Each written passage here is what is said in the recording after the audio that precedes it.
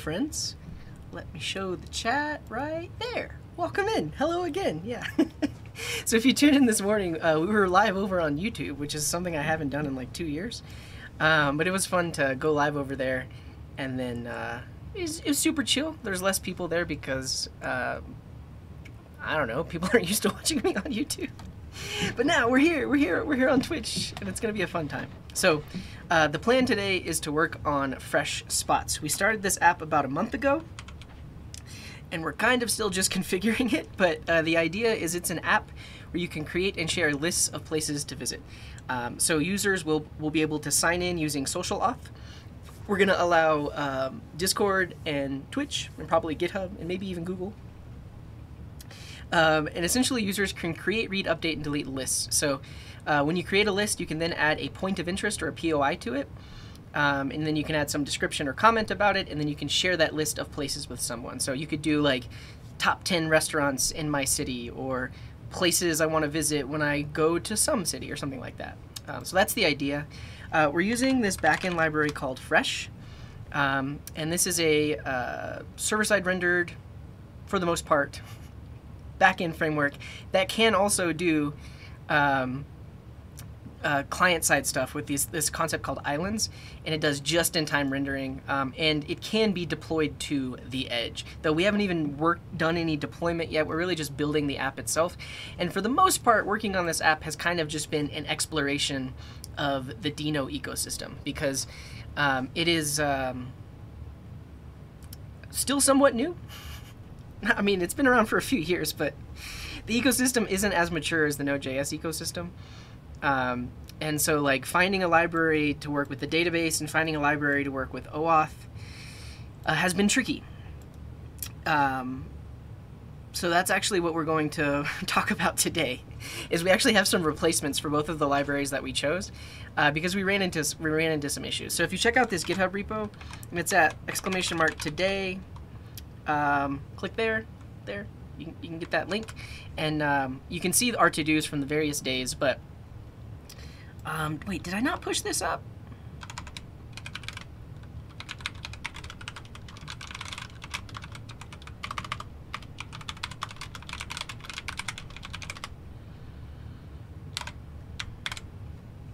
There we go. Okay.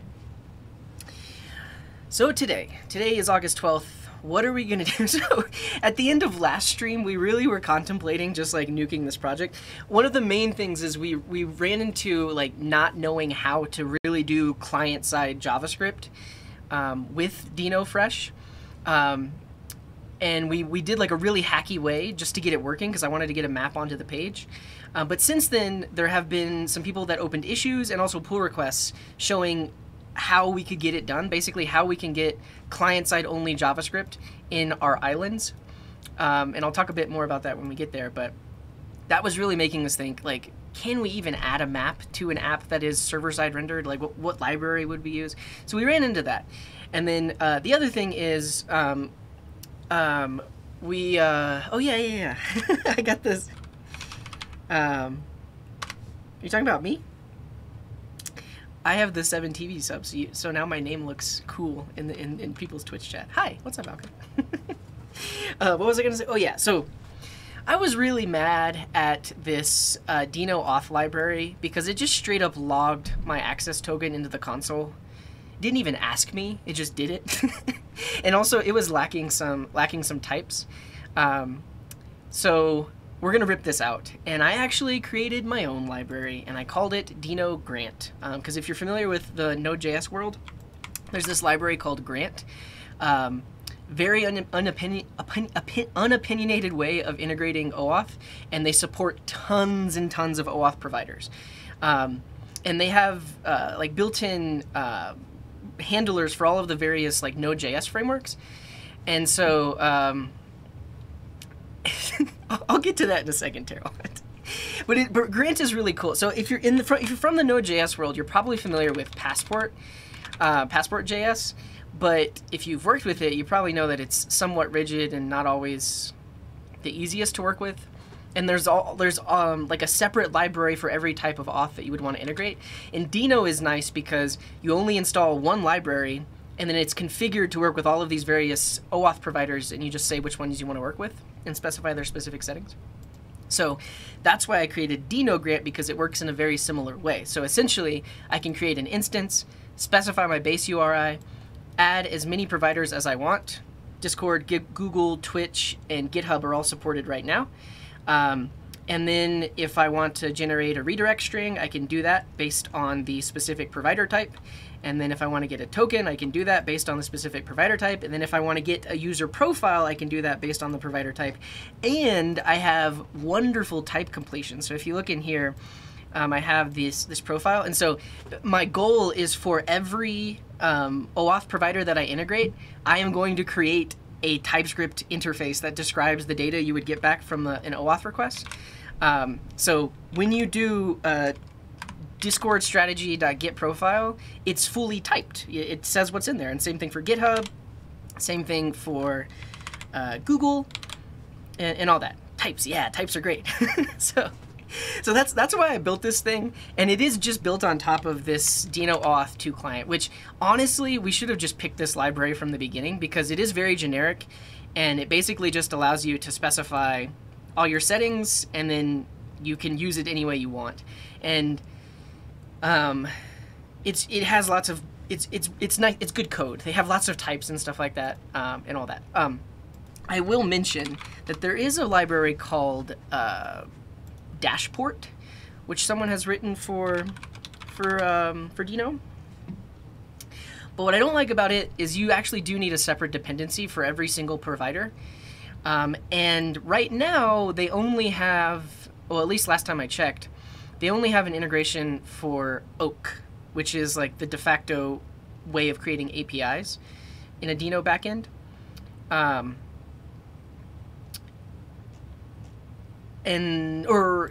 So it's funny because in their documentation they're like, well, one day when Express is supported, we'll be able to support it, but right now they only support Oak. Technically, I probably could have written an adapter for Deno Fresh, but this is called Dashport because it follows the pattern of Passport, and I wanted to follow the pattern of Grant. And also, I don't think I'm going to talk about the intricacies of this library, but it's going to be so easy to just add all of these other providers. The only reason I'm only saying that it supports these right now is because those are the only ones that I've tested. But the way this is set up, and I got this idea from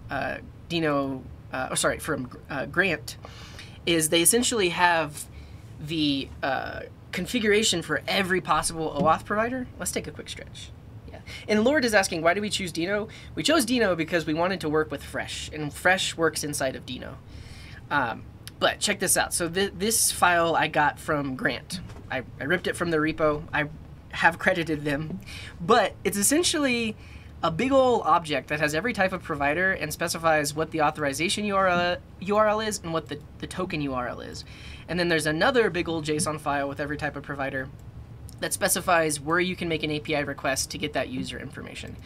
So what's nice about that is all I have to do is make sure that the defaults work, and then we instantly support that provider.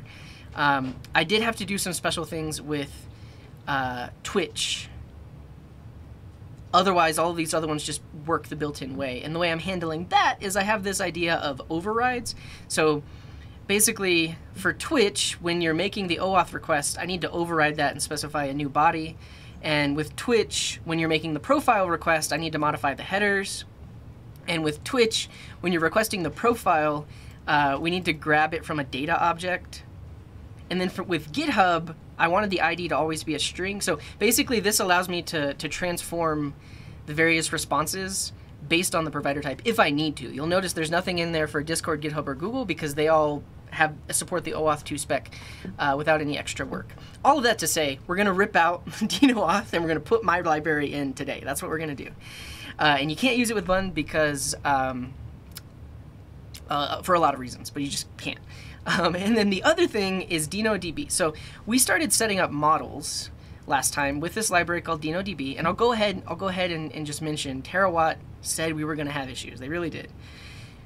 Worth mentioning that I predicted this catastrophe.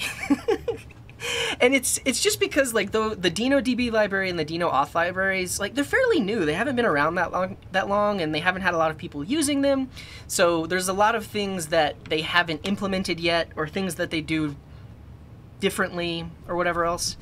Deno DB on the surface looks pretty cool. You can see that we set up all of our models here.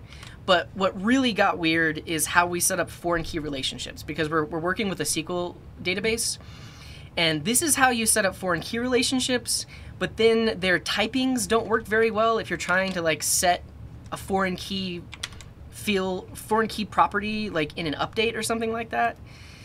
And then there's like another weird thing where it tries to generate the table changes for you, but for whatever reason, it doesn't work that well. So we basically have to drop the tables every single time we update the models, which isn't ideal. So we're going to replace that as well. And what we're going to replace that with was suggested by Omar, who's also, I think it's Oscar in the chat. But they pointed me to this library called Deno.gress. And then there's also this library called Kysely, which looks amazing. Amazing. I haven't checked EdgeDB. I think you talked about it maybe in Discord? Yeah. Haven't looked into it. I don't know if it has Deno support. It might. I don't know. I've already picked what I'm going to use. I did not write my own database. No. And I'm going to show you the library we're going to use. So I looked at Deno.gress. This looks cool, but I think the main thing is ORMs, or like object relational mappers. Like it's complex to write one, and so I don't know if this ORM is going to support all the things that we want to do. And I also don't know how, like, I only looked at this on the surface, but what I also saw was this thing called Kysely. And this is not an ORM. This is just a query builder. And it's very similar to Connects, but it has amazing type completion. And what's nice about this is, like, I'm really familiar with Connects, so we can set up all of our migrations and our tables with all of this.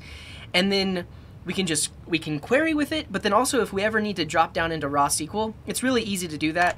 I don't know, you might be able to do that with these model libraries, but I'm going to use this. And so, yeah, let me just refresh so you can see this animation.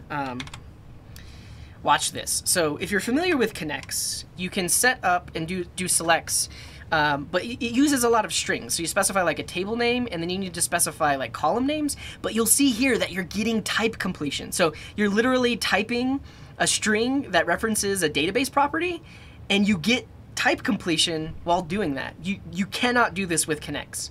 And they have updated Connects, and it has more TypeScript stuff inside of it.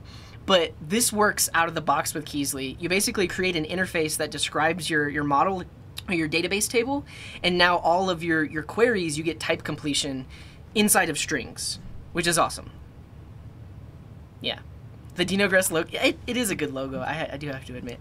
But I'm excited about the really nice type completion here. Like, if I had this kind of type completion in Connects, I don't know what I don't know. But as far as like my experience with Connects, it's mostly been with JavaScript, but really what I would do is actually set up like enums to do this kind of thing so that I didn't have to have strings all over my code base. But yeah, this isn't magic. This is just a really good use of TypeScript generics and TypeScript typings. But the way you set it up is you define a table interface that just describes the columns in your table. And this is just an interface. It's not a class. And then you point it. And then what's also cool about this library is it actually doesn't have specific database implementations. So if you want to integrate it with Postgres, you just have to write your own little adapter for that. Now, you could consider that a downside, but the adapter is not at all complex. Yeah, and so they have it here. So like this, basically, this is the code that is required to get Kysely working with Deno. This is it. That's it. Okay. So I've chosen Kysely. We're going to get that set up today. That's going to be one of the first things we do, is basically rip out DenoDB and then create all of our model stuff and definition stuff with Kysely. It seems better. On the surface, it seems better. The thing is, this entire project could just be me banging my head against the Deno ecosystem. But it looks good, and I like it. The other thing we ran into an issue with was getting client-side JavaScript working. So in Fresh, there's this idea of islands, and islands are components, pre-act components, that will run JavaScript on the client side, and they can have state and everything else. But the issue was we were using, or trying to use, a dependency that did not work as a Deno dependency. So we specifically wanted to use like Leaflet, and I think I just devolved into using the cool, like the regular JavaScript library. And so I did some really hacky stuff. It is true, Oscar. Like, we failed a bunch, and we have learnings from all of our failures. But yeah, so this is really hacky because literally I have a React component that on mount just does vanilla JavaScript stuff. So it like creates some elements and then sets their source and all of that. Like, it's pretty hacky. Like, you don't want to have to do this inside of a React component. But what Oscar showed us, and actually made a pull request for, is there's a way to just specify that something should only be imported when it's running inside of the web browser, and that kind of fixes our issue of a dependency trying to load from on the server side. So I mean, this right here, this code is key. So there's this special isBrowser thing you can use in Fresh, and here we say if we are in the browser, then import it inside of the browser. So this is going to be pretty key to getting this working today. And then that lets you use pretty much any Preact or React library that has components, and then you can actually use them here. So that's the plan today. And yeah, American 2050 opened an issue as well that like they got it working in a similar way, but they were like using imports inside of a use effect like this. So import it in, and then we actually specify the render. And we're jumping through all of these hoops basically because we need this code to only run on the client side. We don't want it running on the server because it's a map. It's client side JavaScript. Yeah. Cool. So that's our plans for today. I know I just did a whole lot of explaining. I'm gonna take a deep breath. Take a deep breath. Say hello to everybody, and then we'll get started coding. Yeah, and Terawatt, feel free to share the link right now. I'll open it up. So Terawatt mentioned that they basically implemented this app with these features, and I'd love to see it. Yeah, if you want to share the deployed app or the repo, I'd love to take a look. Let's take a look. Terrace. Wow. Okay, discover places. Denver. Captain, are you drunk? Chipotle? Oh, this is searching lists. I see. Please don't break it. Okay, so I need to sign in. I guess I'll sign in with Discord.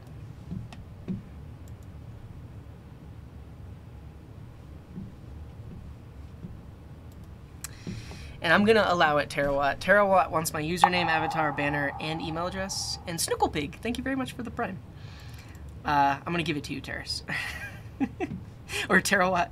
I guess your app is called Terrace. I don't know. I'm gonna get you got it. Okay. Now I want to create a list. The name of this list is favorite spots. These are my favorite spots. Click a map to add a place. Cool. Let's add Disney World. Well, it's probably like right there. Oh, so we just click. Okay, so yeah, I've got one there. And then let's say Denver. Scroll. How do I scroll down? Oh, that's a UX issue. I would say maybe don't have the map full width, because like the tricky part is the only way to scroll down is if I have my mouse up here. That's just a user experience issue. That's fine. Okay, I see. So now I can actually name the place. And I see they're getting added down here. Okay, so this is Denver, coolest place to live, but it's expensive if you're moving here right now. I bought a house 3 years ago, and my mortgage is cheap, so I can afford to live here. And then this is Disney World, happiest place on earth. All right, let's create this list. Nice. Is it in reverse order? All right, that's just a UX issue. It's fine, but this is the idea. This is kind of what we want to build. I really like your UI as well. I'm curious what you used for the components, these cards here. I will say my initial opinion of it is the UX needs a little bit of work, but this is awesome. This is awesome that you got this working.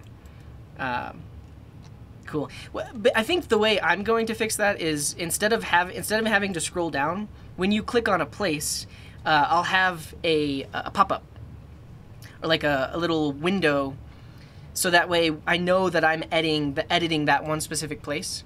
And then also you could do things like change the color. So like maybe you don't have a pop-up, maybe you have like a persistent editing area as a sidebar, but then when you click on a specific one, that allows you to edit that specific one, that kind of thing. Yeah. I'm not the biggest fan of modals, but we could do something like that. Cool, but this is awesome. Great work. I'm just going to give a quick peruse of the code. So if we look at the client, is it a separate repo? Yeah, it's a separate repo.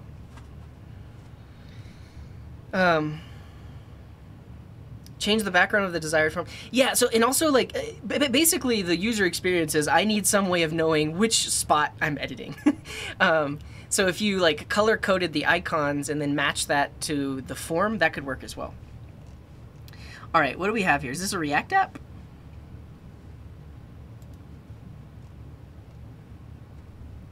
Yeah, it's React.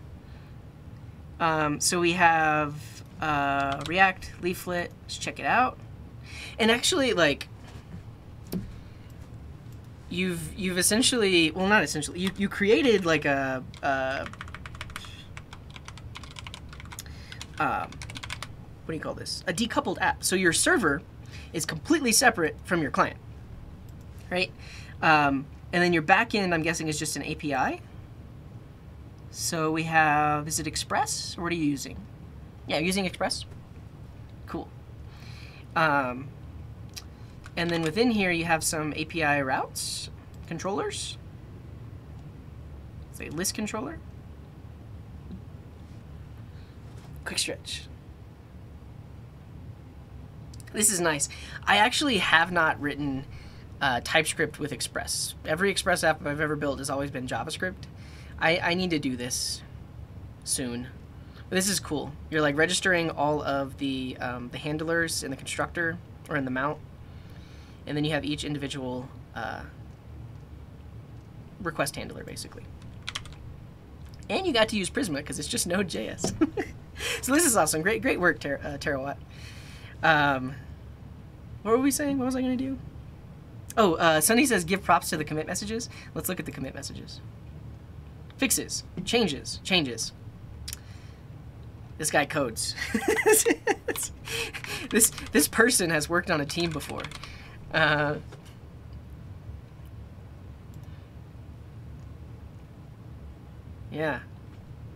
Look at that. They know how to get. Cool. All right. Let's say hi to everyone, and then we're gonna write some code. And I will say, like, I've been very rambly up till this point, but once we get into code writing mode,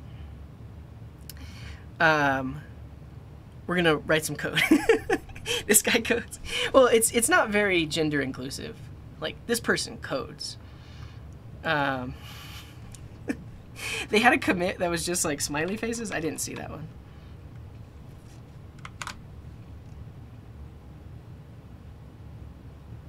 Where is it? Oh, migrate to. I see it.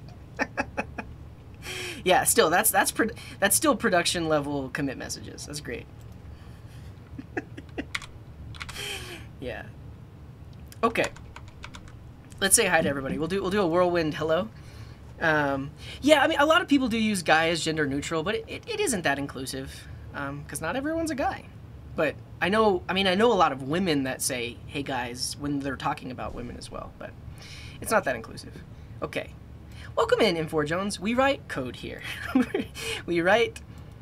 we build apps, and we're just a fun community to hang out in. And I'm about to say hello to everybody. So if you want me to say hello to you, you can say hi, hello, hello, hey, yo, cheers, greetings, hi, us up, what's up, morning, afternoon, evening, howdy, good day, coding hi-yo F, Fohio, or Bogahay. Say any one of these things, and I will acknowledge you. We're going to go back in time to Wake Up Neo, says, hey, CJ. And one computer guy who says, hi, CJ. I was just thinking, though, I was streaming on Twitch earlier, but people were in the Twitch chat. Sorry, I was streaming on YouTube. People were in the Twitch chat while I was on YouTube. And Gilajar, thank you for the resub. So all of these messages from 2 hours ago were because they were watching me on YouTube. What's up, Coding Garden Fan and Acid Spark and Arjit and the She-Boss? What's up, Cesar and Irosam? Welcome in. Who says, I really enjoyed the YouTube pre-stream. I appreciate that. It was basically just like a mini Q&A stream. What's up, Black Rule and Cute Pony? Welcome in. Hello, Shark Turn Up. Hello, OK Not Now. What's up, Imgrita and Drop Mania? And hello, Danielle and Bootspots. And Gilpor, welcome in. I think I showed you earlier, but the music playing in the getting started and at the end of the stream is from that playlist right now. What's up, Vulture Bike? And Mr. Shayafiet and Probus, hello Ultrindo. What's up, Ryan? And we talked about earlier, Ryan was asking, like, basically, what's the best or what's the proper way to structure your API responses if you have a JSON API? And there are various things you could do. I'll talk about that really quick. And also, shouts out to CM Griffin. I don't know if he's still here, but he was mentioning earlier as well that a lot of people these days, when they're trying to build an API, they're actually just building like remote procedure calls, like, and they're not actually following the REST specification. Because if you search for REST, that is an actual specification that describes not this. We need to find representational state transfer. This is an actual specification. You go read the specification, and it tells you how you should handle gets, how you should handle posts, and all of these. It tells you exactly what you should do, the status codes you should use, and the type of response that you should use. But not everyone follows that. There's a thing called HateOS, which is another specification. Or HateOS? HateOS? I don't know. Hypermedia as the engine of application state, and it describes what your responses should look like. So it describes they look like this, and your responses should have links to other points in your API. So this is a specification. There also is JSON API, which is another specification that describes, it's similar to HateOS, but a little bit different, where your responses actually describe and point to other endpoints. And each one of these specifications describes like what you should do with responses and stuff like that. Cool. I'll just point that out. These days, I just try to make sure I'm not following any one of these. I just try to make sure that my APIs are consistent. They use status codes when there are errors, like they use the right status codes. And I try to make sure I have some kind of API documentation, like an open API spec or something like that.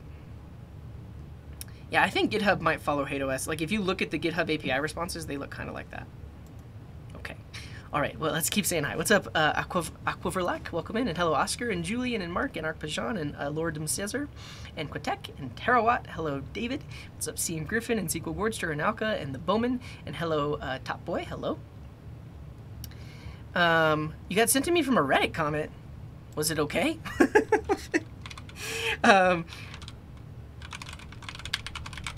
I've only had bad experiences with my stuff being shared on, on Reddit.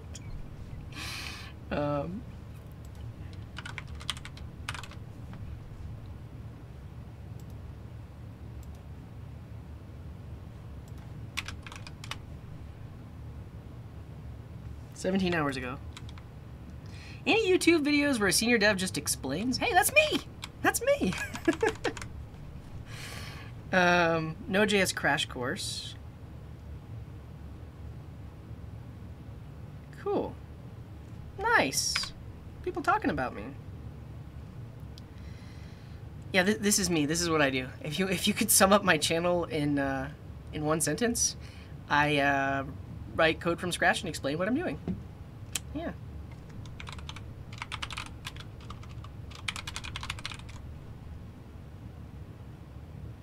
Yeah, I mean, I will say I do hello stuff, world stuff. Like some of my stuff is really basic. I think I'm also in like a transitionary period where I'm starting to do more and trying to do more like mid-level stuff, but I don't know. But welcome in, Top Boy. Appreciate you for being here. What's up, Pablo and the Real Droid, and hello, Oxdow and Avi. Says they thought of an idea for a dating app in which the users will be matched by the characteristics of their conversations judged by chatbots. I went wide. That's interesting. I've never heard of a dating app doing that. Though I will say, if you are looking for your partner in the world, you don't actually have to share interests. And you don't have to be the same person. You don't have to like the same stuff. It actually makes for a more interesting relationship if you are different. I know a lot of people like are like, and really what you learn about dating is you're always like looking for common interests, but it's also nice to like share an interest with someone that doesn't necessarily have that interest yet, and you get to talk about it and teach them about it and stuff. But I only say that because like if you're matching people on the way they talk, then you are matching people based on their similarities. But it's an interesting idea. I do it. It's cool. It's cool. I like it. We'll see how it works out. And what's up, America 2050 and Tessatura, and hello Lit Limits, and welcome in Heck, who says phone hamburger ?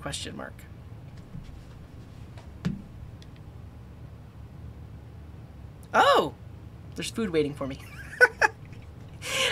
I'll be honest, I ate 300 calories worth of Cliff Bars before I streamed, so that was my lunch. But I'll eat that burger.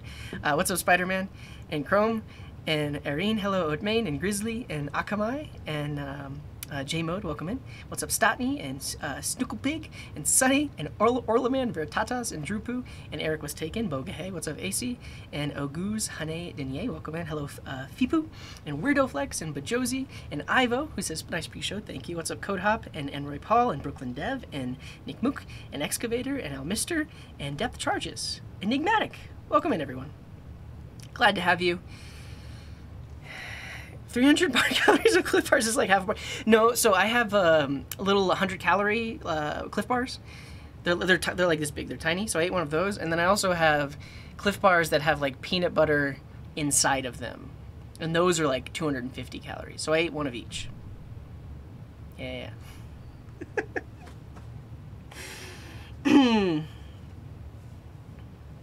Yeah, and I mean, I'll just mention this because it's relevant to what I was talking about. So Control-Alt Jesus is saying, my partner thinks people have to have similar interests in order to be compatible, but we are very different people and share nearly no interests, but we're still going strong after 4.5 years. I think it's more about finding things you like doing together, but you can still be your own person aside from the relationship. Exactly, like an activity partner, like someone that you can do things with, and that's really all you can ask for, and like a lifelong partner. Also, you want them to support you and everything else. But I guess that's the thing, though. Like, if you're trying to find an activity partner, then it would make sense if they had similar interests. However, you don't necessarily have to, because you could do activities with with what they like to do, and then they could join you in doing activities with what you like to do. And they don't have to like exactly all of the same things. I don't know. Yeah, there's a lot of calories in peanut butter. It's not Sunny, it's Suni. Suni, welcome in. All right. Let's write some code. If you missed the preamble, basically, we're gonna rip some stuff out and replace it. And the place we're gonna start is with our database. I forget, I don't even know how to spell it. Oh, I have a tab open for it. Kysely. So our first step is to pull out DenoDB and replace it with Kysely. Let's get going. Yeah, I'm gonna do 30 minutes of focus. I'm just gonna do my best to get this done, or I mean to make quite a bit of progress on this. So that's also like make a to-do for today. So are we gonna nuke this project? No.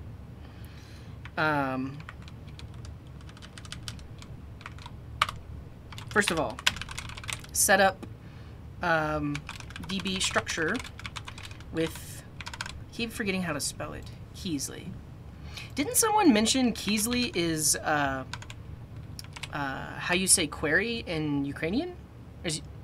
Ukrainian is not a language. What do they speak in Ukraine? Oh, in Finnish. Sorry, I guess I just saw the support Ukraine. Okay, so set up DB structure with Kysely, great. Replace Ukrainian is a language? Okay, okay. I didn't know if it was like a... Yeah, actually, I don't know what I do. I am very ignorant of the world, and I apologize for that. Okay, replace Deno auth with Deno grant. Cool. And then, lastly, get a proper map on the page. If we can get this done today, I'll be happy, but I mean, it is important to note that, like, all of this still is project setup and project setup, where we haven't actually implemented features yet. But that's okay, because we're exploring the ecosystem. So first up, let's set up Kysely. So if we look in our app,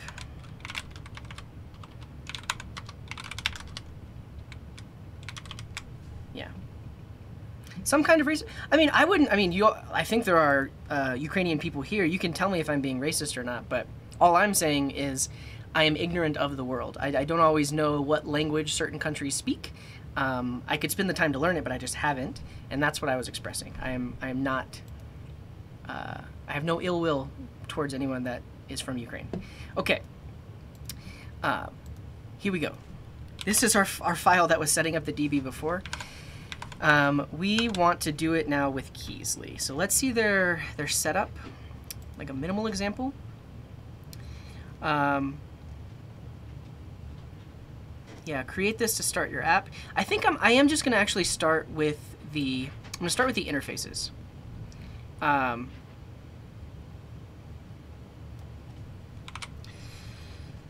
then when we, I mean, honestly though, and Pablo, thank you for the 100 bits. He says, here's 12.5 bytes for this project. Wait, 100 bits is 12.5 bytes? Yeah. And I believe it, Enroy. Thanks for saying that. Okay. Is that how I should start? I mean, I think technically we probably do want to make sure we can actually connect to the database. So I think I'll start there, where essentially we've, and Mark Boots, thank you for the bits as well. We use their example for connecting to Deno. Correcting within Deno, but we use like the actual Postgres driver within it. So that's the plan. And so what we're gonna do is literally delete all of this. all of our previous code for connecting to the database goes away, and now we do something like this. Let's take a quick stretch. Yeah, I think that's the somebody who's from Finland created this because Kysely is Finnish for query. Okay, we're not going to be defining these interfaces. That's fine. I need a driver to be able to do queries. In this example, we use a dummy driver that never does anything. Cool, but in our case, we actually don't want a dummy driver. We actually want like PG. And I do believe Oscar or Omar pointed us to how we would set this up with the Postgres driver here. And so right here, Postgres driver with that. And then the PG driver essentially needs to implement the driver interface from Kysely with all of these methods. So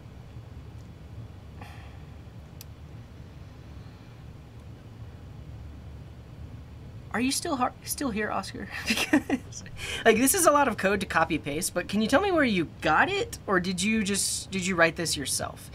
It makes sense. Like basically, I don't have to do the work of implementing the driver interface.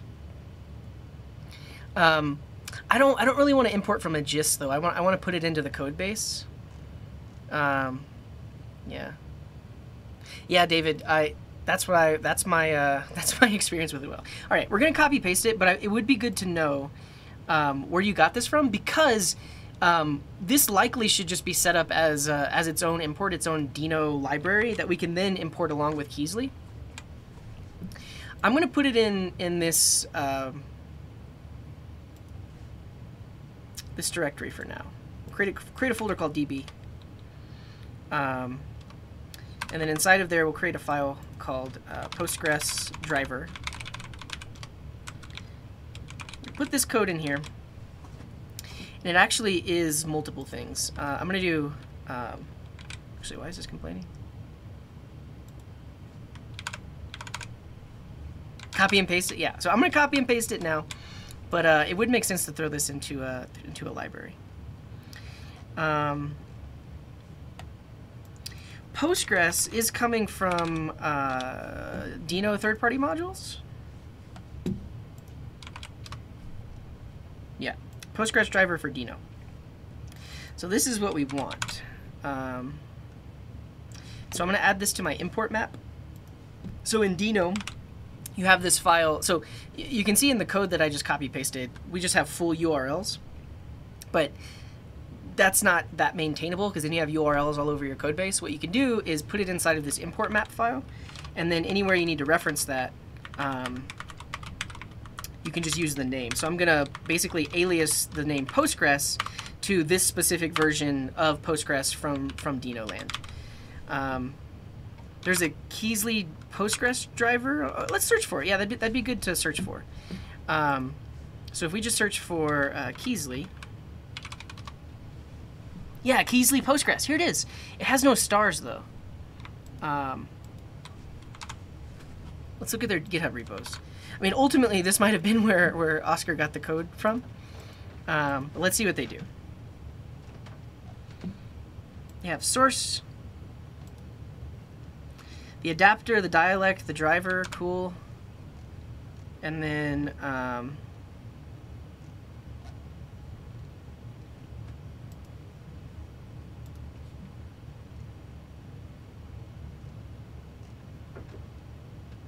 yeah.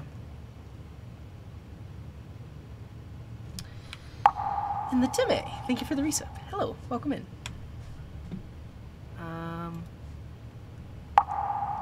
And CM Griffin, thank you for the 27 months, much appreciated. Shouts out to CM Griffin. CM Griffin, check him out.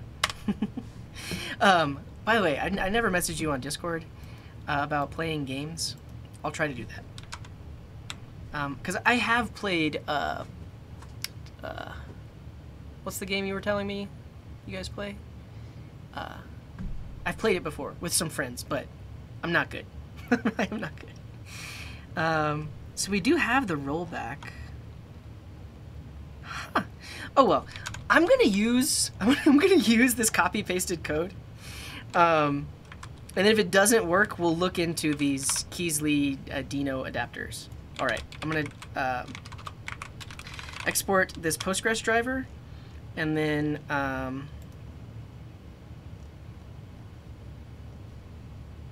are these only used inside of here?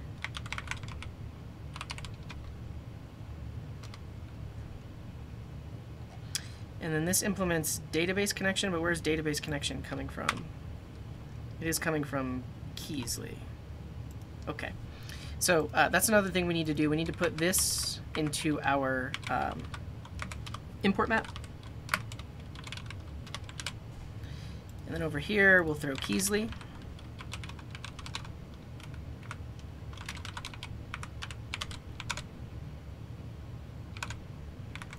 Kysely.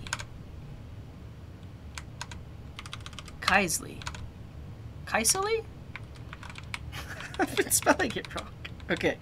And then over here, we're importing from that. Okay, great. And over here, we are importing from Postgres. We're importing this from Kysely. And then now I'm going to run my format and lint, or flint. Cool. So that did a little bit of formatting here. And then I also need to cache my dependency. So right now, this is referencing this, but this hasn't been downloaded or installed by Deno yet because I haven't started up my app. One thing you can do inside of VS Code, if you have the Deno extension installed, is do cache dependencies. And that should look through your import map and then download any dependencies that you don't have yet. Let's see.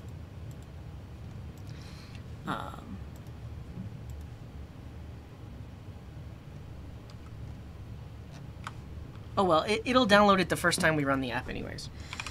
Okay, why is this complaining? Unexpected token ESLint. Let's disable ESLint.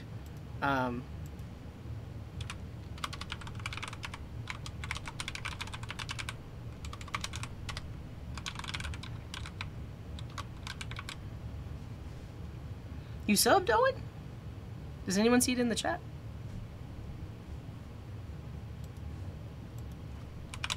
All right, so we've got our Postgres driver. We copy pasted this code, but we're just gonna hope that it works. Stream query is missing. All right, we'll leave that. And Dumbo, thank you very much for the gift. All right, so we've got our Postgres driver. Great. Now, DB imports or needs to import Postgres driver from that.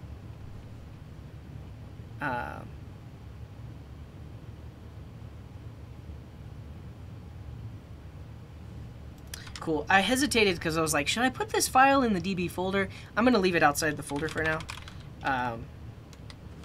We'll think about when it should show up. So I want to import Postgres driver from, nope, not that.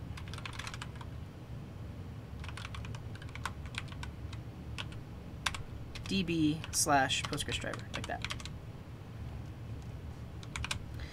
And then, and Bajosi, thank you very much for the Prime sub.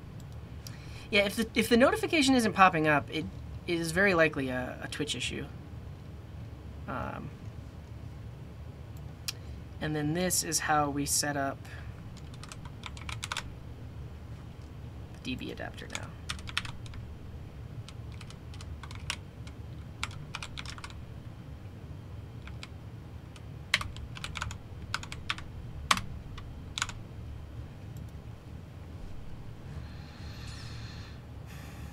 So yeah, we'll pull these table definitions out later on into our models folder.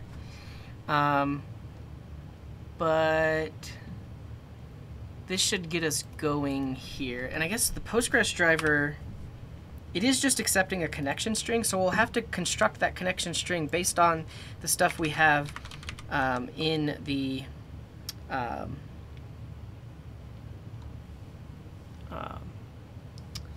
in our config.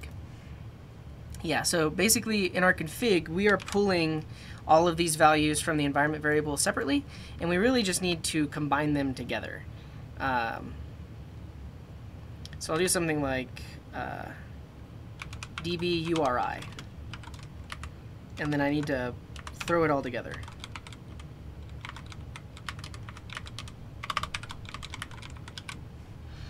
Let's take a quick stretch. Ooh. I think the URI is fine. I'm okay with that. Like, I still want these to be separate environment variables, but we'll just create create that based on the environment variables. So, and Shark Turn Up, thank you very much for the 5 gifted.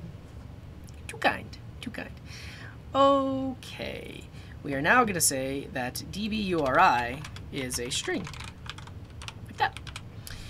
And then I'm not going to specify it here because that would be really cumbersome to like copy and paste this code. So what I'm going to do is I'm going to say right here before we validate it, I'll say env config dot base URI is going to be this madness. So this will be Postgres : // We then want the username. So we'll say config.db.username. And Top Swag Code, thank you for the 5 gifted as well. You guys are crazy. Crazy. We're in a hype train. Wow, okay. Username, : password, at config.db.host / config.db.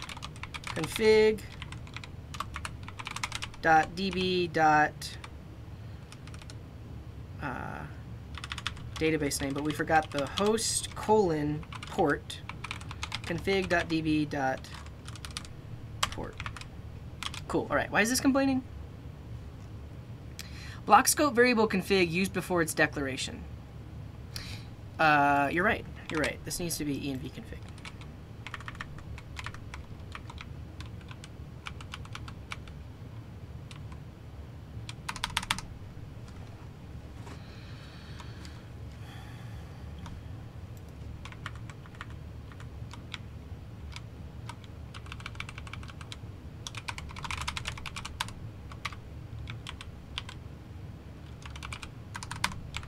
Okay, that's the winner. And then if we log this, that should, not base URI. Somebody in the chat mentioned it. I want DB URI. That's what I'm specifying here. Cool. Cool, cool, cool, cool. Yeah, yeah, yeah, you all are totally right. So that should be a connection URL that I can then pass in over here, like that. Okay. So we've got our DB class, we've got all this. Now how do I create an instance of it?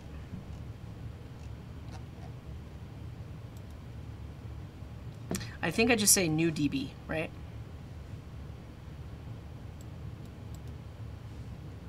Oh no, I can just use it.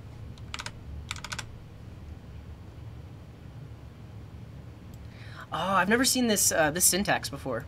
So we are saying, basically what they're doing right here is we're creating an instance of Kysely that is of type database. But the way we're doing that here is by specifying the instance of being this thing. Weird. Mark Boots, thank you for the 100 bits. I've never seen this syntax before. That's cool. That's cool. And then we're overriding get instance as well. Okay, so I'm going to export this as default. DB, and then we'll try using it now. So now that I have that going, I am no longer going to import and set up the DB. Yeah, so this connect thing doesn't exist anymore. Before, the way we had to do it was we would import our Deno DB connection and then run the sync and link. But we're not doing that anymore. And so now, if I go into one of my API endpoints, like get all users, now we should be able to use this DB thing. So instead of referencing the models, we're going to say import DB. Is it capital D, lowercase b? I forgot what I called it. Capital D, lowercase b. Doesn't feel very natural, but we'll do it anyway. So import DB from @/util/db.ts. Cool. So now we have the DB.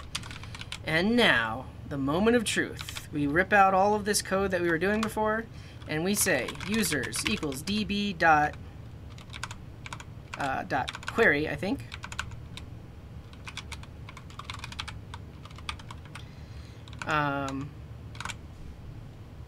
Select from.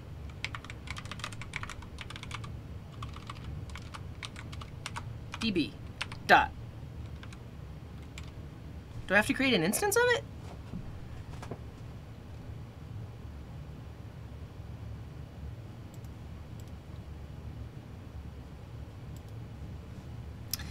DB dot get instance. There we go. Dot select from. Here comes the type completion. Users. Nice. That's it. I just want to select all the users, and so let's await this and then respond with them. However,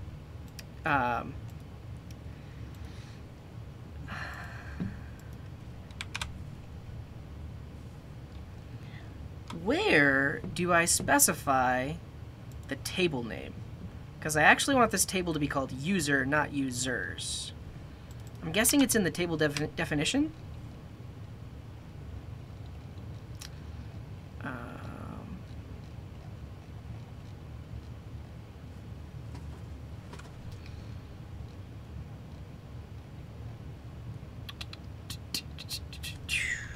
Table name, name.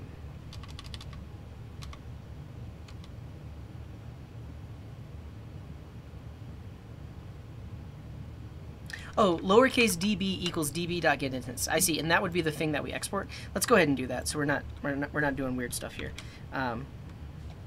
Like, technically, we just do that, and then we say export default db.getInstance. So it's a singleton.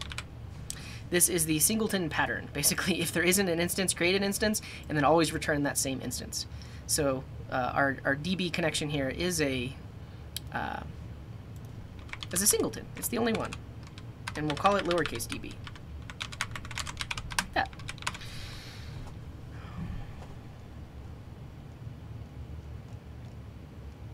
Does it? I guess it can't be opinionated about the table name, right? How do I specify the table name?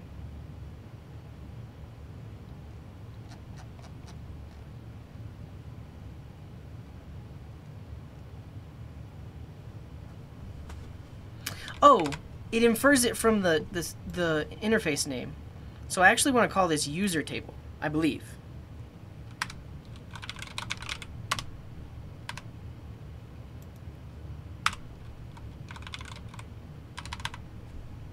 Why can't I rename this? User table, like that. Oh, no, you're totally right. Yeah, it is just this. It's this. Okay. I would still want to call this the user table. So singular, and then this is singular.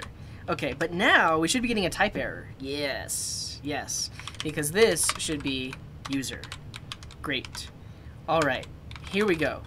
Let's try to spin up our app. Well, first I need to start my Docker container, because I have a Postgres Docker container specified here. Cool. So Postgres is running, and then now we will try to start it up. Yeah, so this is what I was mentioning earlier. Any dependency that we hadn't downloaded yet, it's going to download whenever we start up. And here we go. So first of all, that combined database URI, this is what we got back. So, and if you're not familiar, this is basically how you specify a connection to a database. Most SQL databases follow this pattern. So you have protocol, in this case Postgres, username : password at hostname : port / database name. So that should be good. I'm gonna stop logging that. Leaked, yeah. So it's fine right now because it's just my local database. If I were to deploy this, I would not want to log the URI, because then the full production URL would be there. Okay, so now can we still go to the home page? We can, and that's that hacky map we had. But can we also request users? Don't await select query builder instances directly. To execute the query, you need to call execute or execute take first. Can we just get claps in chat for an amazing error message? Like, this is telling me exactly what I need to do. That's already a good sign, I feel like. That's like,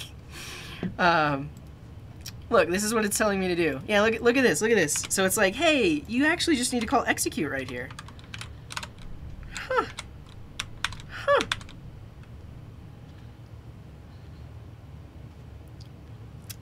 No errors. So I queried the database. That's so cool.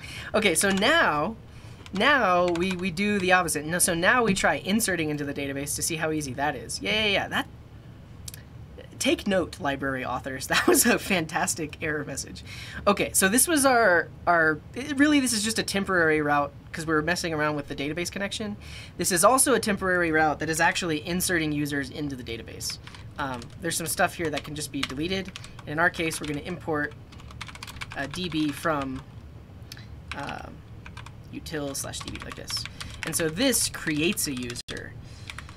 And so what we want to do is db dot insert into type completion user, and then do we just specify, or what do we do? Values. I just guessed that. Or no. Insert into. Yeah. Wow. See, so in talking about like API design, if a developer can guess what the method is called, I think that's a good API design. It's I guess intuitive for people that have used database libraries before. So what I thought was, all right, I need to call this method, and it didn't say that it accepted another argument. So how would I specify what I'm going to insert? Well, maybe I want to specify the values, and that's exactly the method that I need. And I guess I don't know if this takes in an array. Yeah, I can just do a single object here that has a username. Yeah, so we do get type completion. Does anyone know, like, what is the VS Code shortcut to autocomplete what properties are available to me in this object right now? Yeah, I'm thinking, yeah, you could insert multiple, but we'll just do one. Does anybody know? I'm trying command period, control space. Hey, okay. Here we go. Nice, nice. So this is the type completion I expect. Display name, W3CJ. Great. And then these other things should be automatically specified by the database. Cool. And then here I can do response.json with the inserted user. And I guess, can I do select, execute, take first? Or throw?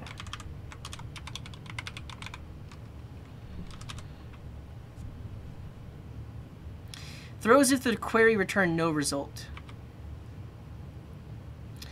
Results or undefined if the query returned no result. I see. I'm not worried about it not returning results. So we'll do this. And so now, we can try to hit this endpoint to create users.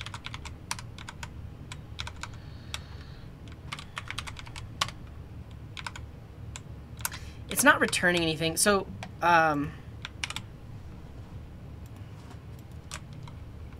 will an insert always return, or do I need to do like select or returning? Returning all. And then execute, take first.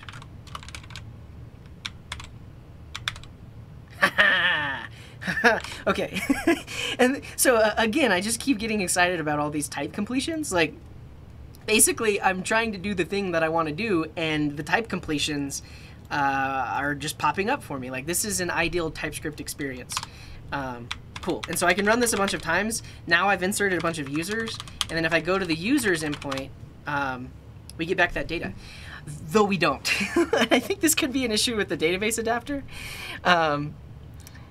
And we can blame Omar for this, or Oscar. I don't. What should I call you?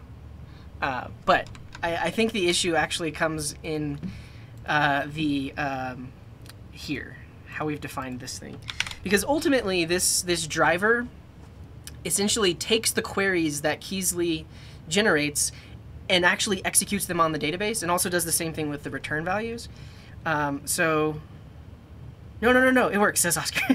Am I doing the wrong thing? I might just have the wrong query here.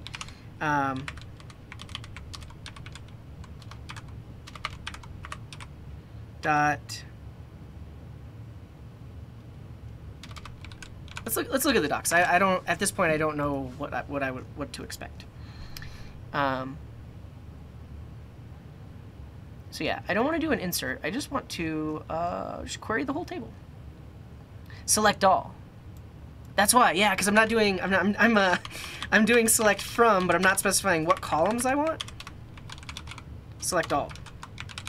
All right. Hey, nice, nice. That's awesome. That's so funny. Oscar was like, no, it works, it works. No, that makes sense. I was literally doing select none from user. Cool. This is exciting. I think this is a good way to start our exploration of various libraries, because we're having a good time. We're not fighting against the library. We're not fighting against the docs. Oscar says my crappy code actually did something. Cool. I think so. What I'm gonna put a to do in here. That's essentially like use a library or extract this to a reusable library instead. I don't know if you mentioned it earlier, Oscar, but did you write this? You wrote this yourself, or did you find it somewhere? Yeah, this Oscar codes. This guy codes. Because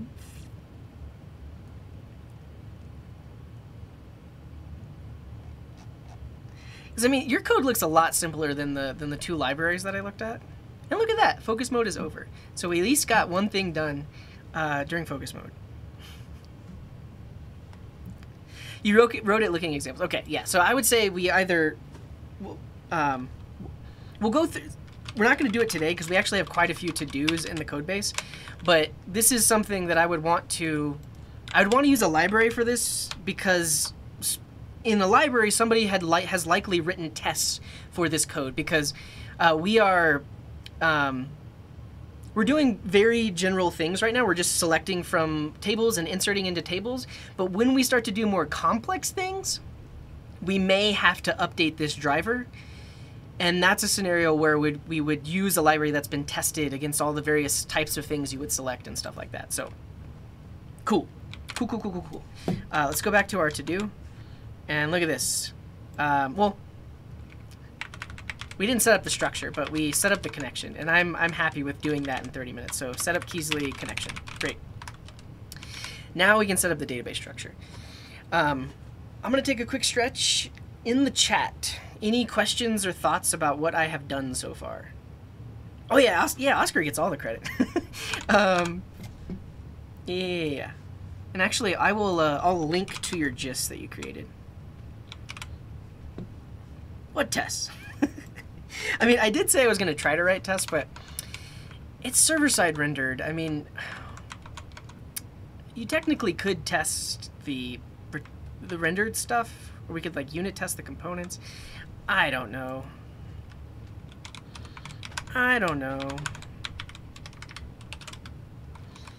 Thank you, Omar. Code from here.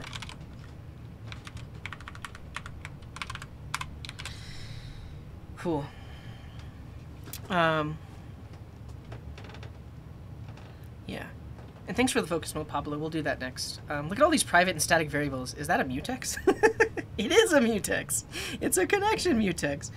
And so a mutex is a general computer science and computing term, where essentially we only want to do one thing at a time. And so in elsewhere in our code, we basically ask the mutex, hey, can I do my thing, or is somebody else doing the thing right now? And that's why you lock it. You lock it when you're doing the thing. So if anybody else wants to use that mutex, they wait until it's unlocked.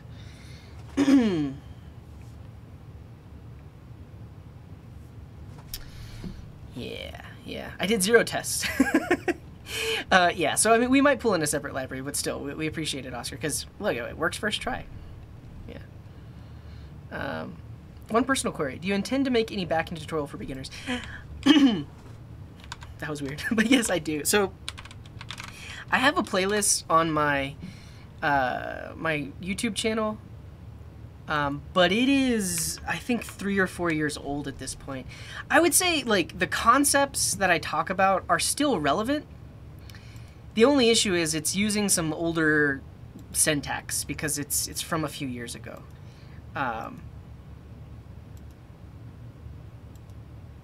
What was it called?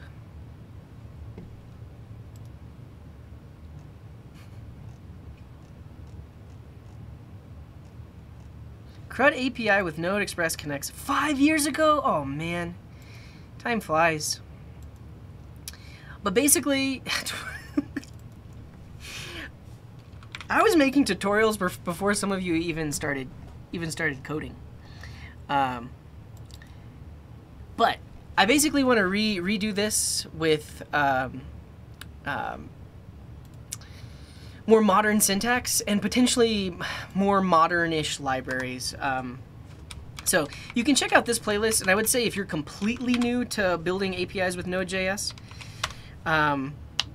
then well, happy belated birthday, Chrome. That playlist will help you out. But like I said, it is a little bit older, and it's possible that some of the libraries I'm using don't work the same way. But I want to create another tutorial like that. Okay. Let us set up our models. Gonna yank that mutex. Well, it's good to hear, Bajosi. I mean, from the Twitch chat, it sounds like you are doing a lot of development these days, and you know what you're doing, so that's pretty awesome to hear. All right, we're going into another focus mode, and our goal this time is to actually create our DB models. So we can connect to the database, we can query it just fine, but we have a couple of other models we need to set up, and we're gonna get that going right about now. So, if you look in this DB file that I copy and pasted, we actually set up this user table. And what I want to do is I want to specify that in a separate file, because each of my tables is going to be its own file, so it's a bit more maintainable. So I'll say something like import user table from probably like models / user table.ts. It doesn't exist because I'm going to create it. I am going to remove these old models that came from how we set things up with DenoDB. Like for now, I am just going to comment them out because we might reuse some of the stuff, or like not reuse, but we'll use it as a reference.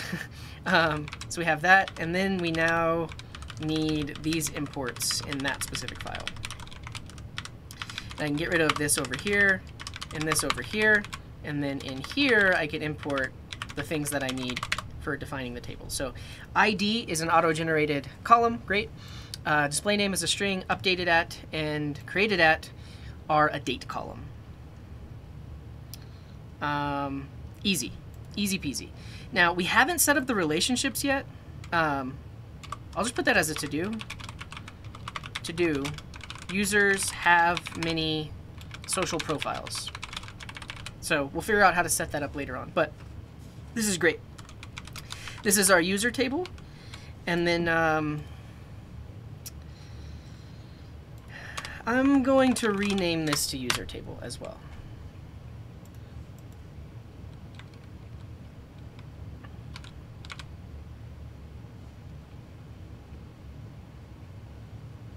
Yeah, and it was referenced in a bunch of spots, so it's going to be weird for now. We got other codes to update. Now we can update the social profile one, so we'll comment all of that out, import this in. We will have a social profile table.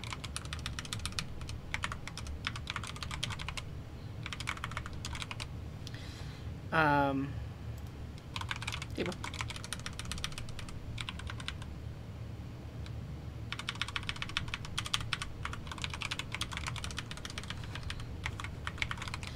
And we're exporting a plural type, so social profiles, like this.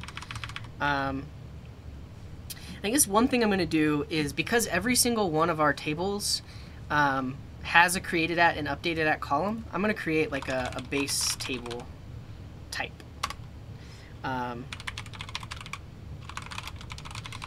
And we're going to call it base table, and then it just has these created at and updated at columns.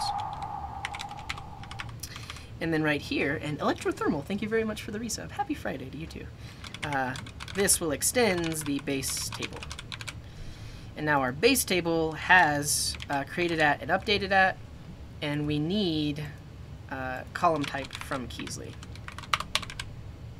So base table brings in column type, defines created at and updated at, and then over here we will import base table, so that way we extend it and we don't have to repeat ourselves with created at and updated at over and over again. But now that I've done that, I can do the same thing on my social profile table. I can say extends base table, and then I don't have to specify these here. So let's see what we did before. Yeah, so ID is a auto incremented thing. And Murdoch, how's it going? What's up?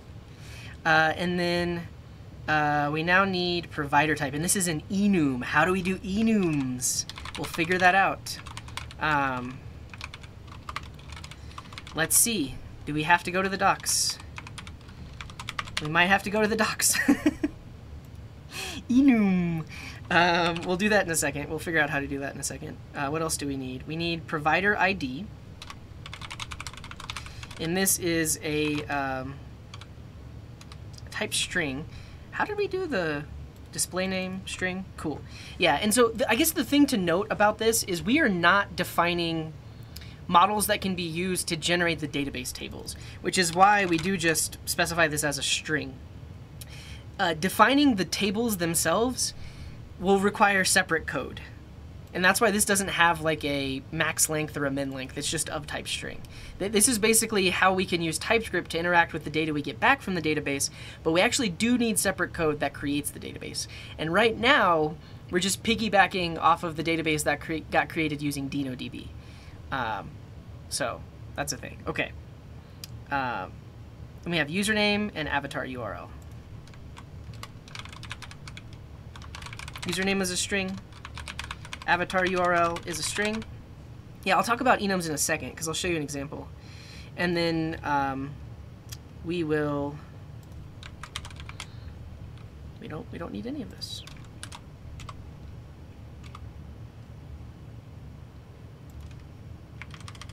To do. Actually, I don't think you'd ever query social profile directly. Is it just type enum? I'm going to go look at the docs, but basically, this social profile is a table that will have a row for every type of social profile that a user logs in with. So if a user logs in with Discord, there's going to be a row in this table that has provider type Discord with their Discord ID and their Discord username and their Discord avatar URL. And then similarly, if they logged in with Twitch and they linked their accounts, they would have a row in this table with provider type Twitch. So the fact that these are the possible values, and I guess also GitHub, these are the possible values. If I set that up as an enum, it's essentially like a lookup table. So whenever I'm inserting a row, it's going to validate that the value I specify for provider type exists within this specific enum, or enum. There's no enum type. That's unfortunate. And I don't see anything in the docs for enum. I'm curious if I could just do an enum called provider type that has like Discord.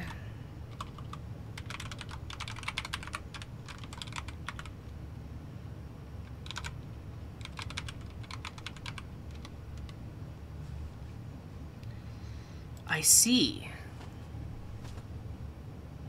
I think specifying an enum with string values should give us the same thing. Let's see. Let's see. Because, yeah, we'll have Discord, Twitch, Google, and GitHub.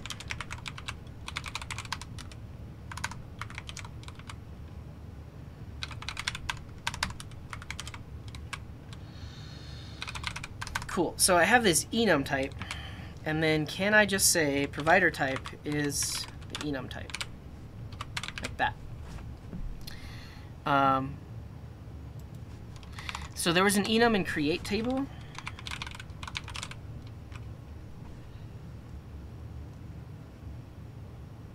Species varchar.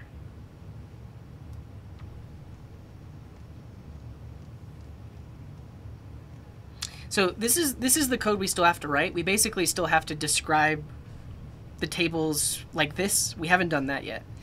Let's take a look what Oscar has to say. And the Shebas, thank you very much for the gift. Create type as enum.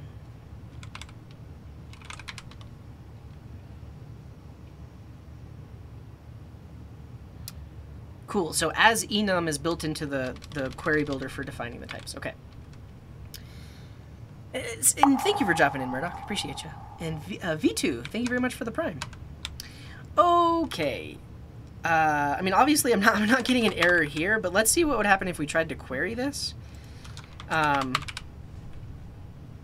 Just as an example. So, we now have social profile. And now if we go to our overall DB setup, why is this complaining? No default export on user table. We will do that.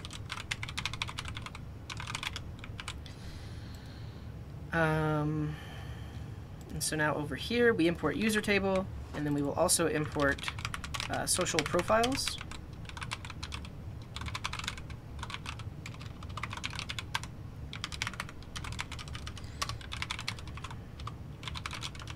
Like that. This one also needs a default export. Cool. Now let's see how it handles that enum in querying. So if we were to query this table over here,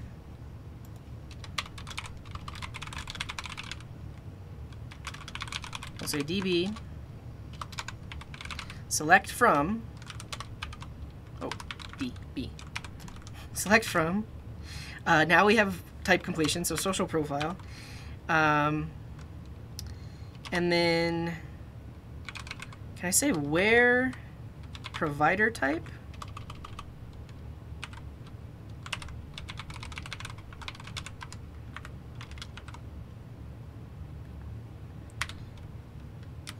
Equals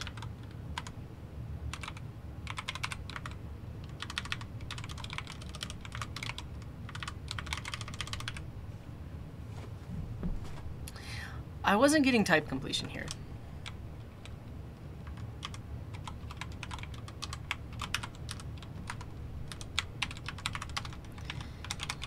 Select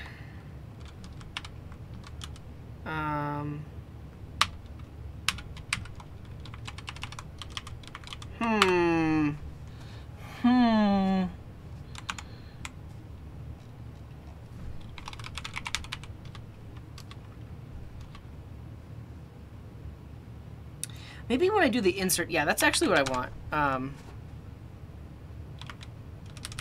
I care more so about, like, when I'm inserting, is it going to type complete the provider type? So if I say db.insert into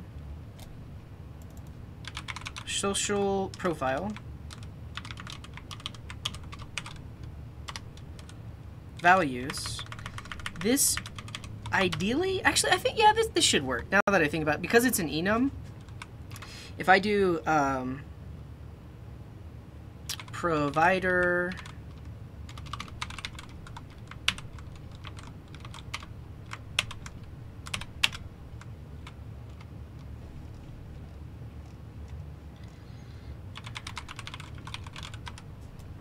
let's take a quick stretch.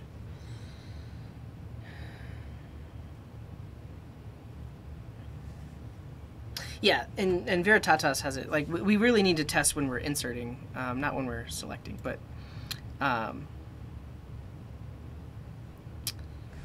I do this wrong?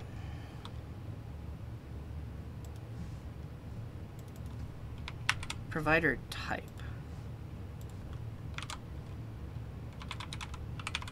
I'm not getting any type completion here.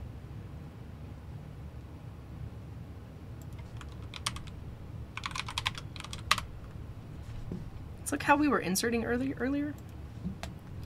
Insert into values.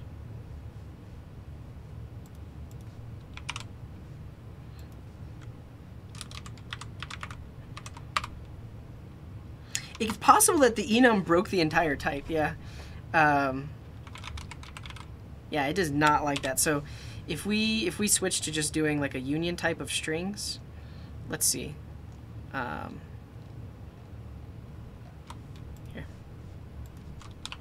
Well, first of all, if we just remove that column, let's see if we actually get type completion now. What did I do wrong? Why are we? Why is all of this being suggested? I'm sure I messed something up. Let's just double check over here. Oh, social profile table. I don't think I imported it from the right place. Yeah, I didn't rename the file. I think that's one of the main issues. Okay. That's my fault. It's my fault. Getting ahead of myself. There we go. Now we do get type completion for that. And then if we add this provider type back, provider type is banana. Banana is not assignable to type. Yep, so that gives me an error, but if I do provider types.discord,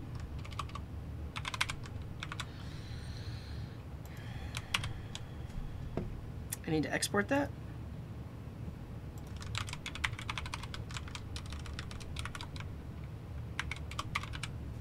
I'm going to put this in my, don't I have an interfaces folder? Constants. I thought I had an interfaces folder.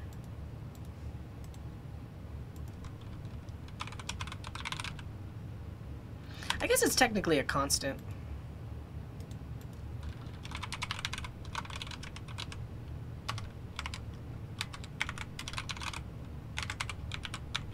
Banana. That's provider. And so now, well, if we import provider types from @/constants provider types, great. But then we need to use that in social profile. The code is a mess right now. We'll get it in working order, and then hopefully it won't be as sporadic. So in here, we also need to import provider type.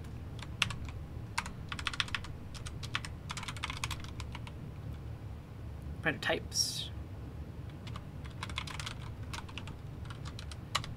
I'm going to rename that to singular. Like that. And then over here, this gets renamed to singular. This is singular. And also, for whatever reason, it doesn't like when I do a export default enum. I always have to define it separately for it to really pick it up. Okay, provider type is there. I'm just going to close all this other stuff. I just have so many open files that we need to get back to. Okay. Now, we import in provider type. And we say provider type is provider type.discord. And it still doesn't like it, and I think it's because we have to specify all of the values. We didn't say if any of them were optional.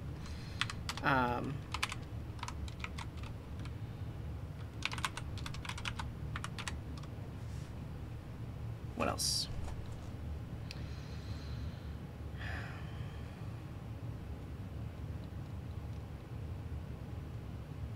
Username.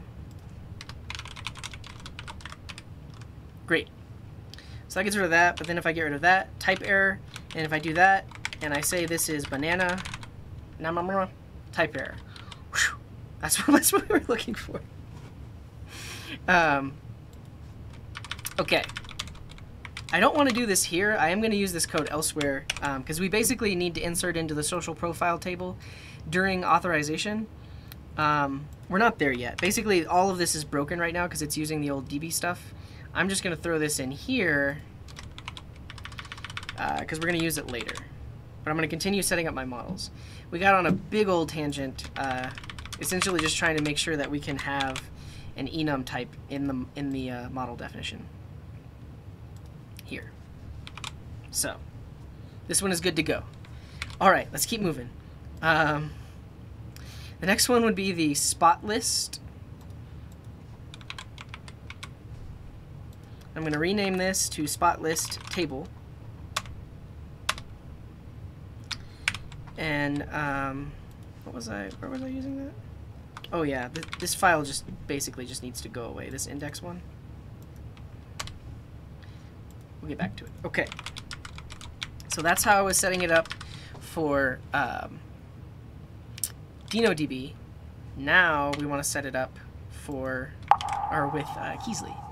And Shepa, thank you very much for the 5 months. Best Twitch channel, I appreciate that. All right, this is a spot list table. Great. It has an ID that is a UUID. We need to go look up how to do a UUID. And then what else do we have? We have a name, which is a string. We have a description, which is a string. Public and publish, which are both booleans.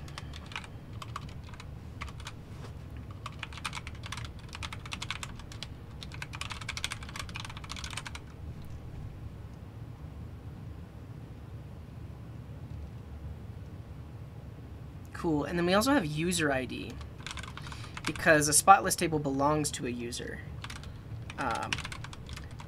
We need to figure out how to do that, how to set up a reference, because we also need to do that on the social profile table, because technically a social profile has a user ID.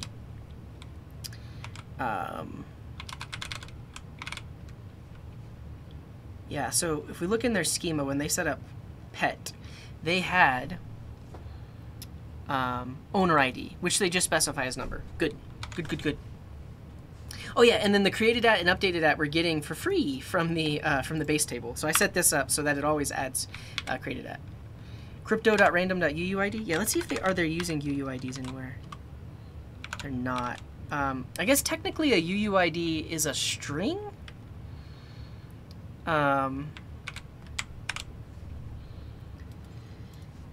So yeah, I was right to just do user ID there, because that's the user owns it, and we'll have to set up the foreign key relationship when we do the actual migration. Cool.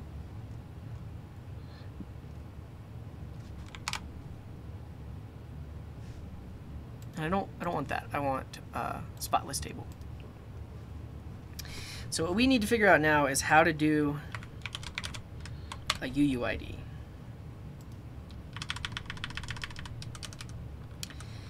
And I think we actually just specify it as a string. I guess I don't know if there's like a UUID type.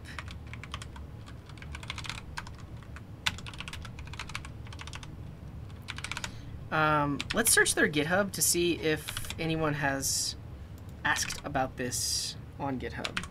How do we get to their GitHub? Here.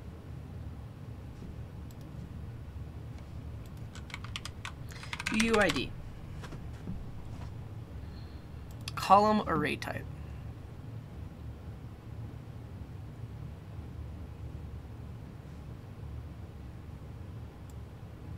That's awesome.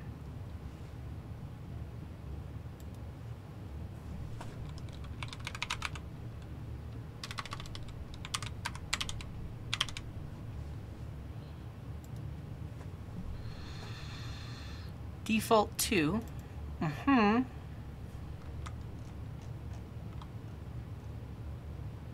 The values passed to default 2 are interpreted as values. You can use SQL. Yeah, so we will need this whenever we specify the table. But maybe I want TypeScript UUID type, because really it's just a string that matches a specific format. Like this, it's dashes followed by characters.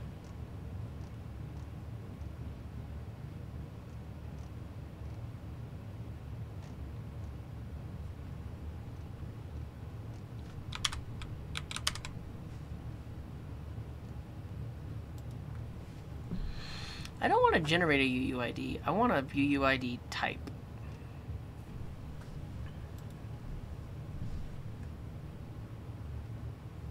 So we can look at the type definitions, because so like this UUID library is what's used most often when we're generating UUIDs. So if we,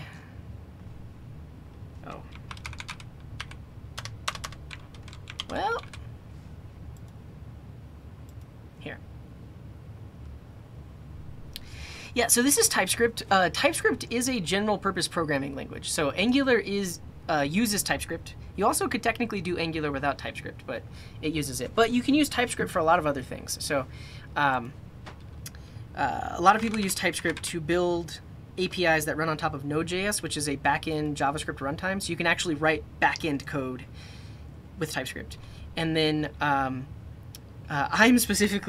doing some really weird stuff right now. So we're using this runtime called Deno. Deno is an alternative to node.js. So it's a different way of running JavaScript on a backend, and it supports TypeScript out of the box. And then on top of that, I'm using this library called Fresh. But to answer your question, I'm basically writing a backend application. So this is not a client rendered application for the most part. Most of it is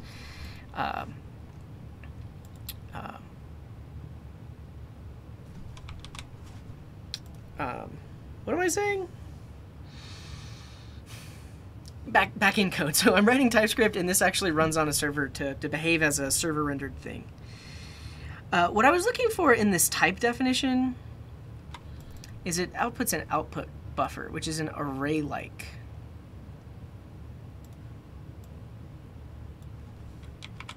So no, and then the v4 string, it's a string. It's a string. Literally, the UUID is a string. Like, we maybe have some sort of checker for that. But ultimately, when I'm querying it from my TypeScript code, I am just passing in a string. So array-like, I've never heard of array-like, but I think it's built into TypeScript for almost like an iterable, so a thing that acts like an array. Like, you can use bracket notation to index it. So a string is technically an array-like object. Okay. You're totally right, America 2050. We could actually use Zod to define these tables. And Anonymous, thank you very much for the gift. Oscar deserves it. I appreciate that, Anonymous. Oscar definitely deserves it. But that's just mind-blowing right now, right? We could use Zod to define this, and now we have a type validator we can use whenever we're inserting, but we can also use that generated type to query. Wow. Wow. Okay, I'm gonna write that as a to-do because I want to be done with this for now. I just want to get it working for now.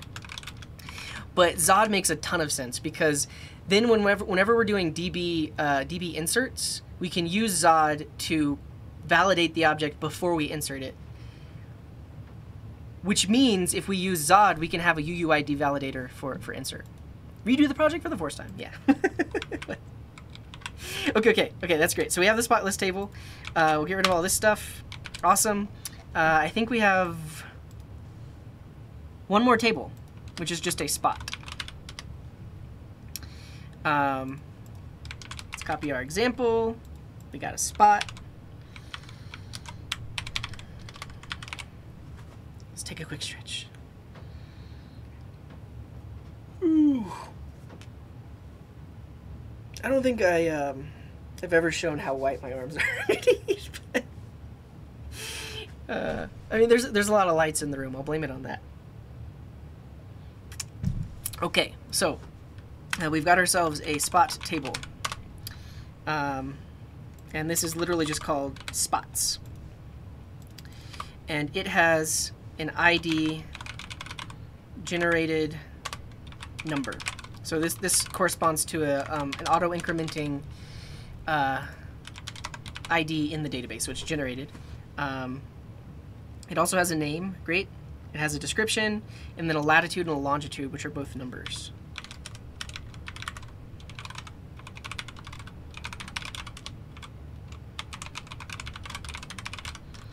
And it also has a user ID, so and it has a list ID. So basically, a spot is one specific location that belongs to a list. So it has a list ID, and it also belongs to a user, the one that created it. So it has a user ID. And that is it. That is it, that is all. Cool. Cool. That's our spot table. We have removed all of our models from before. Now we need to actually import all of these table definitions in here. And then add them to our DB schema here. So we need the spot lists.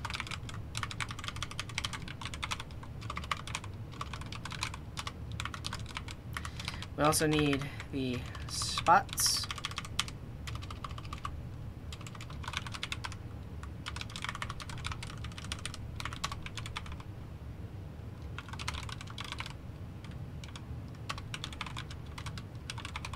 Spots. That's a weird word. Is that it? Do we have any other tables? We have our social profile, our spot list, our spots, and our users. Great. No, I don't always use this font size. It's just because I'm streaming, and some people watch on mobile, so I want them to be able to see my code. All right. I think we were right on time. One more time. So we've defined all of the tables. Awesome. Awesome. And really, we're now adding another to-do list because, so that was the models. Now we need to set up the DB migrations. And this is where you see the major difference between a query builder and a, thank you, Jamie.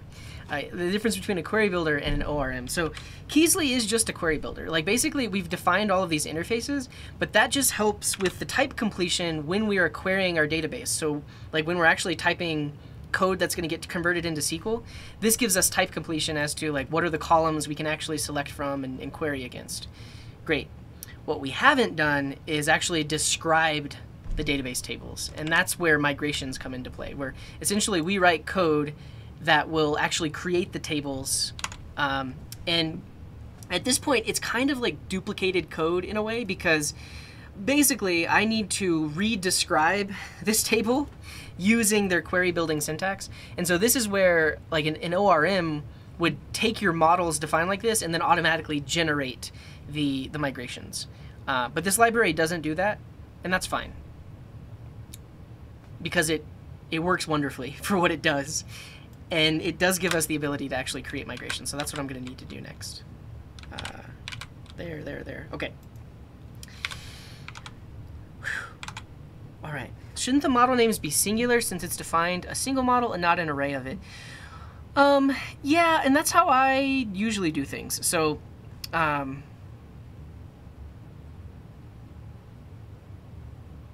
what did I do on the user table?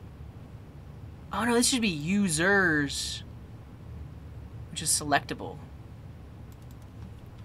I think it makes sense for these to be plural, because when we are selecting them, we could get multiple of them.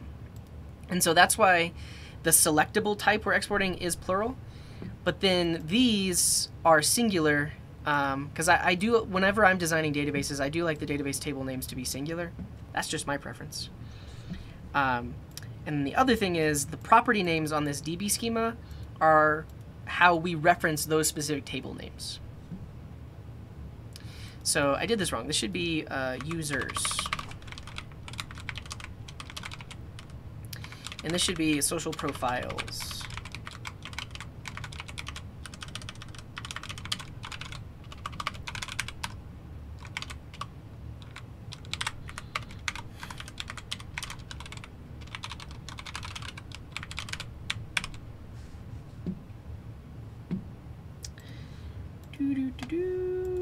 And we don't want that to be the default export.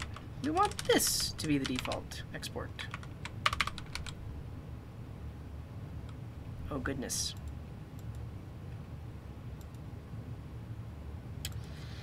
I can't do an export default type. I can do type and then export default users. This is actually what I want. And we will export the table definition if we really want it. Yeah, every row is a single item, but when we're querying, it's describing a collection of items, so I think that should be plural. All right, I made some mistakes here. Let me just fix this.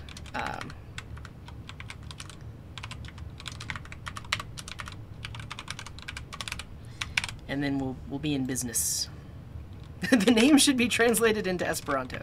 Yeah, and for those of you that have never heard of Esperanto, it's a really interesting thing. It's basically a language that someone came up with to try to be like the language to end all languages, or so that anybody that learns to speak Esperanto, it's like the universal language, and it takes inspiration from a lot of different languages.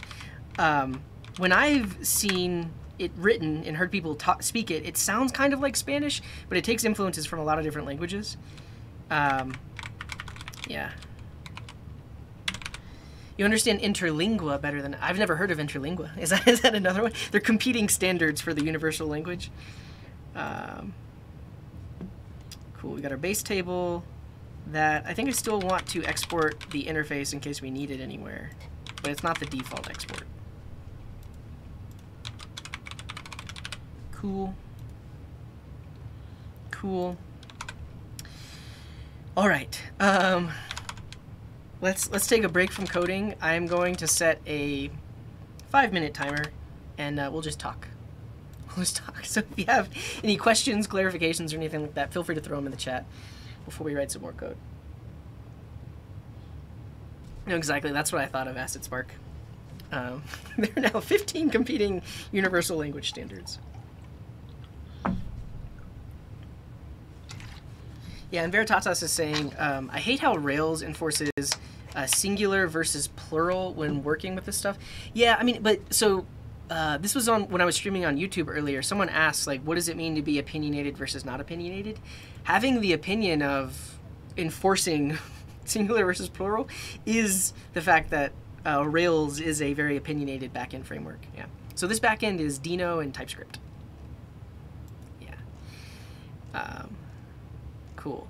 I definitely missed a lot of messages while I was coding, but if you said anything and I missed it, feel free to say it again.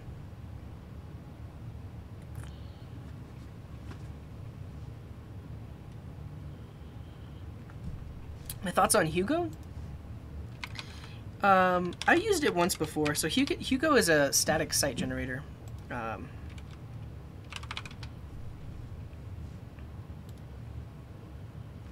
Is this it?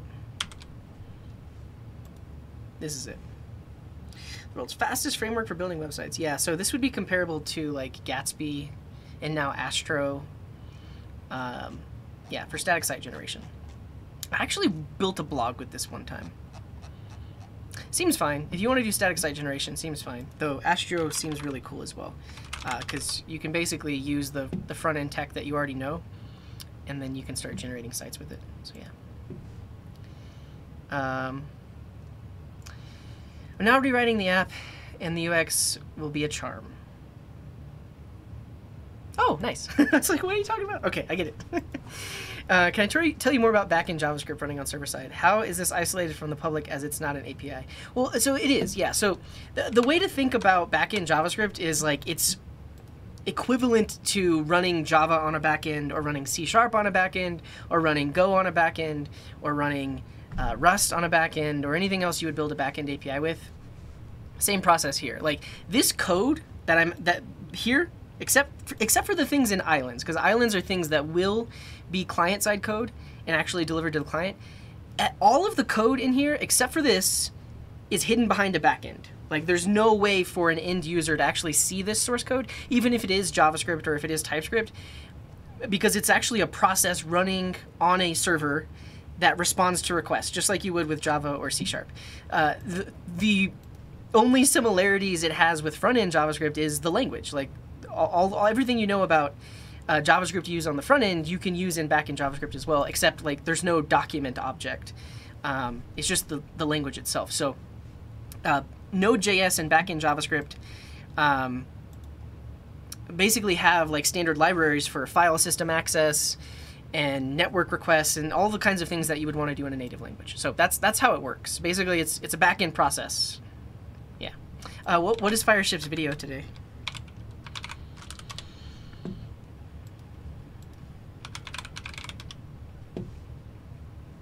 Hugo and Hunters. Did they have a major release recently?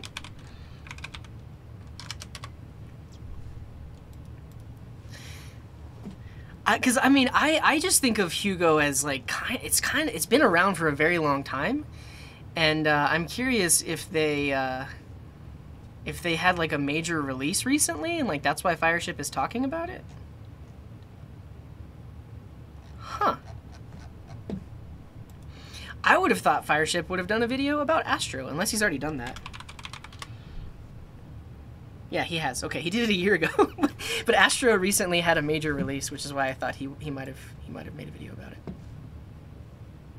Am I working in Cypress automation testing? I haven't done any of that really on stream before, but it would be fun to do some integration type tests with this code base, so maybe. Is Netlify good for Vue frontend? Sure, yeah, you can deploy Vue frontends very easily there. Yeah, I watched the stream on Theo's channel where one of the core maintainers of Astro was talking. He gave an interview. So that's what I know about Astro, is just by watching that interview. This is not the same process. I'm writing Java at work now. Node is so much simpler and so much pleasurable. Yeah, so I mean, all I'm saying is the underlying processes are similar in that you have code running on a server that responds to HTTP requests. The language itself in the ecosystem is very different. Like, I mean, one of the really nice things about node.js and the NPM ecosystem is, because JavaScript developers were so used to releasing their source code anyways, a ton of things are released as open source that work in a Node.js backend. So it's really easy to find someone that's already done something before and you don't have to write it from scratch. Whereas with Java, that usually is typically a language used with enterprise, and so there isn't as much sharing happening there as there is in the JavaScript ecosystem. There might be these days, at least when I was used to it, there wasn't as much open source stuff. And a similar thing with C#, except for recently, well, not recently, within the past 5 years, or no, 7 years. .NET got open source 7 years ago. But since .NET got open sourced, more and more C# packages are getting released as open source. So their ecosystem is growing, and it's like almost as easy to find stuff on NPM as it is on like in the C# package managers, .NET package managers. How is this code served as Apache or Nginx? You can put it behind Apache or Nginx. Like right now, this is a process on my machine using the program Deno. And if you're using Node.js, your process is Node. You would use Node. And so that Node process is actually running on a backend. And then if you're configuring it with Apache or Nginx, you basically put a reverse proxy in front of it. So you proxy all requests through to the process that's running. Yeah. And the She-Boss, thank you for the Prime. Yeah. Yeah, the thing is, like, Fireship is, I mean, they're doing it right, though, right? Like, what other tech programming-focused YouTube channel has 1.5 million subs? That also is as informative, right? Like, yeah, I mean, they figured it out. Like, yeah, I mean, and a lot of times the titles are clickbait, but I would say the majority of the content is actually somewhat useful and not just clickbait. I don't know. I said that, like, this could be a possibility, like, because that's the thing, right? This is a huge platform to put things out and in front of programmers and developers' eyes. So it's very possible that some of these libraries and frameworks that he talks about, he might have talked to the maintainer or something, or they might have asked him to do it. However, I will say, like, YouTube does ask you to expose if something is sponsored, and like if you look at, I don't know. I mean, let's look at the Hugo one, and then does this say it includes paid sponsorship? It doesn't. So we could assume that Fireship was not paid by the Hugo team. This is like his fair and unbiased opinion. But I don't know. I don't know. Why is open source good? Can you explain? I don't know if I feel like explaining it, but I'll try to give you the 1 minute version answer, but I'll probably start rambling. There's a lot of ways to approach this question, right? I think these days a lot of developers see, well, no, not even these days. Okay. When you're using some sort of application, if it is closed source, that means a corporation or whoever has built that software does not release the source code. Meaning, there could be nefarious things in that application that's running, right? It could make requests to some bad server, it could spy on you, it could do all of these things, and you don't necessarily know if it's doing that or not because you cannot see the source code. Trying to think if there's anything I'm running right now that is not open source. Firefox is an open source application. You can literally look at the source code for it. This is an app I made and it's open source. VS Code it's a hybrid. So the majority of VS Code is open source, meaning you can look at the source code, but there are some pieces of it that use closed source things that are from Microsoft. And as a developer, you actually can't look at the code that was used to write that. And then I believe iTerm is my terminal. It's open source. But regardless, all that to say, when something is open source, that means that developers can look at the code and they can also, what's the word? Audit. They can audit the code, right? So if you have developers that understand the language that the thing was written in, they could go into the source code and make sure that it's safe, it's not doing anything weird. And that's because they can actually read the code that was written. But if it's closed source, you can't do that unless you do some sort of like binary reversing, but even then you're not even seeing the original source code. Yeah, so if something is closed source, that just means that the source code has not been released for it. And I mean, I've talked about this before, like the other aspect of open source is that the code base itself, not only can you look at the source code, but it has an open source license on it. Like the open source license is actually the thing that makes it open source. Like just because you can read the source code doesn't necessarily mean that it's open source. But typically, if you can really read the source code, then that means it has an open source license tied to it. And the open source license, so for example, if we look at Kysely, this database library we've been integrating with, in its repo, it has a license, and it is using the MIT license. And the MIT license says, you can do whatever you want with this source code, you just can't blame me if something goes wrong. But which means I could literally take all of the source code for this library and then just write my own version of it using this as a base. And then there are other various open source licenses that mean other things. So the reason it's good is because code can be audited, meaning smart people can look at the source code, find bugs in it and fix them. They can find vulnerabilities and fix them. And also they can say, oh, hey, this thing is doing really bad stuff, so we just shouldn't use it at all. So like that's one of the good things. The other thing is sharing. Like I mentioned it earlier, but the fact that the Node.js ecosystem is so huge, and just anybody can publish a library here to NPM, and anybody can just bring it into their Node.js project, makes it so that like when we're writing Node.js, it's a lot of it is just plug and play. Like there's a lot of things that I don't have to write from scratch because I can just use what somebody else has written. So that's another good thing. Yeah, and this is something else to consider. So when a license says you can use this as long as you make your code open source, that's known, one of the terms is a viral license. So the GPL3 is viral, and the I think, is that the GNU public license? Yeah, GPL. But basically what that says, and that's another aspect of open source, is if you've licensed it in a certain way, you can make it so that if anybody uses your source code as a base, they also have to make their source code open source with the same license. So that wouldn't allow, basically, it wouldn't allow them to take something that you've written that was open source and then close source it. That would actually be illegal, and they could be sued because of the license that was put on the original open source library.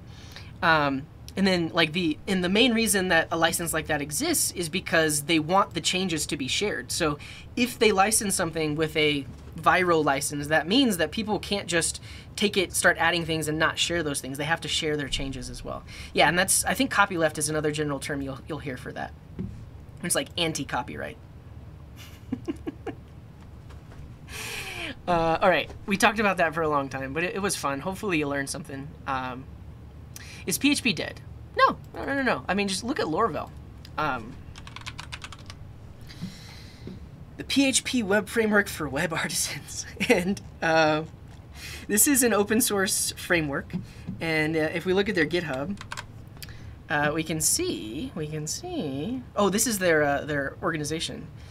But we can see that the framework was literally updated 1 hour ago. That tells me PHP is not dead. People are writing PHP backends using the Laravel framework, and the Laravel framework is getting bug fixes, it's getting new features, so yeah, PHP is not dead. The other thing is, like, there are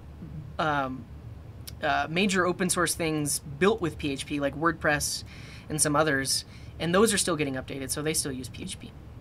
So yeah, it's not dead. I mean, you could ask the question, though, like, would someone building a new product choose PHP as their backend language?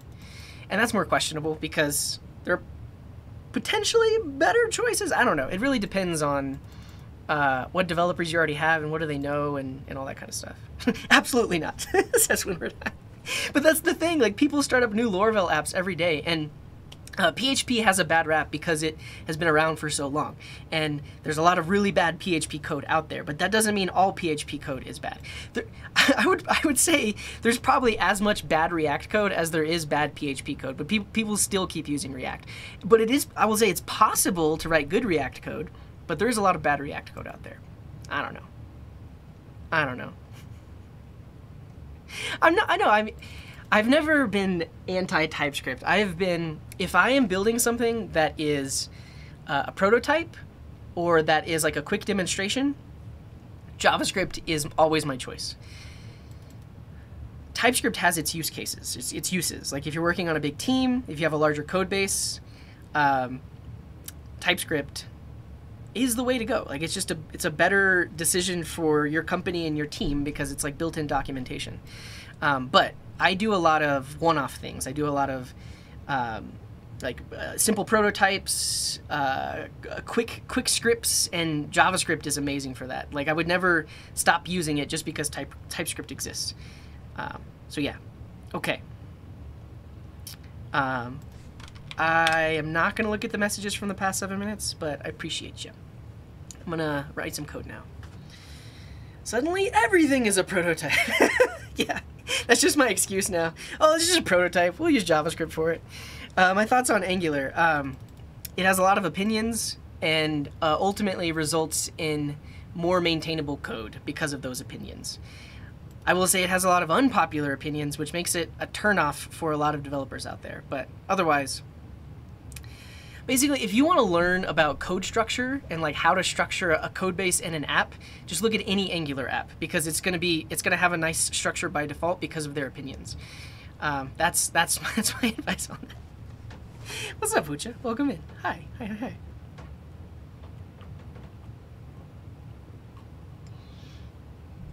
All right. Let's have 1 minute of silence. And then we'll start writing code.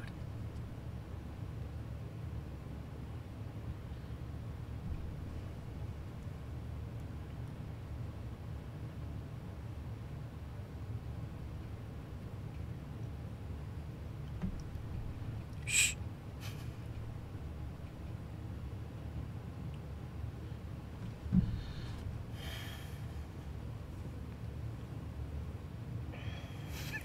Did I say all right? What did I say? I don't even know what I said, Tarawa. All right. You know what would be a fun redemption? Is if I have to use a southern accent. I'm actually pretty good at a southern accent. What you think about Solid.js? Well, Solid.js is the next big thing. Mark my words. Yeah, it is. So basically, Solid.js is going to replace React. That's my opinion. And mainly because it does all the things that React developers like. But it does better things under the hood. Heck yeah, brother. And thanks, Suni. Appreciate it. Or Sunny. Now I forgot. You told me how to pronounce that. I pronounced it right, and then I forgot. Solid.js. If I mean 1800 Southern, sure. I mean, I know people that talk like I was just talking. All right, we're gonna go into focus mode, and the next thing we're gonna be working on is setting up these DB migrations. Sunny, okay, Sunny. Like I mentioned before, we set up these interfaces here, but these actually won't create our database tables. We need separate code that creates our database tables.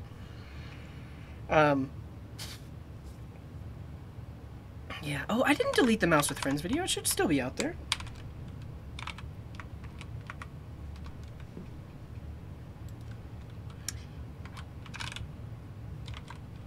Oh, I think it was called Real Time Fun. This is it. I don't know. Yeah, the title of the YouTube video doesn't match what we talked about. This is it, though. How do you handle a viral license in your node modules folders when you're working at a company? You don't. So I've worked at large companies before, and basically they have a legal team that will review the license of every single library you try to add to your project. And if any one of those projects uses something like GPL3, you're not allowed to use it, straight up. If you want to be legally protected anyways. You could still use it and then not make your stuff that have that license, but if they find out, you'll get in some legal trouble. NodeGoat should, yeah, it should be on, I think it's on the archive channel.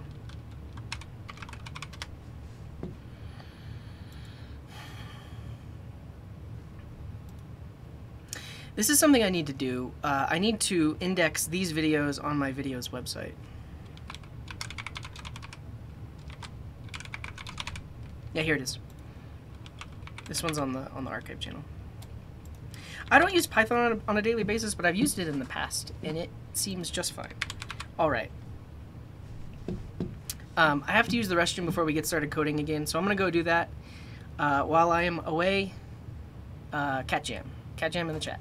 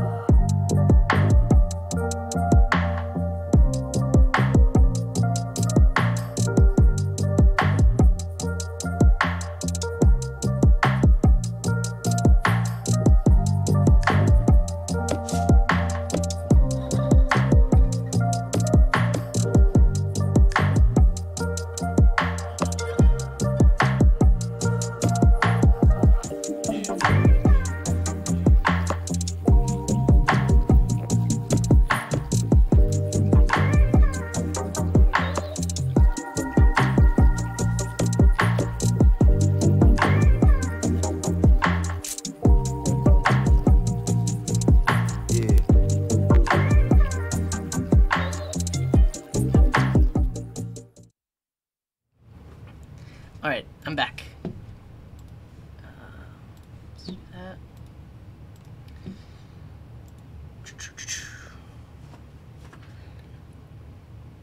Whew. Here we go.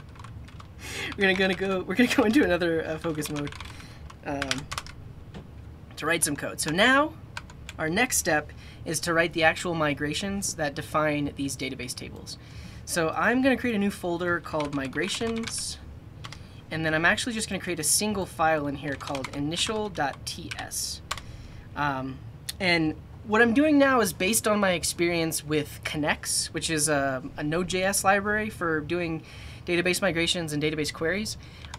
This library we're using, Kysely, is heavily inspired by Connects. But it has really good TypeScript support, like really good. And so what I'm going to do is I'm going to define all of my tables in this one file.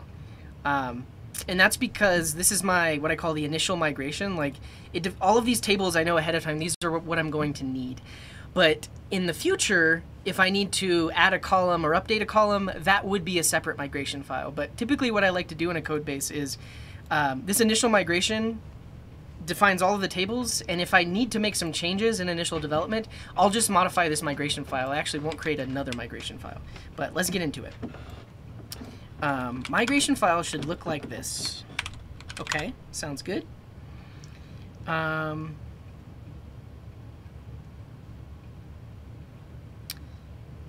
then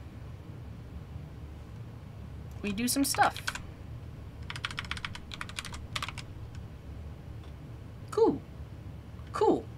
I guess the issue here is, like, I actually don't want this to be the any type. I want this to be the type of the database that I've defined with all of those interfaces. So that is actually defined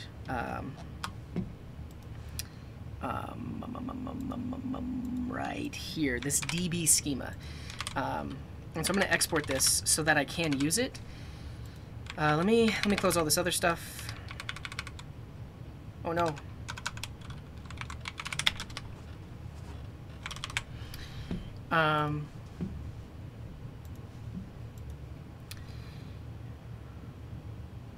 Cool. So I've exported DB schema. And why is this complaining?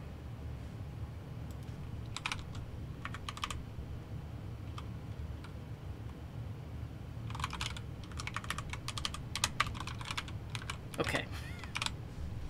But now that I've exported DB schema, I can import it in here.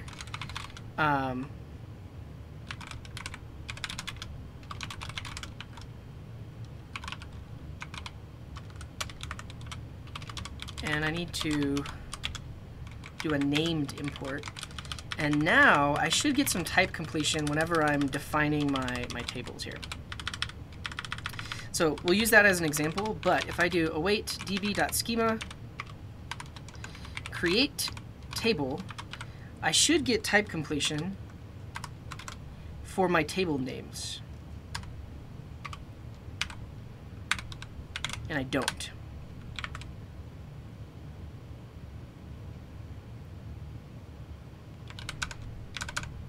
I said should. Maybe I won't get type completion for this because this is pulling in any type.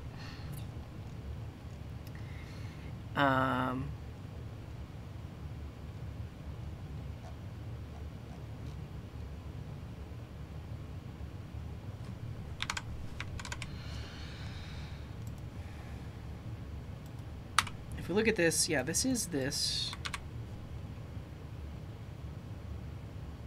Create table user. Let's add a column. ID. Yeah, I guess I'm not going to get type completion for this.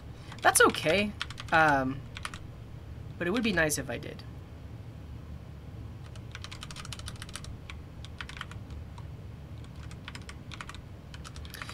Cool. So we're going to add another column. This is going to be, we call it username.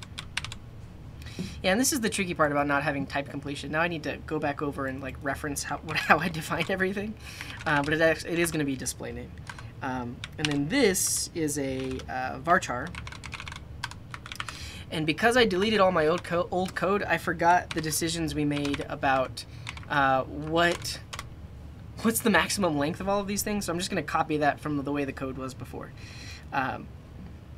So if we look at this, we can see that we did a max length of 100 on the display name, like that. And then we also want it to be not null. So we have to specify constraints like this, column not null. Because we don't want the display name to be null. Cool. I am going to check out what Oscar is mentioning.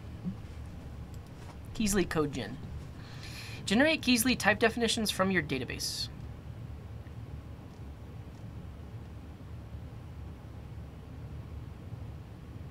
Well, that's awesome. I already did all the work.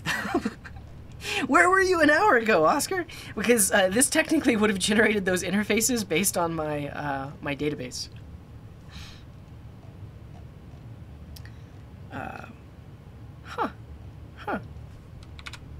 Does create table accept a generic type? Ooh, that'd be a good call. Yeah. So here is where we could do db schema.use. Yeah, let's try that. That's a good call.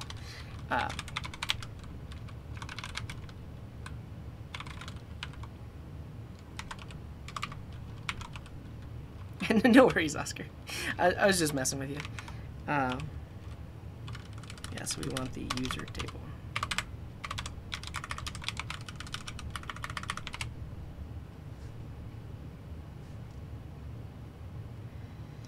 Users does not satisfy the constraint string.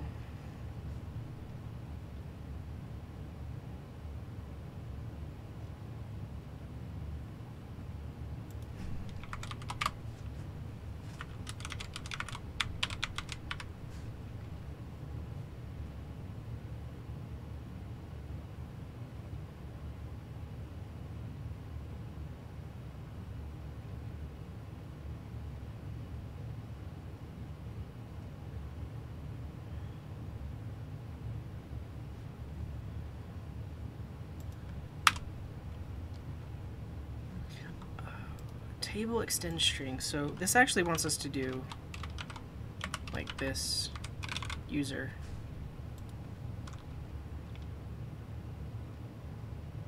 Oh, no. User goes here.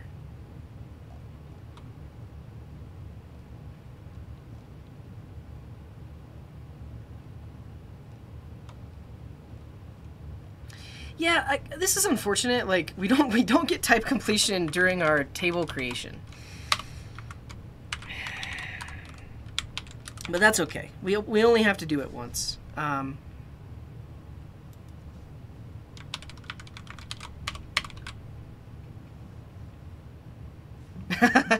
I guess, Musels? Has every dev said math? Math was your favorite.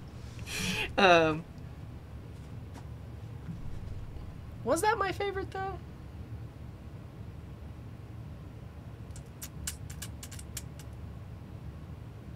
Yeah, I mean, I liked math because I didn't have to study. Like, basically, math came very natural to me. And like the thing is, like a lot of people talk about how, like, and I think there have been studies like the reason certain people actually are more inclined to math or like math more is because they had a really good math teacher early on. And students that didn't, or never had a good math teacher, like never found any sort of love, and a love for math, and math was always hard for them. So I don't remember who my early math teachers were, but I've always really liked math. And I think for me, it always just was like, so I probably had really good teachers, and then I did not have to study. Like, I never studied for any test, and I always made A's. Because everything I learned during class and during the lesson, I was able to recall, and I'm really lazy, and I don't like studying.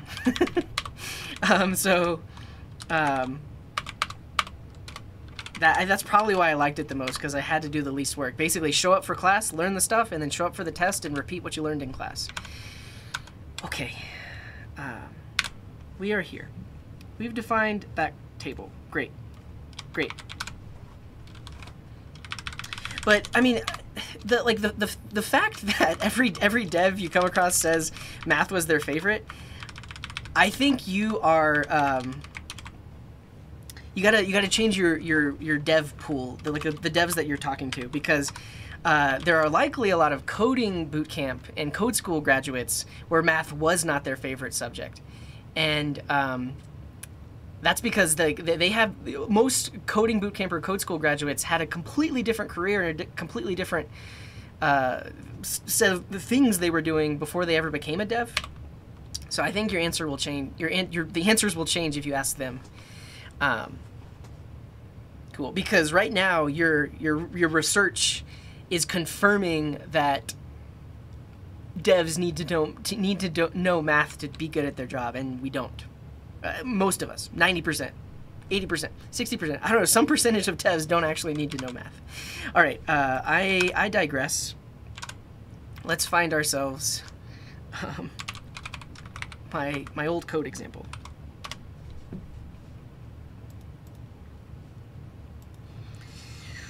What we want next is a social profile. Great.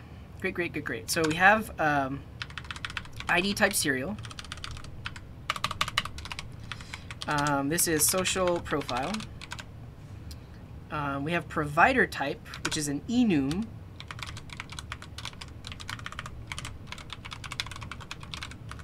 And we got to figure out how to do that. I think we saw it in the Kysely examples earlier.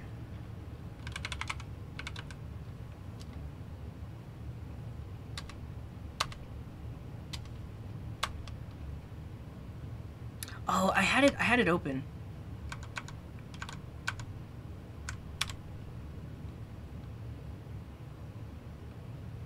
Or did I? Press dot on my repo.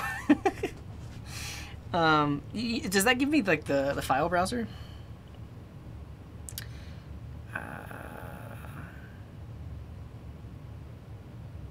Yeah, and I agree with that, Natlandia. Is like basically mathematical thinking absolutely correlates to programming thinking.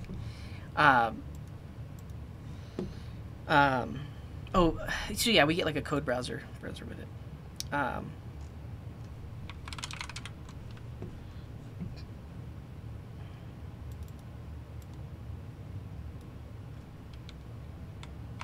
So this creates an enum type. I actually would want to do that first.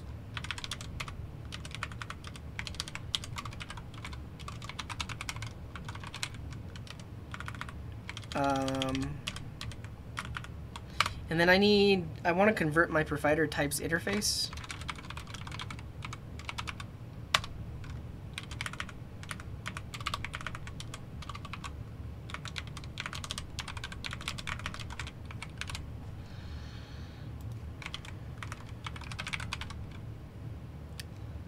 Values? Can I do that? TypeScript enum to array of strings.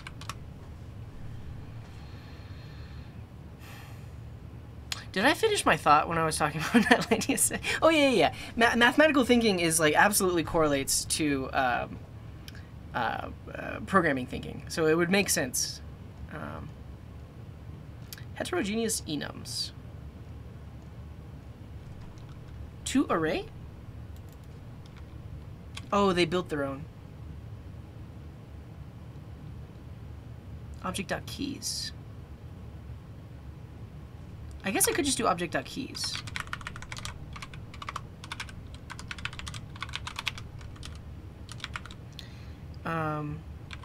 Yeah, and because it is a string, it's an enum where the values are strings as well, then values should work as well. Okay, so that creates the provider type enum.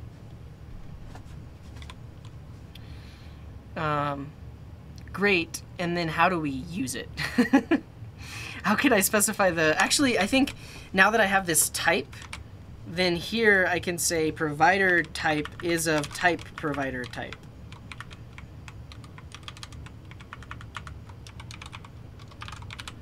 Quick stretch.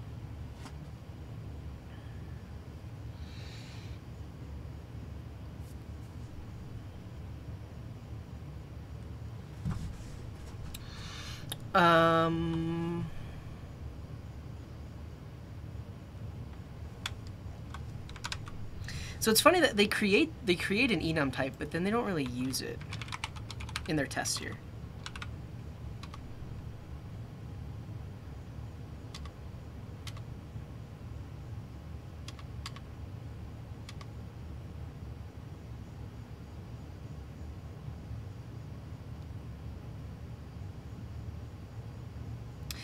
That's a good point, Sonny. Basically, if we ever add to that enum, that would need to be in a separate migration. Yeah, you're totally right about that. But typically the way I do things is, like, until we get to release version 1, I would just go in, add them, and then drop the whole database. And basically, like, any other dev on the team would need to drop the database until we reach, like, a stable schema. But then in the future, yes, we would need to add anything that doesn't exist there.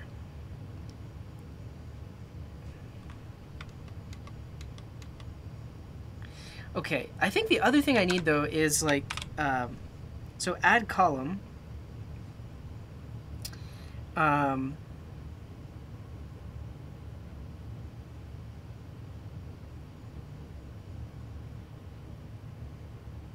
Yeah, there we go, SQL some type. And then SQL gets imported from Kysely. I think this is what I need.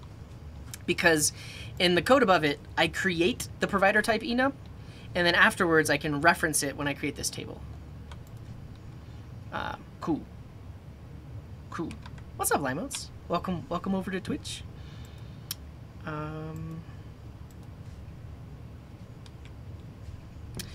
Cool.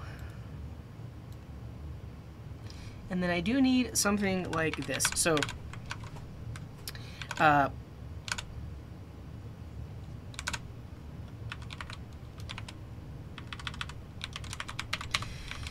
the social profile user ID,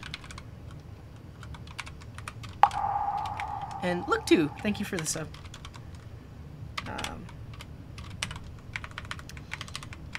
is of type integer, and it cannot be null.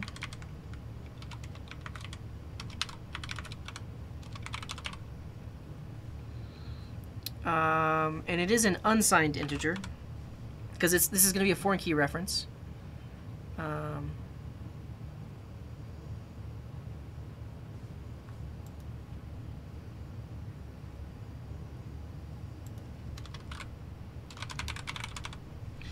So user ID can't be null, it is unsigned, and then we're setting up the foreign key constraint. So we'll call this user social profile user ID foreign key constraint, which is going to reference user ID. Look at that, type completion. And it knows that because I created it right above there. And then references user ID. And then on delete cascade. Cool. I'm going to go ahead and run Deno lint and format because, yeah, great. So create the user ID column and then create the foreign key constraint. And if we were to delete a user, all of their social profiles would get deleted as well with this on delete cascade. And this says the user ID column references the user table with ID. I'm curious though, do I get type completion right here? No. Oh well. Great. We also need provider ID, which is just going to be a varchar.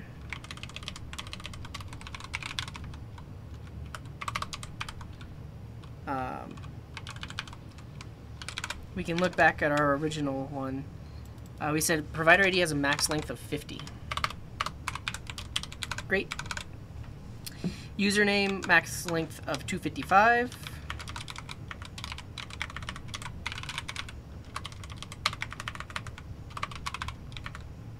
Can't be null. Can't be null. And then avatar URL is a string. Varchar 2083, the maximum URL length supported in Internet Explorer. But this one can be null, so we'll leave off that constraint. Okay, I think we've done it. Oh, I forgot that. Yeah, you're totally right. I forgot timestamps.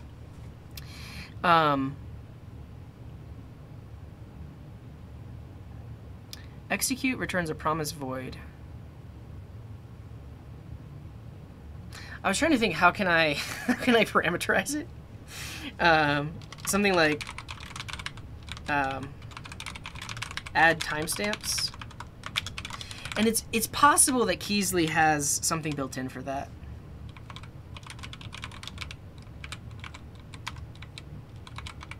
Created at. I don't see anything.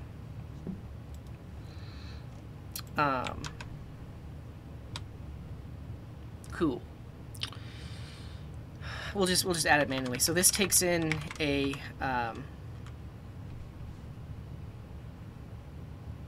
Kysely DB. Takes in a schema, which is of type schema. Can I not do that?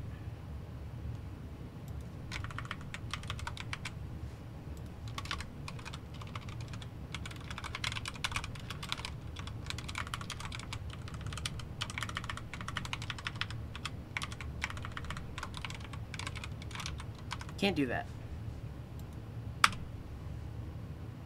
Oh, schema module is what I want.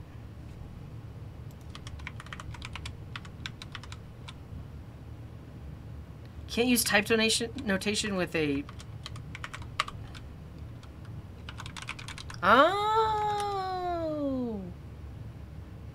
Cool. Yeah, I didn't know that about TypeScript. Okay. And then now we just want to do a schema, add... Wait. I need that type completion.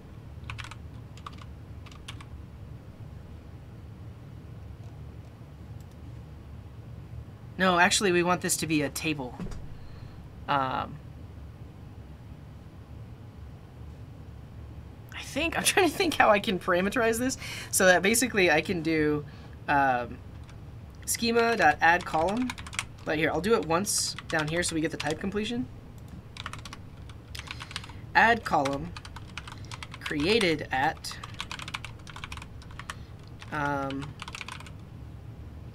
which is the date time, and this column cannot be null. And then I think there's a way to do a default value, and this is where we can specify some actual SQL code that specifies that this should use default 2, and then here we can do a little SQL thing with like actual Postgres stuff. Yeah, this is live. Welcome in, Hellbelty. I'm just really trying to focus on the code right now. And then I need to figure out how do you do a default date in Postgres. It's probably something like that. Wrap db.schema on columns, return the instance, and execute. Yeah, that's kind of what I want to do. Like, wrap this whole thing in a something like a add, like with default columns dot execute, something like that. We'll figure it out after I get this defined. Postgres default date. Now, yeah, now is what I want. Yeah, that's it. Now, okay. And then we also want updated at. And so what's nice about this is when we insert a row, we do not have to specify these because they'll automatically get set. And then whenever we do an update, we would have to set the update, but this will allow them to automatically get set. Cool. Yeah, this gives you the time that the data that's run, the time of the operating system that the database software is running on. And typically you want your database to be running on an operating system where the time is UTC. Yeah. I must shout at the DB to get the correct time. Now, in all caps. Okay. So here's what I want to do. I basically want to, so this gives me a, what does this return? A create table builder?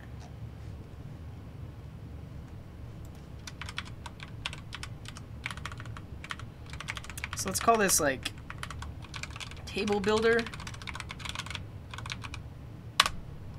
Something like that.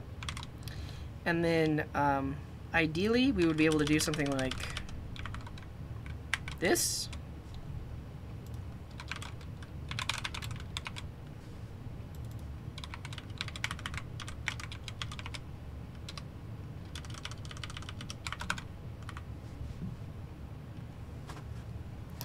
Column has any type.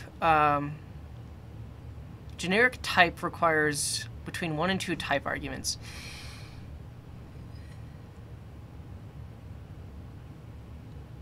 This is tricky. So if I want to do it generically, because you can see it's like I will say, like, if we looked at the source code for Kysely, this is probably like top tier TypeScript, right? Because this is tons of generics. So this add column right now is of type ID, and then after that we now have a new generated type that knows about display name and ID, and then each column you add, you now have a type definition that knows about all of the previous ones. So I don't know if the thing is, here's what I could do. I could call this the any type. I could say that it returns a thing, but I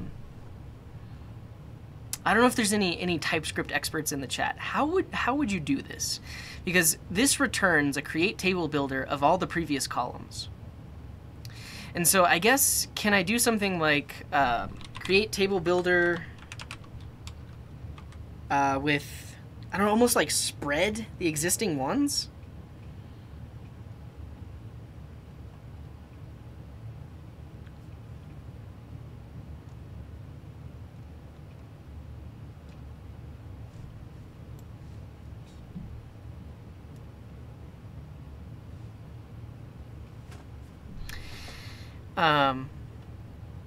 Actually, what if I did this? What if I did something like create table with defaults?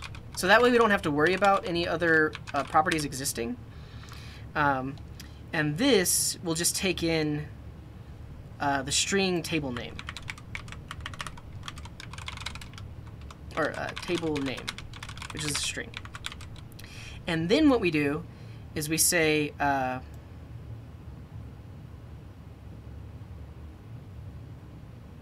we need to take in db.schema.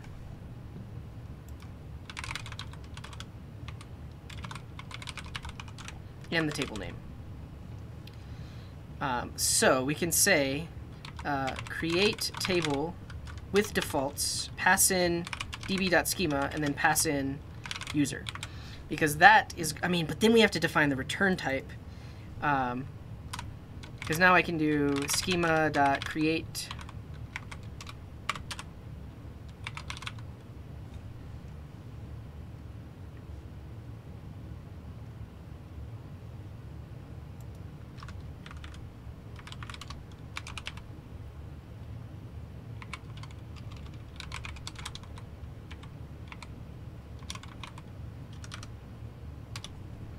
Okay, this is of type. Oh yeah, this fresh DB is that this special thing schema. There we go. So now we should get create table with table name, and then okay, I figured it out. This is the way to go, because then we can say t.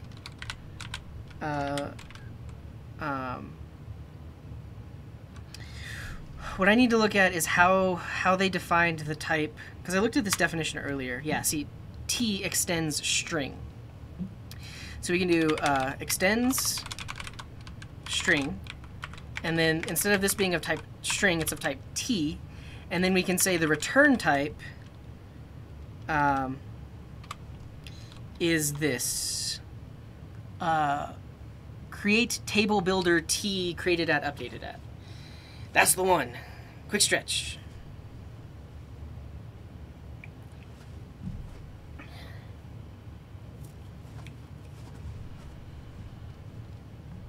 So this returns a create table builder of type T, of type created at, of type updated at. Something like that. Generic type requires between 1 and 2 type arguments. Did I do that wrong?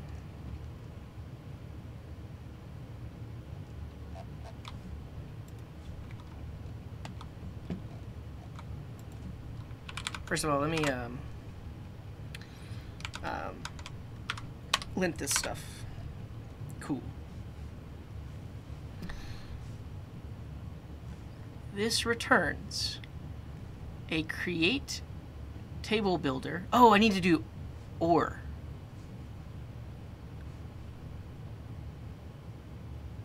Or a union type, not or. Yeah, so just a union type of all the columns. All right, here we go. So now we've got it. So now, create table with defaults, and then I can add all the extra stuff. But if I now say create table with defaults, and then pass in db.schema, and then the name of it, boom, boom. That's it. I'm okay with this solution. There are definitely other ways to go about this. Like if I could figure out this type a little bit better, and then you could call it at any time. All that so we don't have. Yeah, I mean, look, like this. If we didn't do this, we would have to copy and paste this for every single table, and we have 4 tables. So how many lines of code is this? 9. 9 times 4 is. We saved 36 lines of code. I don't know. It's also just fun to do cool TypeScript stuff. Cool. Maybe move the ID creation. Yeah, I mean that's another thing. This also gets tricky though, right? Because you can see that this has the types of all of the columns, and then we'd have to return that type. I'm not prepared to write that kind of TypeScript. Though it does mean that we actually could create the union type first of all the table, or of all the field names or the column names, and then use that. Yeah. Well, yeah. I mean, there's certain times tables I don't have memorized. I don't have my 9 tables memorized. I know up to like 3, and then I don't have my 8 times tables memorized. I think I know up to like 5, but then anything after that, I always got to look it up. Okay. That was exciting. Let's keep going. So we have our social profile table. Now we need our spot list table. Right here.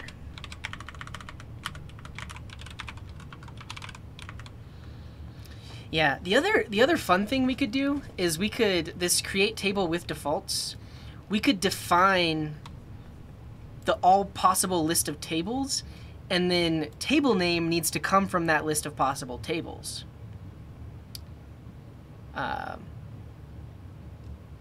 Yeah, but I'm not going to do that. Okay. Oh, this is another thing I should do, though, is I should add the ID type automatically to this. Like this.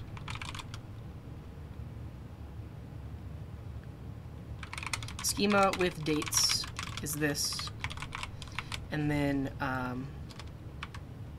something like, I'll pass in another variable that says if you want the ID type. So if has ID, then we do this. Otherwise, we just return schema with dates. And then has ID is just going to be a Boolean that defaults to true, like that. Is that how I do that?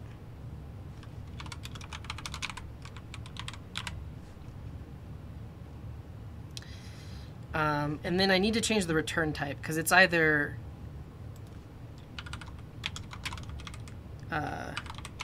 this union type or this union type. Can I even do that? How would I pick one over the other? Yeah. Can I quickly show my DV setup code again? Yes. Yeah.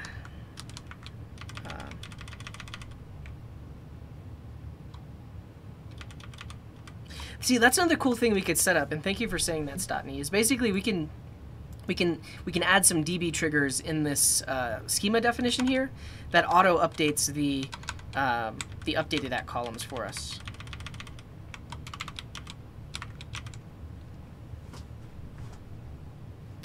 Yeah.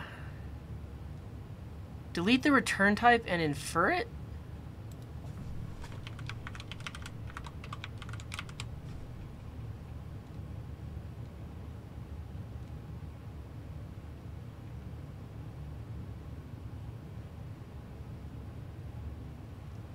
Maybe. Let's try it. So now if I do spot list false and I try to add a column ID, it shouldn't complain. But for this, like, I think that's one of the things. If you try to add the same column twice, this will complain. Or not. Guess not. How to overcomplicate everything. I guess it doesn't matter. So this is fine. So that's going to add the ID column there, and then I say false because actually my ID column here I want to be a UUID.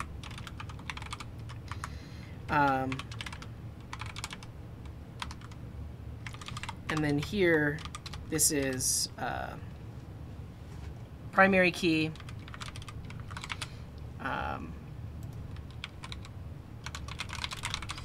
And then we can also do a default type. So just like we did the default date type, we can do the default UUID. And I guess setting primary key will automatically make it not nullable. And then here we can do like UUID generate UUID v4. Why a UUID on the UUID on the spot list and not the user? I want to use this UUID in the URL to share a specific list, instead of just having an integer. Technically, I could just use an integer too, but UUIDs look cooler in the URL, I think. Yeah, I need to look up the Postgres generate UUID method. Gen random UUID. Well, there's one that's built in.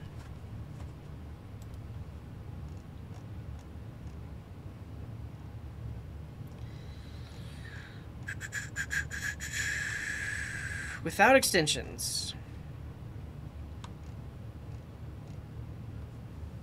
Oh, that's a good call forward. We actually could. We should create a slug, and then you could reference the list by either. Yeah, I think you got it, Terawatt. Gen random UUID. Cool. Like that. Nice. Great. Great. All right, where were we? All right, I've already been live for 3 hours, and I was live for 2 hours before that over on YouTube, so I'm losing steam. I think we're probably... I really do want to work on the map today, so let's get these DB migrations done, and then get a map on the page, but the Deno auth thing we'll have to do next time. Concat UUID and name. Slug done. Oh, sure. But the slug is nice because it's like nice and human readable. The tricky part of slug generation is you want to generate a slug that doesn't exist in your database yet. So if somebody titles their list as top 10 restaurants, the first person to create that gets the slug top-10-restaurants. The second person would get the slug top 10 restaurants-2. And we'd have to have some custom insert logic. 90.9% of web users can't read URLs. It's true! It's true! Okay, where were we? We are working on the spot list now. Alright, so we got that UUID. Great. We need a name that is of length 255. So we're going to copy this. Yeah, you could also always just append it with like a 4-digit thing, but the thing is you always want to make sure that it doesn't exist in your database first. So yeah. Users, oh! If we go user slash slug, then it just needs to be unique for that one user. Yeah, some thinkers. I like that idea. Let me finish this and then I'll add a to-do. And then our description has a length 1000, and it can be null, so we'll remove that. And then public is a boolean.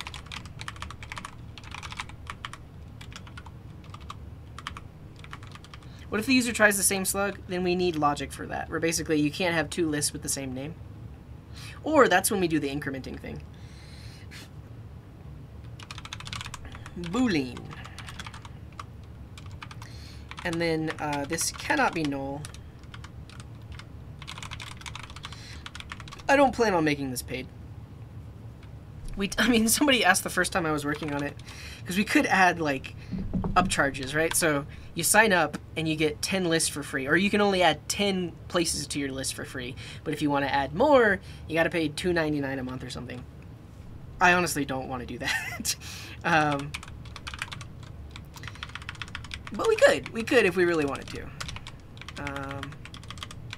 Can I just do true like that?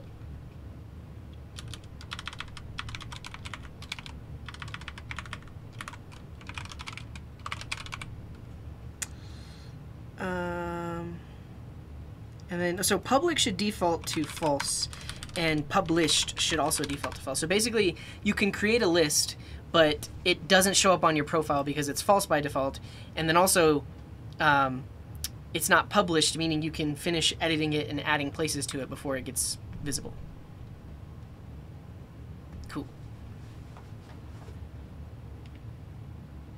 Oh, I think my phone just died. I was like, why is it vibrating? I forgot to charge it last night. All right, and then a list has a user ID, so we can go over here and copy this user ID constraint. Yeah. How would I limit the number of places or posts that the users can do? Just a DB column that keeps track of posts made by user? Yeah, so, I mean, if you think about it, every list a user creates goes into the database, right? So we could do a query to say, how many lists does the user with this ID have? And whenever they're attempting to create a new list, so this would be in the insert, before inserting, we would check how many do they have, and if it's 10, return an error to say, well, if it's 10, we then check their user profile and say, are they subscribed, and do they have permission to create an 11th one? And if they don't, throw back an error. So basically, it's just a bunch of DB querying. You query the data that you already know about to determine if they can do that thing. All right, so this is going to be the spot list user ID, like that. We have a user ID column, so users can create specific spot lists. Yeah. Yeah, and so Statni, repeating a question from someone earlier, what happens when multiple devs are working on the same piece of code? How do the migrations work? That is something that code isn't going to help you fix. Like, obviously, you might have merge conflicts, and in that case, you need to fix the merge conflicts. But before that, the two developers need to literally get on a call with each other and be like, hey, I'm making these changes to the database. Does that affect what you're working on? No? All right, great. Oh, it does affect? Let's actually pair on this so that way we don't overwrite each other's changes. Otherwise, you both work on the same file, then you have a merge conflict, then you have a meeting to say, hey, how can we resolve this? and what are the fields that we actually want to keep? So yeah, basically, you want to be the first one to edit the migration. But really, it just comes down to working with the people on your team to make sure that you all are on the same page about database updates. Now, to get into the technical aspect of it, it will affect data in the databases of any dev working locally, right? So if some schema changes were made by another dev and then you pull those in and that actually results in data being dropped, that's just the nature of some of these DB migrations. But that actually means you probably need a more robust migration that actually holds on to the data and copies what it is and does the table update, which might drop a column, but then you do an insert to get that old data. That would get really complex. So yeah. Yeah. Yeah, that's exactly, you got it, CKC Richard. Basically, when they subscribe, or when they make a payment, there's a field on the user database table that says has paid. Typically, it'd be a little more complex than that. You probably have a separate subscriptions table, and when a user subscribes, you insert a row there, and so then you'd have to do a subquery to see, does the user have a subscription? Yep, and then if you're using some sort of Stripe integration, you could say, hey Stripe, whenever the user makes an automated payment, make a request against my backend that says they did that. And so that's called a webhook. And so you can basically get webhooks from Stripe that say the user made their latest payment or the user hasn't paid. And so then you can update your database and say that they haven't paid. Yeah. Yeah. Yeah, it's true, but Josie, there's a field on Twitch that says I'm subscribed to Code Garden. I would guess it's probably a separate table of subscriptions. I don't know. I'll talk about these in a second because we're almost done. I think we have one more table to create, and we're going to do it really, really fast. And so this table is just called spot, and it does have a unique ID, so we don't have to do this. It'll have an auto-incrementing ID. It has a name and a description, and then a latitude and a longitude. It has a user ID, and then it also has a list ID.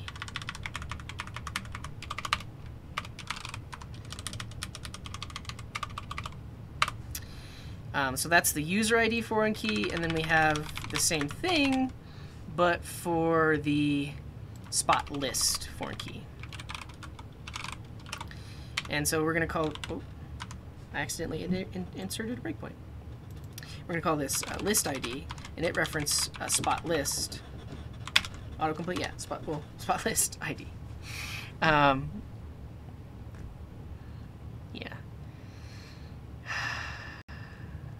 User ID, list ID, spot user ID foreign key, column user ID references table user with column ID, spot list spot ID references list ID in the spot list table ID column. That seems fine. And so that makes, so a spot is an individual place that's tied back to a list and tied back to the user that created it. What else do we need? A latitude and longitude, right? We have name, description, latitude, longitude.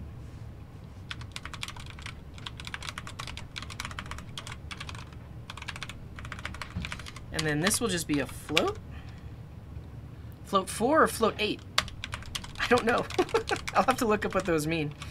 I probably want more precision because right now I'm just storing the latitude, the location here. And Jithran, thank you for that prime. We did talk about in the episode where we worked on this definition here, that we potentially could use the point type.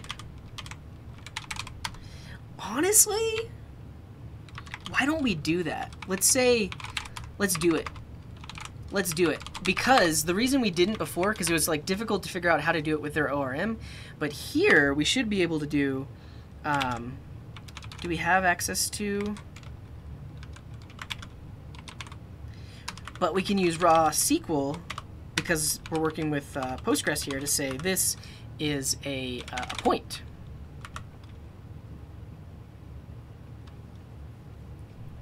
Yeah. And a point has an x and a y that are both floats. So the x and the y would be latitude, longitude. Postgres point latitude. I'm curious if we can rename the x and the y. Terawatt says at this point pure SQL migrations will be faster and easier. I don't know. We couldn't have done this, or no, the defaults. We couldn't have done the defaults with a pure SQL migration. I don't know. Would I use a foreign key for the subscriptions table? Yep. So subscriptions table would have a user ID foreign key to the user table. Yeah. I guess we could use PostGIS. So the reason we didn't go with this last time is we didn't know how to specify this in the model library that we were using. Whereas now, because we have access to almost like raw SQL, we can do things like specify a point type or a PostGIS type.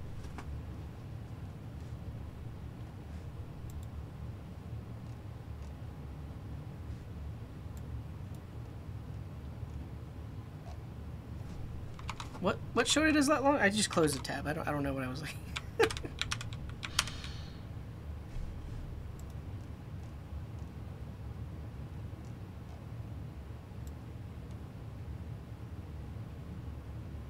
Oh, it can come back as an array.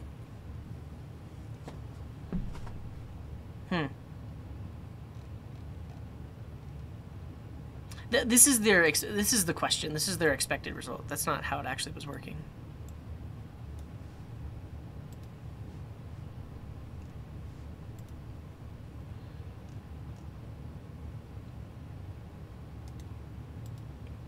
I mean, floats are the easiest, but it is, so once you start dealing with PostGIS, then you can do interesting things like give me all of the points that are a certain distance from another point, and that's like built into the database itself.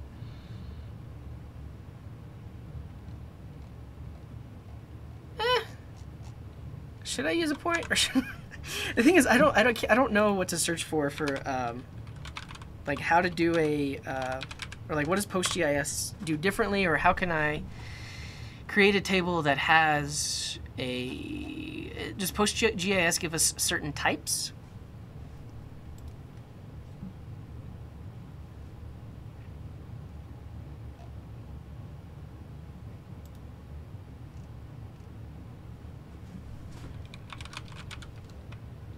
Geometry data type.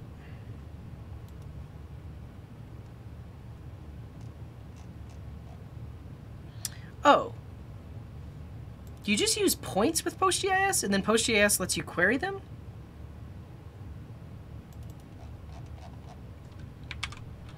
Postgres, geodata,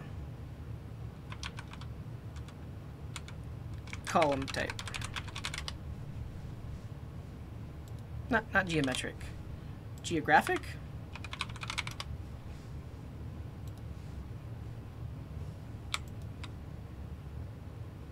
Okay, so the geography type is a geospatial type that understands coordinates as spherical coordinates.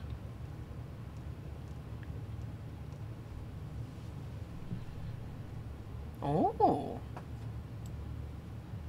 Oh.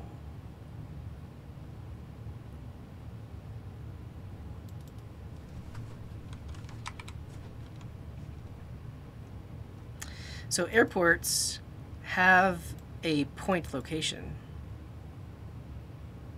Non-Euclidean geometry is tricky. That's a good point to make, and like that's why you would use something like PostGIS, because if you're just doing a regular SQL query, like trying to calculate the distance between 2 points, and you're not using the non-Euclidean geometry, then you could get a wrong result, because the Earth is curved, and so you have to account for that. But I believe PostGIS accounts for that. And you can calculate the distance between airports with a simple join. Yeah, ST distance. This article seems fine. So I think what I can do is I can specify the location as a geog, a geog point. And then I think I need to do something like column raw SQL.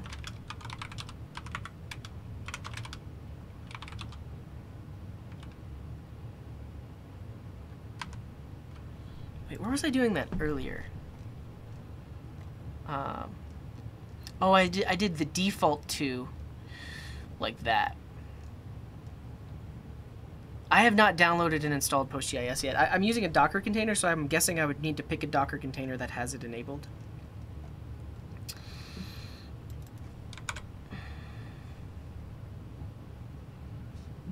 Oh, never mind. Geog is the... This is what I want. Geog was the name of their column. That's a weird name. I'm calling mine location. And that is a geography point. Cool. So why does it need this? Because Kysely, the library that I'm using, was just built for general SQL. Meaning like the SQL that would work on any database. The things I'm doing here, like this, are Postgres specific. And Kysely doesn't know about these. So when you use this, it knows that when it runs this query, it needs to use this as a native like SQL thing.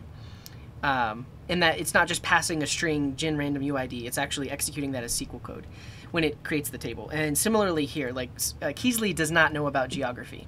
Yeah. Yeah, thank you, Terawatt. I think that's what we'll use. And I think this is it. I think we can try to run these. Because we have a location. Okay. I think we're in a good spot.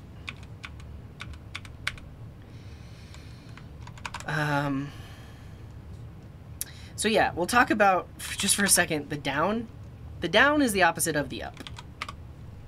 Call this FreshDB, because we had that there. And so we need to drop all of the tables in reverse order. So we would drop spot list, or spot, and then spot list.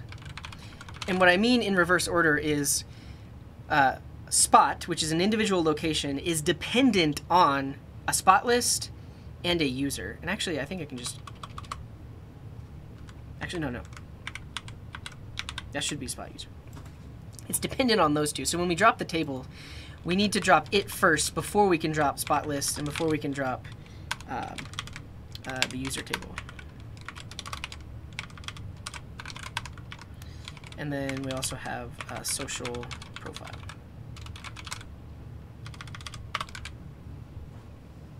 I should do a geometry point 4326. Can you give me a link to where you found that, and like why I would do that?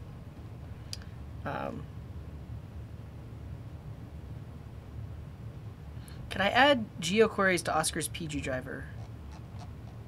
Oh, it's just being executed as SQL, so it should work with the underlying Postgres driver, which is literally just called Postgres. Because at the end of the day, all of our DB queries are executed using this library right here. And so that one is just sending SQL code to the database. I don't think it has to have like native support for PostGIS or anything like that. Okay, do we only have 4 tables? This seems like a lot of work for 4 tables. User. Social profile. Spot list. Spot. Cool. And then I probably want to remove the provider type. Enum.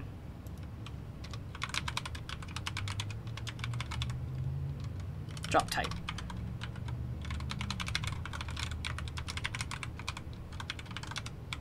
Cool. I'm going to run my formatter.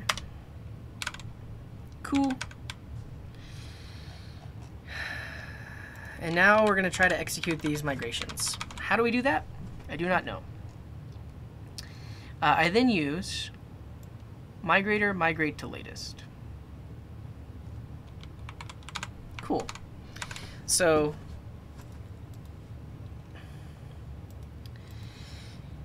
here's what I'm thinking. We have all this stuff related to databases at the top level right now. So I'm going to create a folder called DB. And then I'm actually going to move migrations into there. I'm going to move my models into there. And I will very likely move my, yeah, like this Postgres driver should go in there. And the actual database connection should go in there as well. So now everything database related is in that one folder. Right, quick stretch. Whew. What did Balmer Speak say? When dropping the tables in Postgres, for example, to support automated tests, I simply create a randomly generated schema name, run the test, then drop the whole schema instead of doing it table by table. Oh, that's a good point.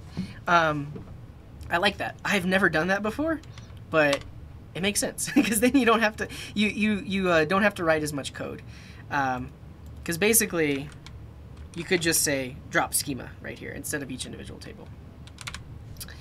All right, now all of our code is broken because we moved stuff around.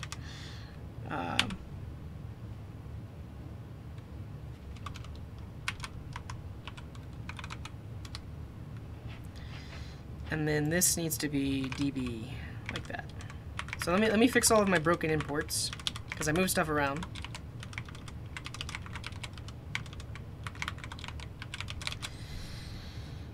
So that's fun.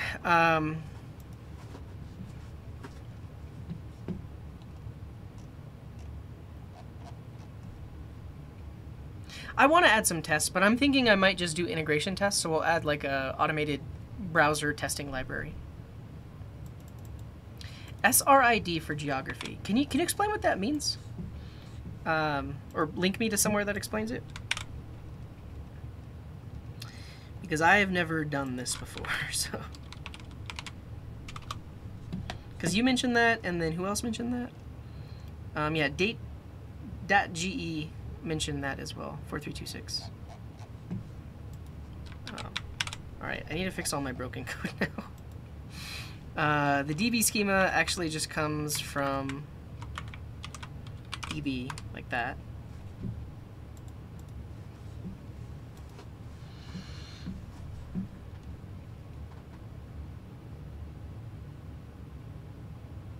Nice. Okay, that's good to know. So basically, this is like a standard that says this is a latitude, longitude. That makes sense to me. When's the last time we actually ran this? Like 2 hours ago? Well, we'll get there though. And do I need capital P point? We'll see. We'll see if this code actually runs. So DB looks good there. our models. And really, these aren't even models. I want to call this tables.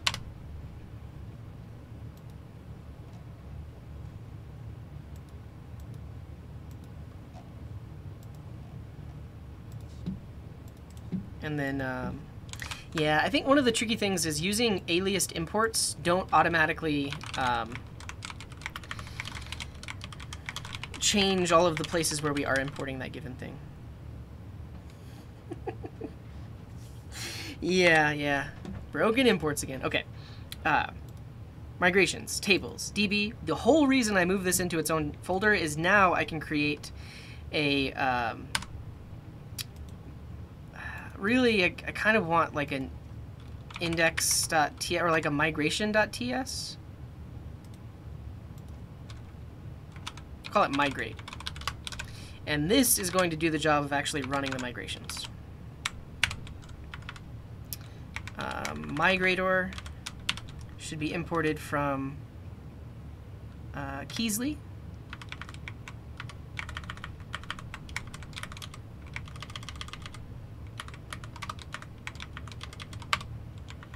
Why not a scripts folder that has a runner in it?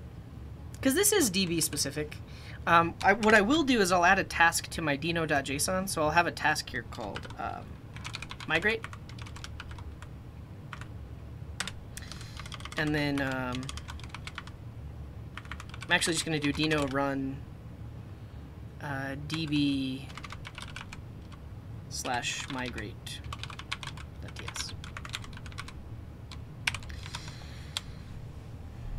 See the migrator documentation for more info. So we need to pass in the DB. I can do that. I have the power. So I'm going to import DB from DB like that. So we pass in DB. I somehow closed Firefox.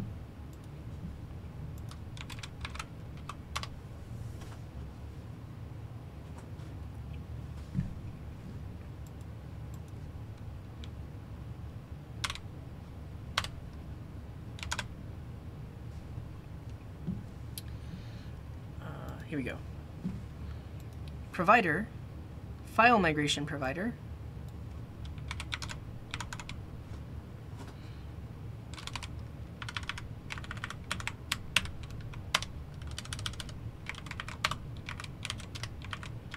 And then I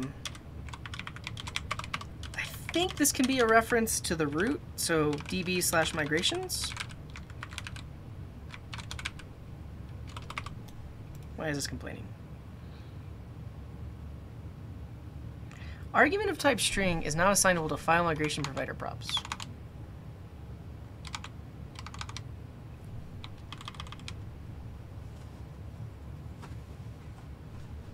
Oh, sure, yeah, I need to do the ups and the differentiate between up and down. File migration provider props. Oh, it takes an object? Gotta update their docs. Path. Migrations, cool.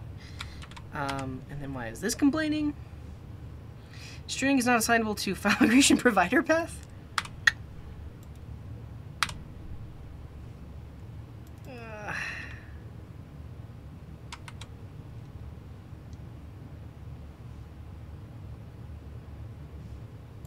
Folder.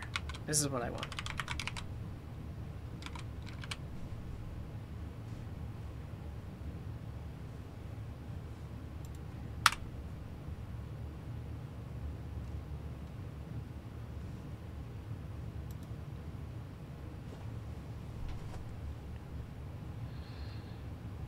These are required properties.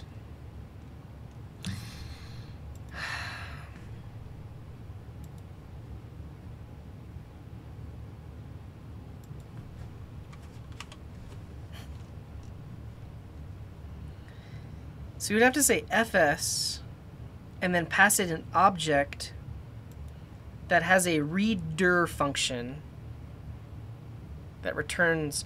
Actually, okay, I mean, I was a little bit mad about this, but basically the reason they've written it this way is they're not tying it to node.js and they're not tying it to like Deno. In this case, we need to tell it how to read from a directory and how to do a join here. Do I have to specify a provider?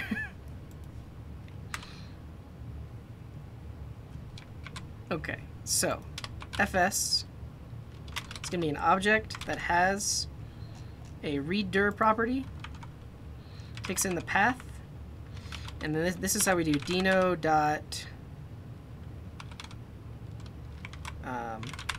readdir path.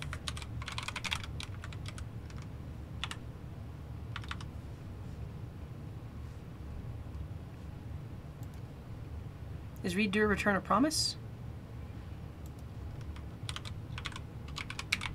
Yes.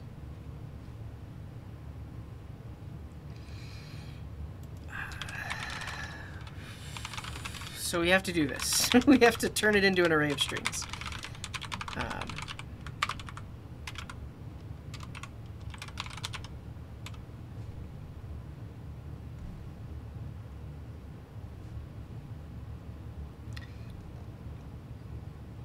Async iterable Deno entry. Oh, so we don't have a map on it?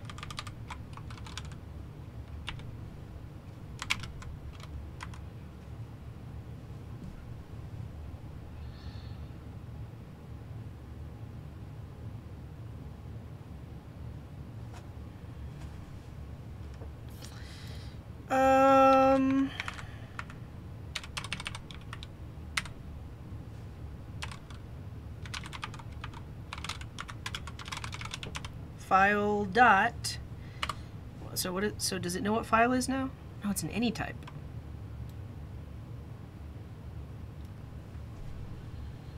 Readdir sync. Yeah, you're totally right, Creative Noel. Like honestly, like we don't like. This is not like running as a back-end process. It can be blocking because we literally run the migrations once. So this, I mean, this returns an iterable of dir entry.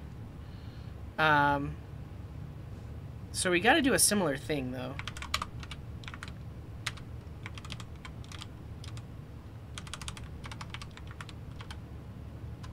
Why is this complaining? Oh.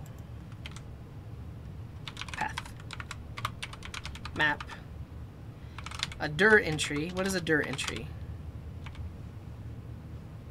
Name. That's what we want. Okay.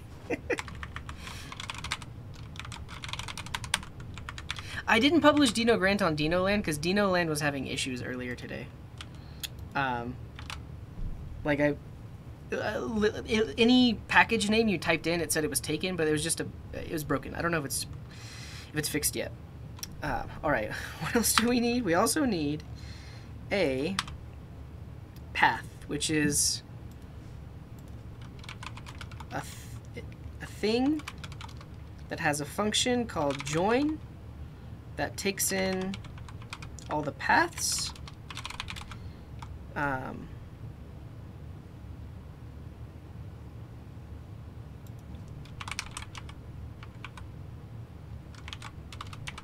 Does Deno have like a join path? I mean, what if I just join it like that? And then migration, and then I need a comma here. Have I done it? Okay, I've done it. Let's lint it all.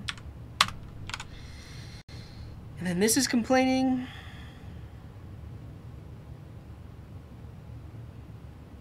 Oh, because it needs to return a promise. That's fine. We're doing it an asynchronous read, but then we'll just do a promise resolve. That. Yeah, but readdir needs to return a promise. Okay, I still don't understand what this path thing is supposed to do. File migration provider path. It takes in an array of strings. I'm just gonna log here. Let's see what it does. Yeah, I don't know what I'm supposed to do here. I don't know if this is like a join the paths or whatever else. Regardless, let's see if we can run it. Why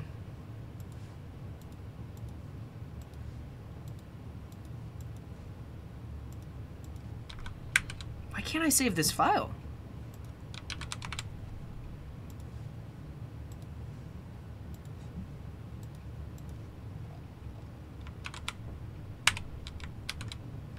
Weird. Join on slash, probably? Yeah, so I mean, the only issue is, like, this is not cross-platform friendly. Because, yeah, it probably gives us an array that has the folder name and then the file name. Let's see. So we define that. I think one last thing I'm going to do before I actually run this is I'm going to name my migrations with a number, so that way if I ever have more migrations, they run in the right order. Okay. Here we go. We're going to try to run it. I forgot, though, that I need to specify file system access. Allow something.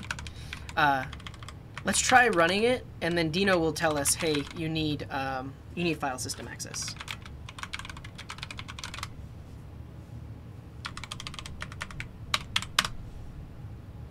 Deno requests read access to .env. Run again with allow read. That's what we need. And if you're wondering, this is one of the reasons why Deno is cool. Because if you were to run a similar script with node.js, it just instantly has full file system access. And then we also need to allow the environment variables. Makes sense?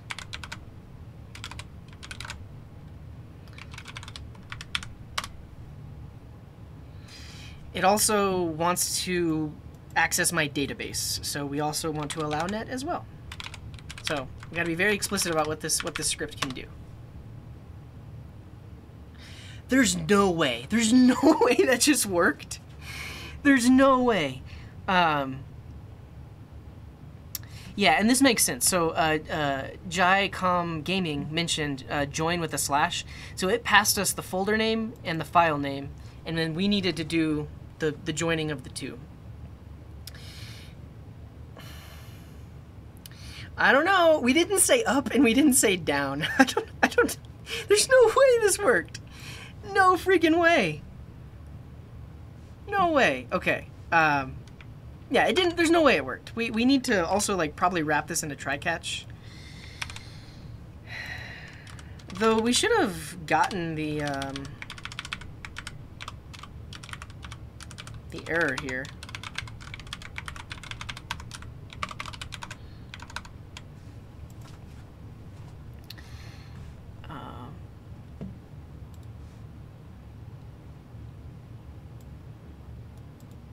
To run all migrations that have not been run yet. That's what I was thinking. There should be an uncaught exception thing, but there wasn't. Also, it should have complained because the tables already exist. That's why I'm curious why we didn't see an error. To do. Windows cross-platform friendly path combine.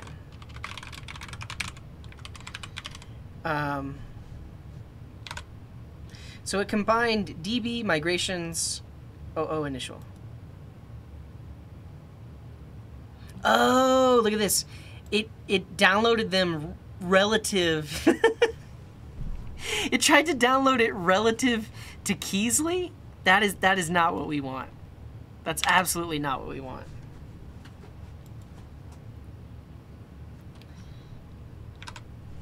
Why would this be relative to the, how do we point to the file system? I'm not understanding this migrator.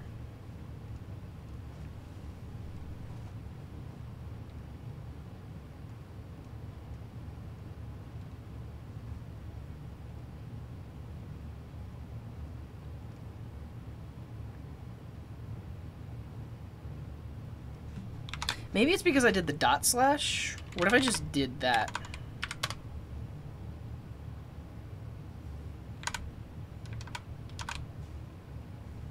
Oh, I see. We do get back. It doesn't throw an exception. It gives us back an error object. Nice. Encoding Zeal, thank you very much for the raid. Welcome in, raiders. We are very close to potentially running these migrations in a library that we have never used before.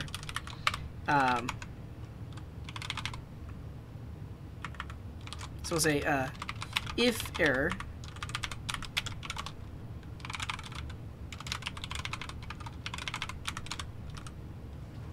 Deno has resolve path? Okay, I'll get that in a second.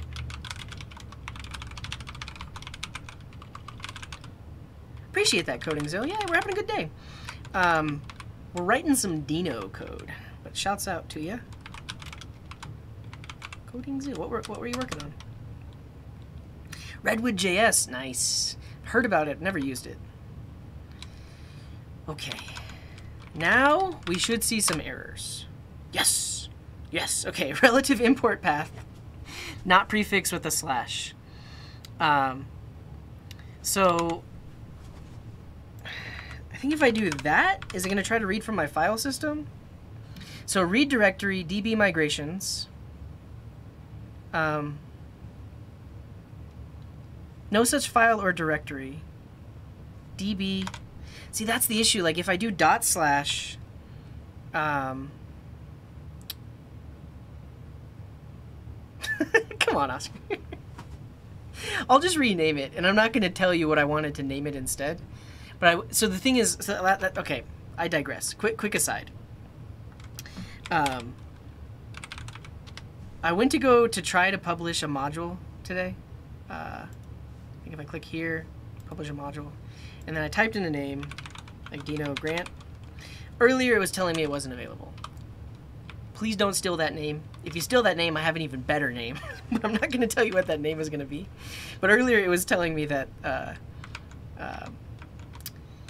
it was taken. Okay. Deno. Do they have a migration example with Deno? Deno passport. Yeah, you're probably good call. I think that's what we're gonna that's what I'm gonna look into, Domvo. Is like this basically needs the full path. Like it can't just be slash. Like a slash db migrations is trying to look at the root of my file system. So I need to look this up. Deno current directory or something like that. Deno get current directory.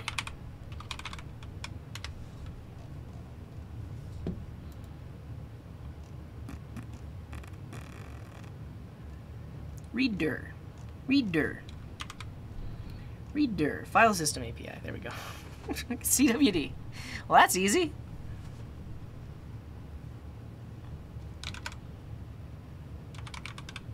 Yeah, you guys got it. Or you all got it. For some reason, I've just been saying you guys a lot lately. I got really good about not saying guys and trying to say you all, but I don't know what happened, and I apologize. All right, here we go. That didn't work. See, it's trying to request it from JS Deliver for some reason. User CJ dev.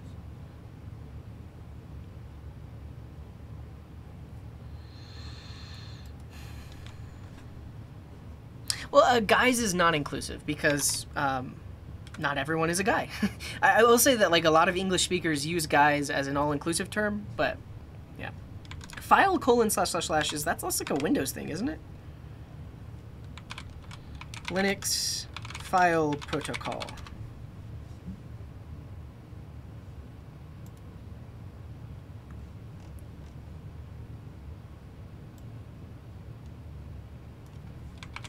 Maybe it is. Let's try it.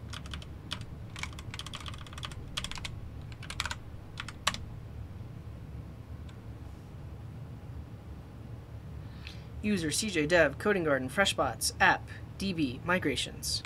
Cool. Do I have one too many slash? Not found.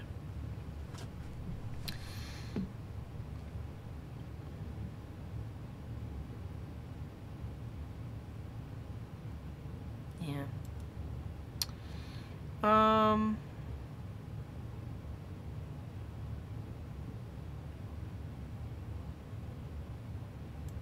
Current path? What's current path?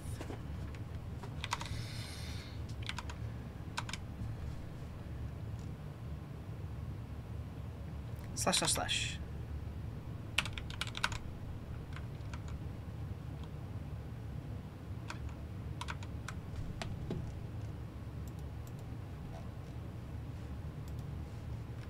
Oh, I think we already got it. We got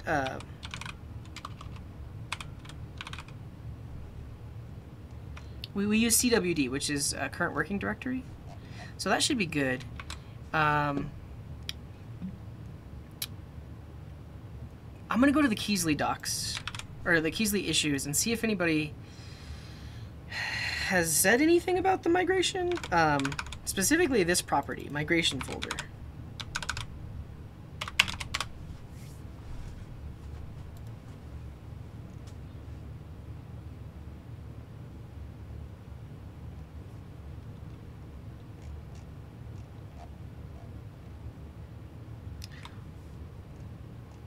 Do I really have to await it?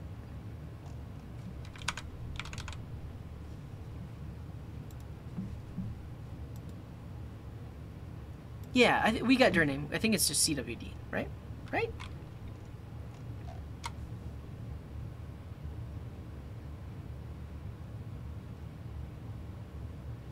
And then we could do path dot. But we don't want a file URL, do we?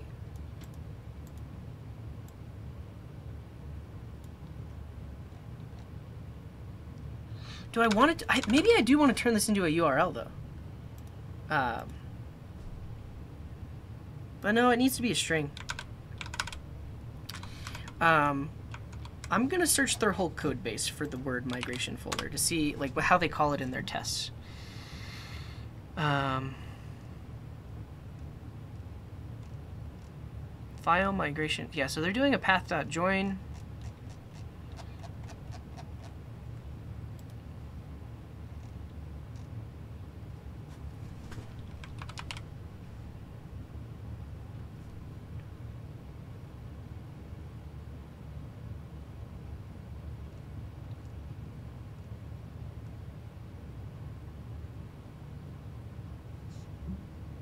Maybe I do need to do this await import thing.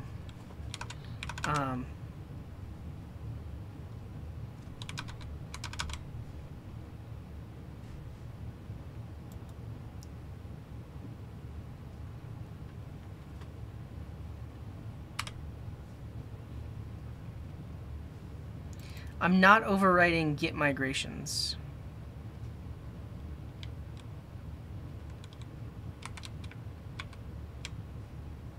I think I need to.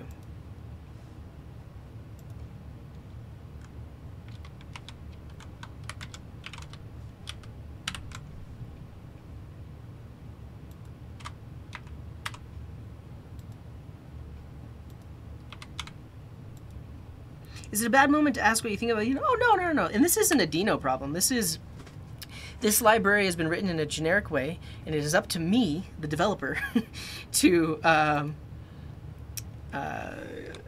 integrate it with Deno, and I just need to figure out how to do that.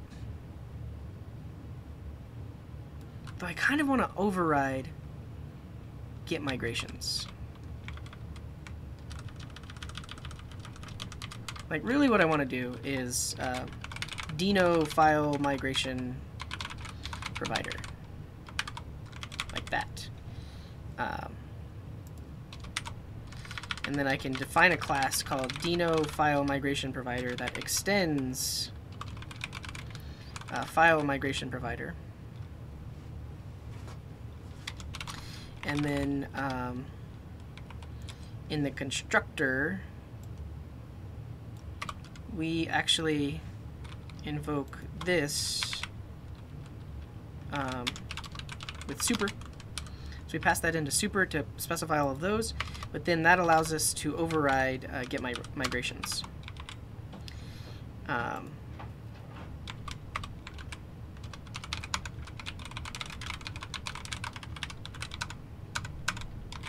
this.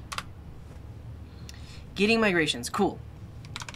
And so this now needs to do the work. This is the thing that needs to actually read from the file system. And a migration has an up and a down. Yeah, okay. So we kind of need to do like this dot. I mean, let's look at their implementation, but we need to recode it for Deno. This is what we need, I think. I don't think we're overthinking it. Like, this has to be done. Like, unless somebody has done it for us.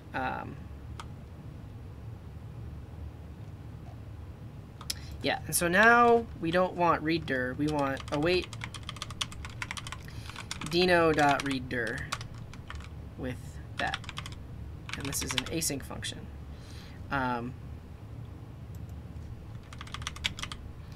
This dot... Ooh. How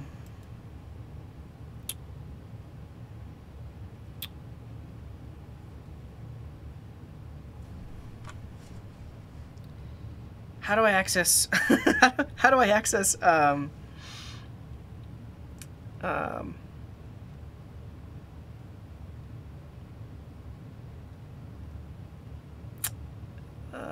private variable?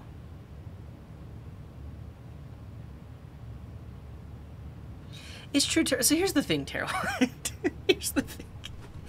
After we've figured all of this out, we've figured it out. So the next time we want to start a project like this, we don't have to write all of this code again. But we're in somewhat uncharted territory, right? Like, I don't know. And welcome in, Kinja Glad to have you here. I say we use the things we can't use Prisma because we're in Deno. It's not supported yet. Really, what I want is, yeah, folder, which is a type string. And then I can say something like this dot folder. Mewtrue, thank you for the raid. Welcome in, raiders. We're in some deep code right now. What's up, Trash Dev? Welcome in. And this is my break timer. Welcome in, raiders. You can take a stretch with me. I'm not on TikTok, so I did not see Mewtrue's TikTok. But welcome in. I think we already got shouts out for Mewtrue, shouts out for Trash Dev. Thanks for coming in, everyone. I'm CJ. This is the Coding Garden, and we're deep in the code right now. So yeah, that's the project. We're working on a full stack app that allows you to share places to visit, and it's written with Deno, and it's written on top of Fresh, which is this new server-side rendered framework that works within Deno. That also has like an island concept that does let you write client-side stuffs. And I'm tired. It's hard to find words. But yeah, this is what we're working with for the most part. Right now, we're working with some other things. Because basically, I wanted to use Fresh, but I wanted to do application type things. So I wanted to talk to a database, and I wanted to do OAuth. So right now, this is basically a case study in the exploration and attempt to build something within the Deno ecosystem. Because I've been working on this is like the 4th stream I've done on it. And initially we found a database library, but then we found that it didn't really work for what we wanted it to do. And so today we ripped that out and we're using this new library. If you are a TypeScript developer and you like connects, check out Kysely. This is awesome, check it. So you can create your database migrations and you get full type completion. So it'll tell you inside of your strings, table names, table columns, that kind of thing. So, and what's also nice is Kysely has been written in a generic enough way that we can adapt it to be used with Deno. Like, it's not node.js specific. And that brings us to what we're working on right now, is getting the migrations to run. In order to get the migrations to run, we need to tell Kysely how to read from the file system, and we have to do that with Deno. So we're basically building an adapter for Kysely that lets it read in a migrations folder. And everyone in chat is telling me that I'm doing this wrong, but I think I know what we need to do. Basically, we have to implement this file migration provider, and we're making it specific to Deno. This gives us the folder. I'm going to put it as an instance property so that I can access it later. Yeah, and I can say folder is a string.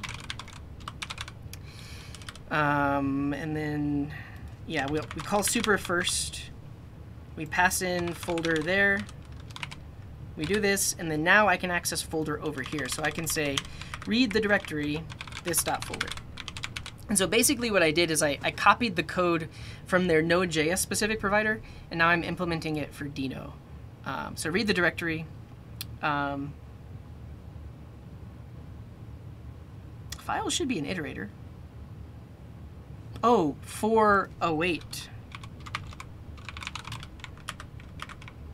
File of files, something like that, right? How do async iterators work?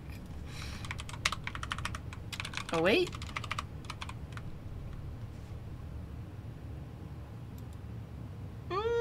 You can. I'm pretty sure you can do a for of for a Deno reading files in a directory, right?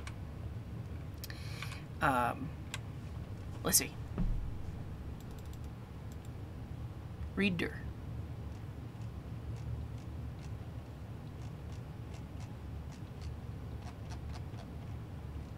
Yeah, and I think like that's the other thing about working on this code base is like we've done so many custom things that we actually could publish some modules for other people to use. Like this Deno file migration provider, that needs to be a library that anybody can just import. I made an OAuth 2 library that works similar to Grant that I'll publish as well. And then there's some other Deno specific things for talking to Postgres that we would want to publish away. Okay, thank you for the syntax. So const file of files. This is what we want, great. And then they have some custom logic here that's like, does it end with JS, does it end with TS? I'm going to assume that every file we find in this directory is a file that we can import. Assumes all files are migration files. So I'm not even going to do this check. We grab the migration. They check, is it a migration? I don't think we even need to do that. Here, we literally just need to do oh,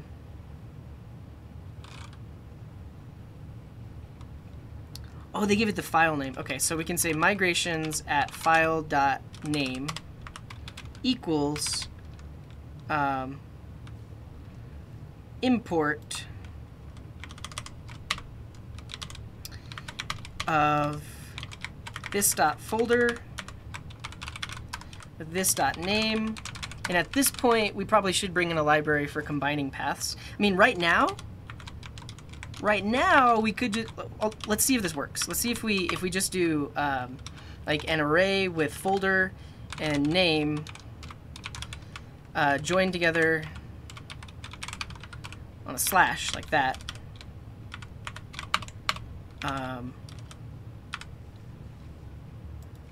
This is the magic. And then to do, use a path combiner. Okay, moment of truth. Let's see if this works. The error I'm expecting to see is that it's going to attempt to run this file, and the tables already exist. That's the error I'm expecting to see. No such file or directory. Okay, and then that's the other thing. We don't have to, now that we've written our own adapter, if I just do like this, /, then whenever we do an import, it's going to import it from this folder.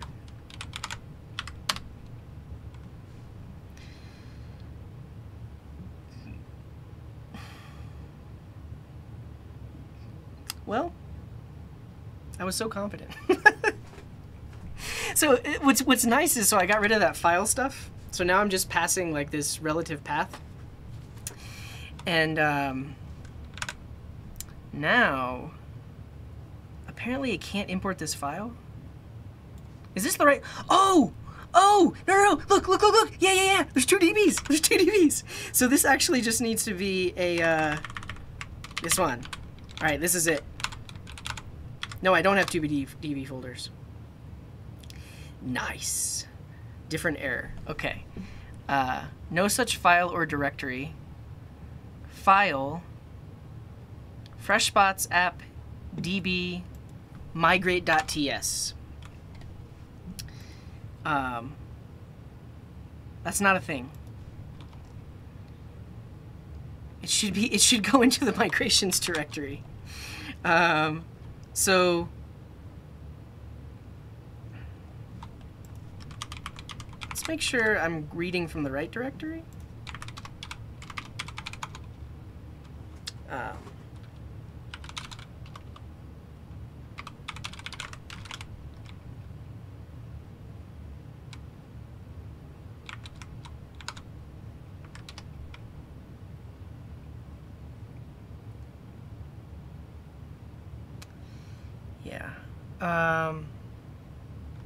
Veritatas is saying, I looked at the differences in Node and Deno. Deno readdir returns an array of promises. Node returns a single promise that resolves to an array. Deno has a path.join in the standard library. Yeah, we'll probably have to bring it in from the standard library. No such file or directory /migrations.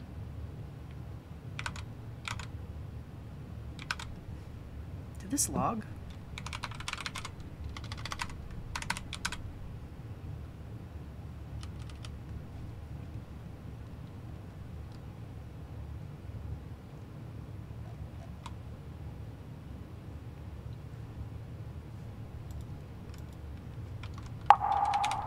And Owen Coates, thank you for the resub.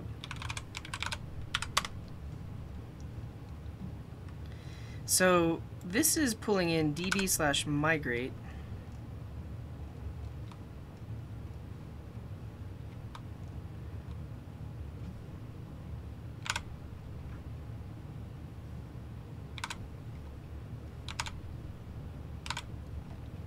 Oh! Wait.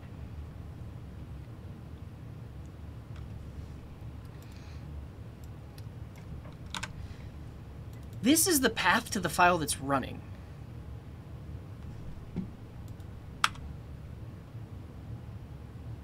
I need to see how they implement this for Node.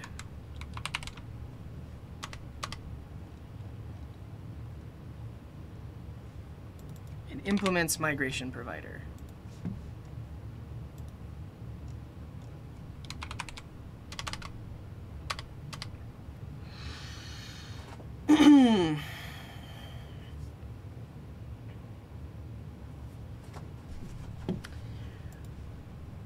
Where does migration provider come from?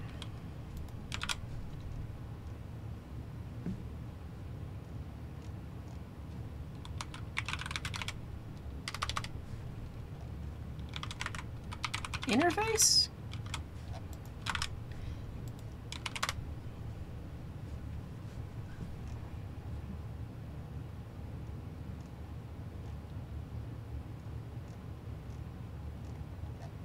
Yeah, somebody told me that earlier. Let's do that, because then we can just navigate it like a code base. If I press period, here we go.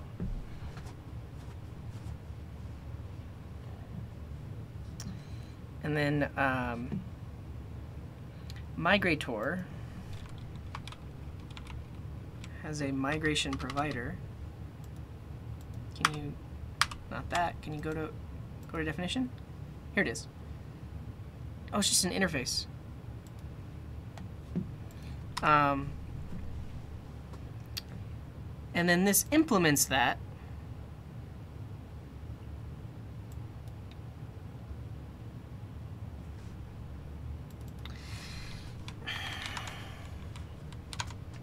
I honestly just don't know what to do with the path here. I think I'm doing the wrong thing.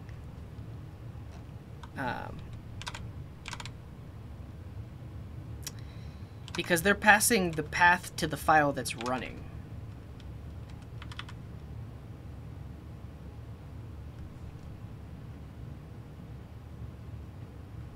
Right? Right?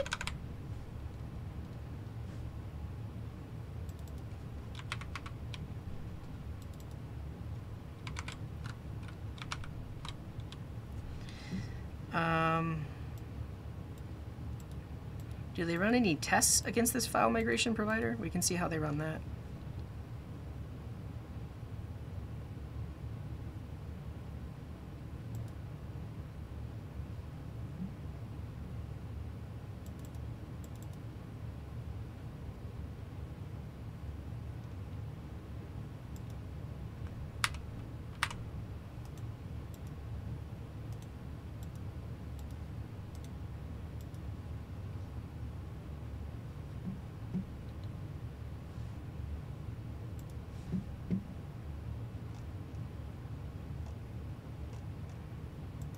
migrate to latest. This dot migrate with migrations. What does this dot migrate do?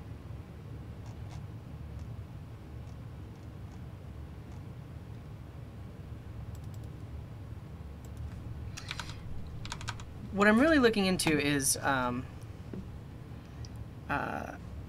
when are they calling this function, and what do I need to do inside of it?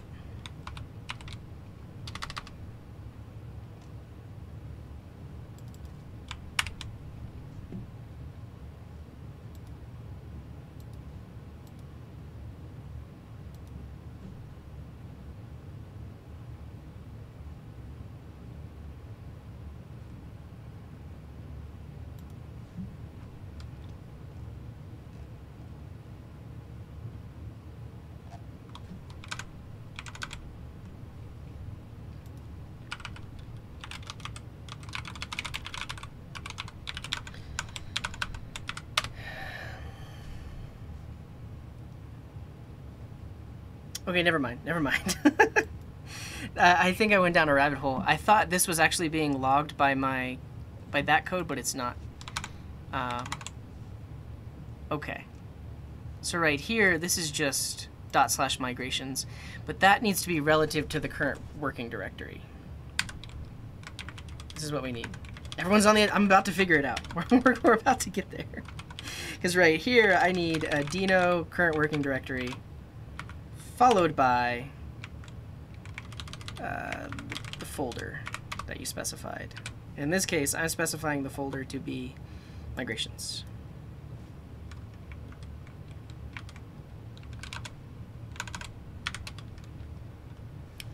No such file or directory. Yeah, so, and then I can't do /. So honestly, I'm not going to parameterize this. I'm just going to say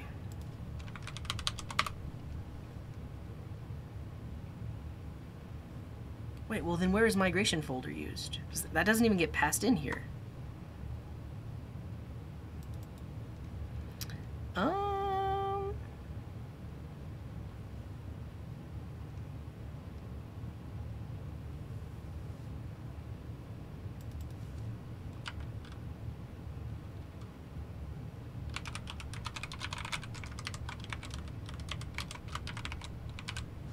Cool.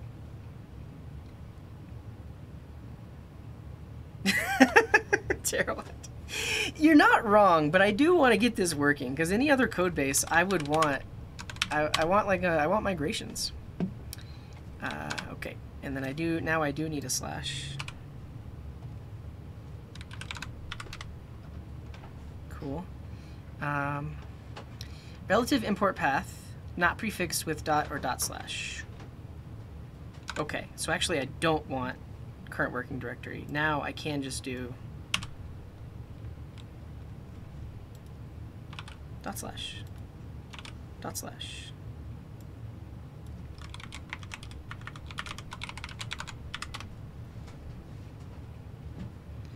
Module not found. Okay, now we're back to where we were. Let me get rid of that. No such file or directory migrations.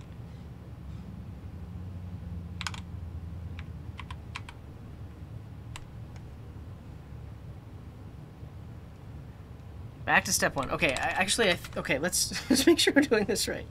So it found the folder, great, and we read it.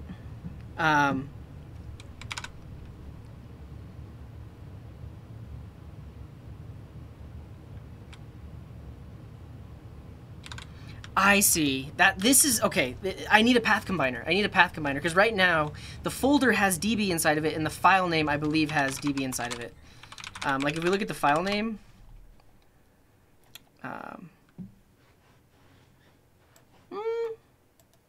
no.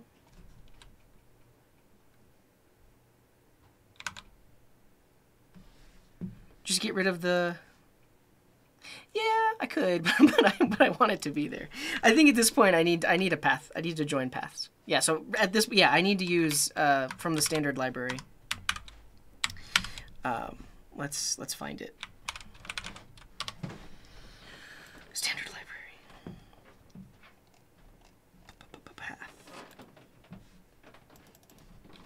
we go.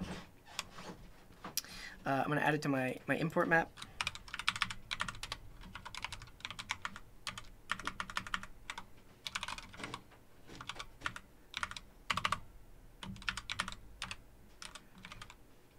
Like that. And then import star as path from path. Great. And then I can do path.join. Let's cache my dependencies. Join.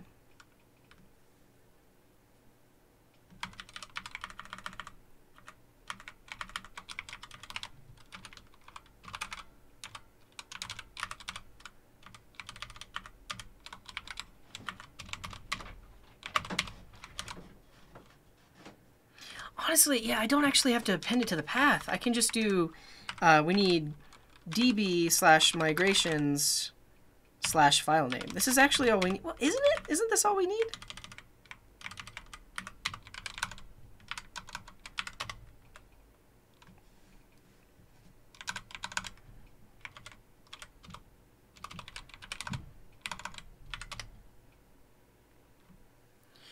Yes! Okay. I'm just really bad at this. Okay, so because this code is running within the DB folder, if it wants to import migrations, it needs to import from /migrations. That's why. So when I run this, it's running from the root. So it needs to point into there. But when the file itself is running, it needs to point at the relative to the current place. Yeah. Cool. Assumes all files are migrations files. More assumptions. Basically, if I want to extract this out, I'll figure out a way to write it in a more generic way so that other people can use it. Because right now this assumes your directory structure. Awesome. So now I'm getting an actual database error because the date time type doesn't exist inside of Postgres. And so if you remember, we created this nice little helper, which means I only need to change it in 2 places. I don't need to change it in like 20 places. But what is it in Postgres? Is it just time? Timestamp. Timestamp is what I want. Cool. All right, now we run the migrations. Multiple primary keys for table user are not allowed. All right. That makes sense. So we extracted out creating the primary key into our little helper function, so I don't need to specify it twice. That makes sense too. Relation user already exists. That's what I like to see. Okay. Now, how do we migrate down? Timestamp Z?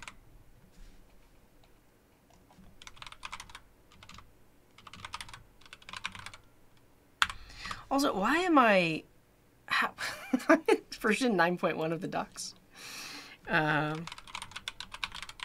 Timestamp Z. Timestamp time zone. I see what you're saying.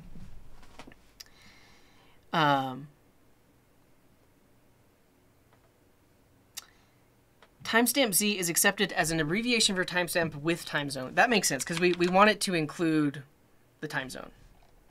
I like that.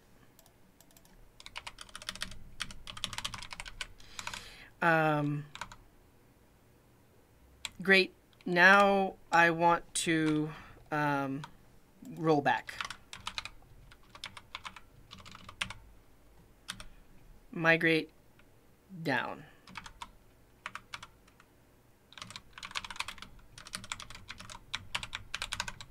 Because I wanted to drop all of my database tables. Great. So that dropped all the database tables. And now if I migrate up, hopefully it'll work. Let's see, I'm going to get rid of some of these console logs I have. Cool. I'm also going to lint my files. And now, I'm probably going to get an error about this geo type not being supported. Geography. But let's see. Relation user already exists.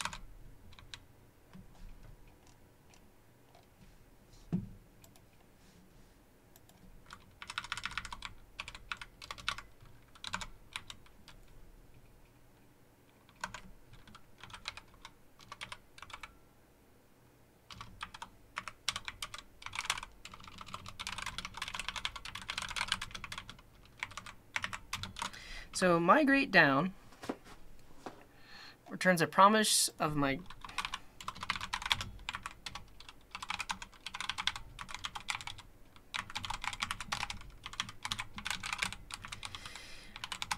I don't know. Let's see. Undefined with no results. See you later, Mark. Thanks for hanging out.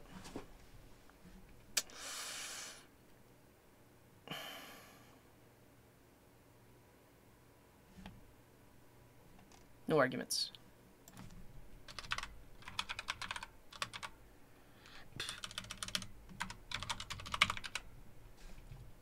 Let's log in here to see what's running. Running down migration.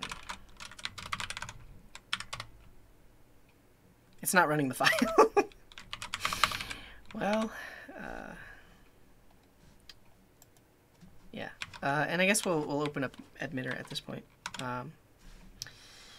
So our database is running. We have. Oh, I thought we had admitter. I guess we don't. Let's get admitter.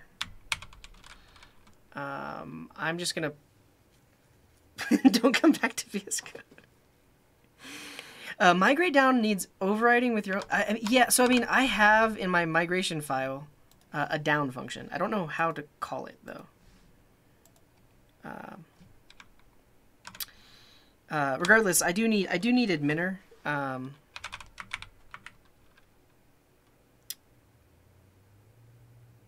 So that I can look at the data in the database.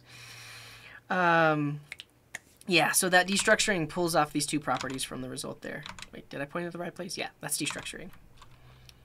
I'm going to go to an old project, the inventory app, because I do believe I have a Docker Compose with admitter inside of it. This is what I need. Yeah, so let's kill this. And actually,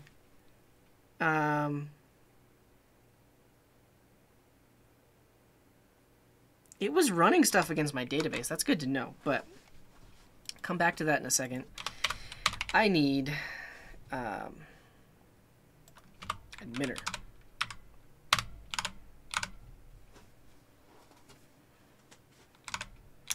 So now if I go to localhost 8090, we can log in. Admitter is like PHP myadmin. It's a way to use a web page to see what's in a database. And then I don't know. Okay, I'm about to reveal my .env. Actually, no, I won't, because now I remember. I was like, there's nothing secret in here. My Discord client ID or client secret is secret. But I need my database name, my username, and my database password.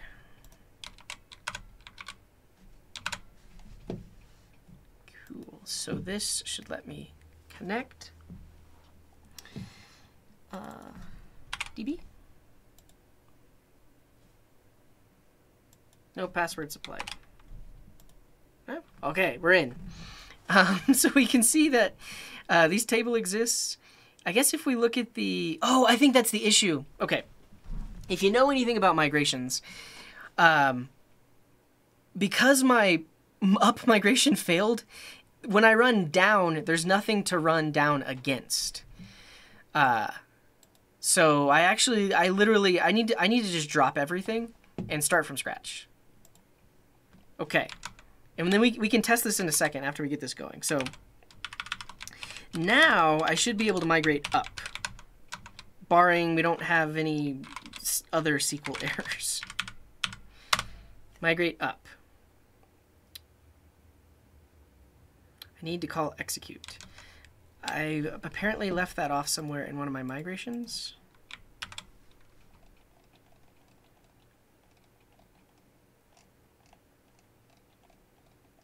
Oh wait, execute.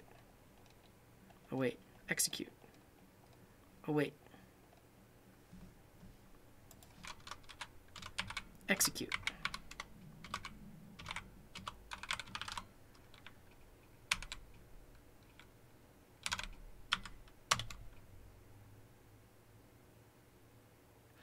Multiple primary keys for table social profile are not allowed. That also makes sense because we we extracted that out into a helper function.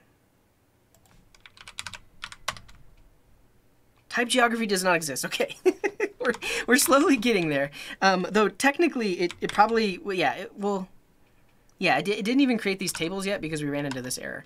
So now I'll need to kill this and then make sure I'm pulling in the Docker container that has PostGIS in it. Here. Can someone link me to it? I think you linked me to it earlier, Terawatt.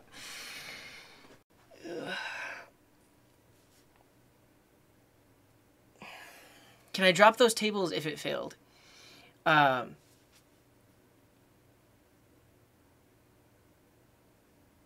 think it's doing it in a transaction. Like it's running the migration inside of a transaction. Ooh, Limeoats beat you to it, but it's the exact same link. I'm hoping that all I have to do is change the image name. Enlarged data bank. Thank you for the raid. We're getting all kinds of raids today. Welcome in. Welcome, welcome. What were you working on? Poking and coding. Nice. Welcome to the coding garden. We're in the depths. We're in the depths of code right now. We're working with Deno, which is an alternative runtime for JavaScript, and we're working with Fresh, which is a backend framework built for Deno. And we're working with Postgres. So right now we're trying to swap out our Postgres database for PostGIS. And I'm hoping that it has the same environment variables as the regular. You know what? Let's so all I did right now is I changed the image name from Postgres to PostGIS. Let's see if it just works. Let's see if it just works. It'll have to pull down the Docker login denied? When have I ever had to log in to pull? Oh, I need to do PostGIS/PostGIS? Like that? There we go. There we go.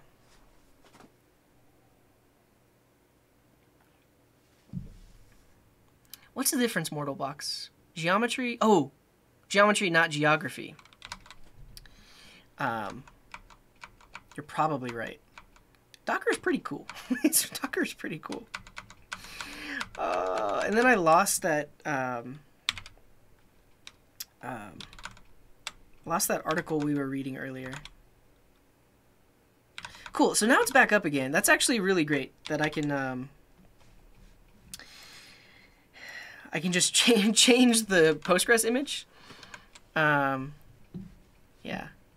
So that's one of the major things we've been not struggling with, but we've had to work with. So last time we set up a library called DenoDB.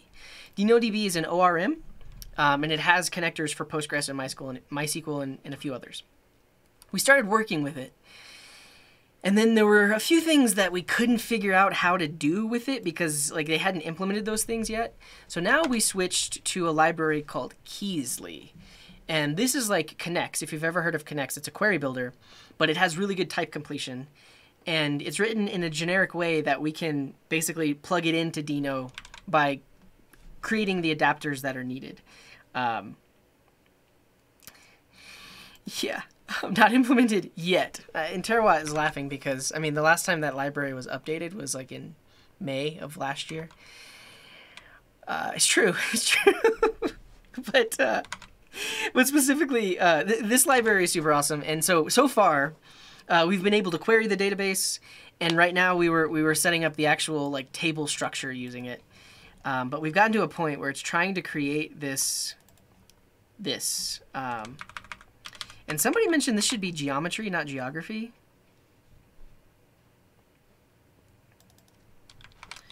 I appreciate that. I appreciate, like, I mean, I've never used this type before.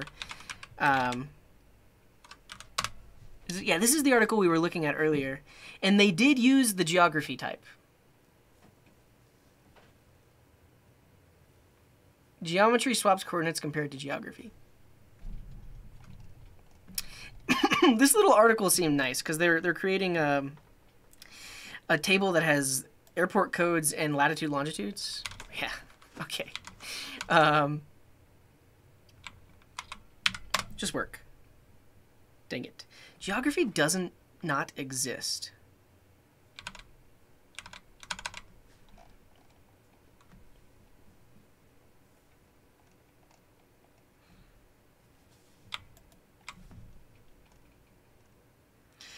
Geometry is Euclidean, geography is non-Euclidean. Yeah, you were the one talking about this earlier, and we want non-Euclidean, right? Because it's not flat. The Earth is, well, I mean, depending on what you think about it. But we do know that to actually calculate distance, we assume that the Earth is a sphere. Right? Right?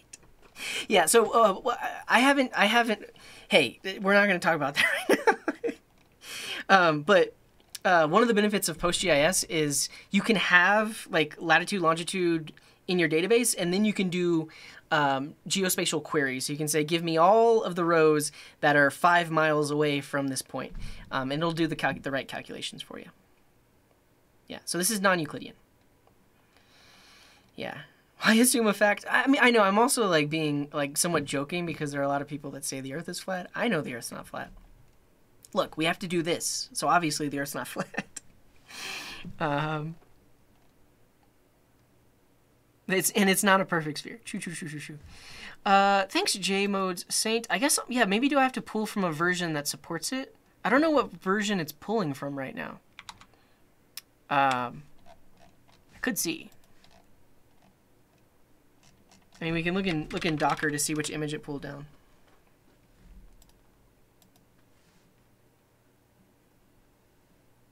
It's an extension on top of Postgres, yeah. DB. Tell me about it. Oh, no.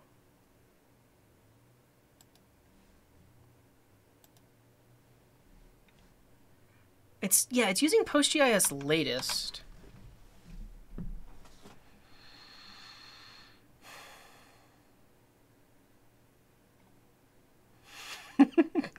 Exactly, Raven. Yeah.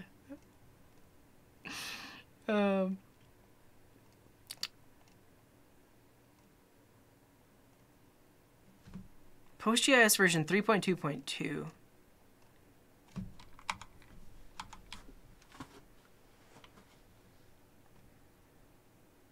Yeah, and so this create table is the one that's failing because we are trying to create a location property that is of type geography. And the Earth is an oblate spheroid.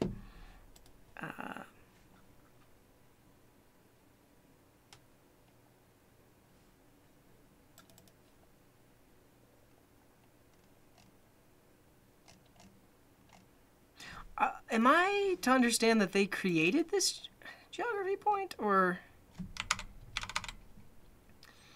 I'm just gonna search this error. I think at this point, if we would have just used floats, we'd be done. But let's see.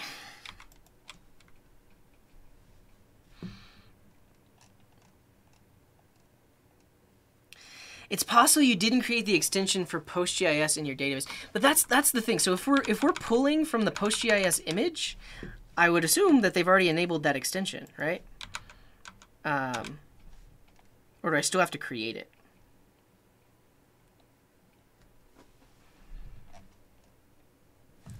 Let's look at the Docker documentation.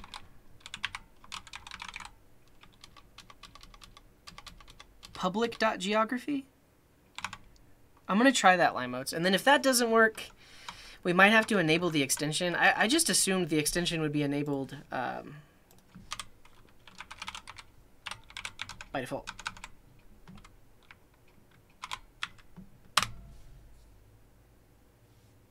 That didn't work. The extension has to be enabled? Oh, okay, yeah. So the first line here says, with the extensions installed. It has them installed, but we need to actually enable them. Yeah. Create extension if not exists PostGIS. That's the one. Okay. I like the if not exists. That's how we'll go. But I actually just want to do this inside of my migration. I don't want to run it directly against the database because when somebody else runs this code, I would hope... Wait, why is this just sitting there? There's just a create table. Just sitting there. Oh well. Oh wait, db dot run some SQL.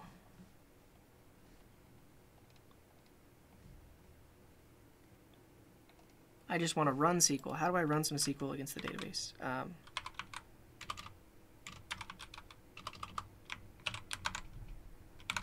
Basically, I want to figure out how I can just run this SQL code from the DB adapter. And that's going to be Kysely specific. Like raw?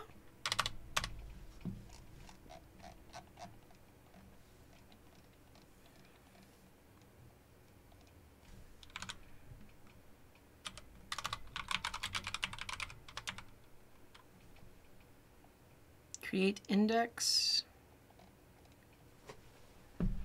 create table with plugin. What?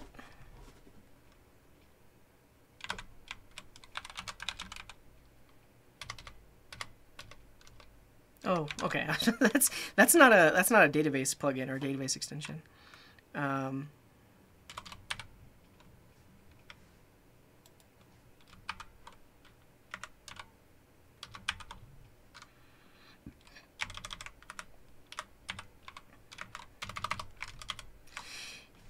Yeah, I think we just need to access the underlying Postgres module, the underlying client, and then execute it directly. I would prefer to have my migration run it, Terawatt. Because then also, like, when I deploy the code, what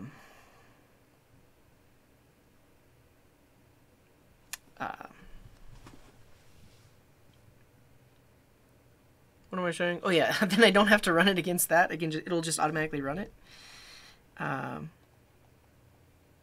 You can't create an extension unless you have super user rights.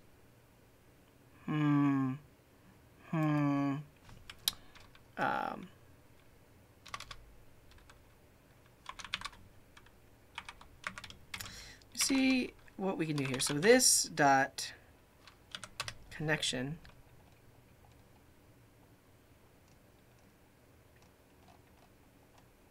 which is a PG connection, dot execute query,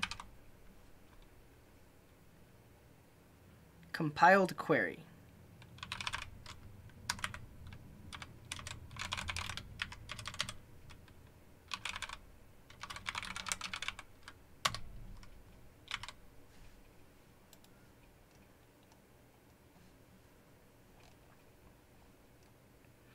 Wait, what is PG connection? Database connection.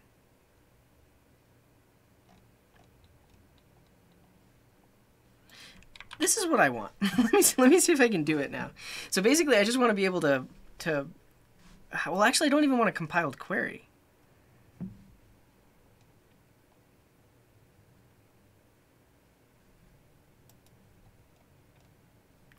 Query object. Where does that come from?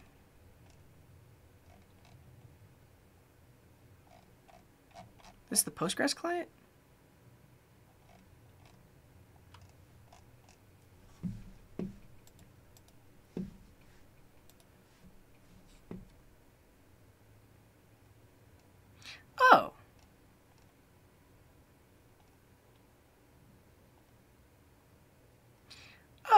Okay. I have to activate 2. That's good to know. Thank you, Jmode. I'll keep that in mind over. Okay, I'm gonna not do what I was doing inside of, well, not here, but inside of here. Let's go back to just this without this raw thing.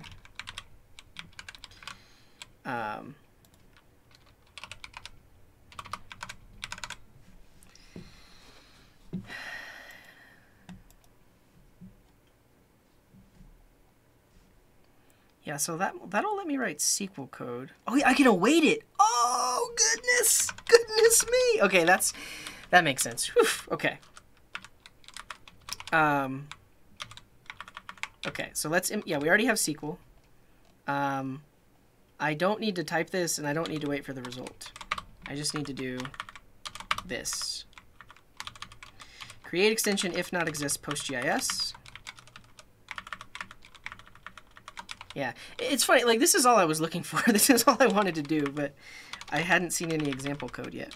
And then we also want create extension PostGIS topology.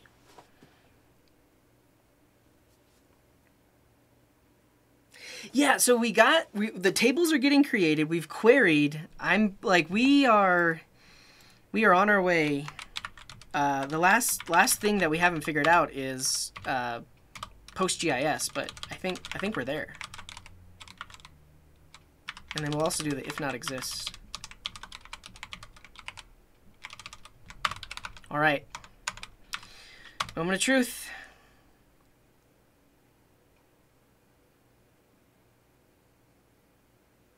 Calling the connection method for a transaction is not supported. What?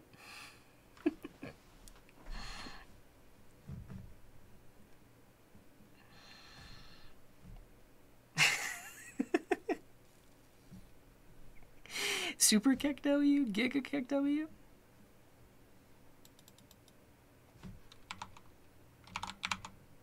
Is it because I'm trying to do this raw SQL right here?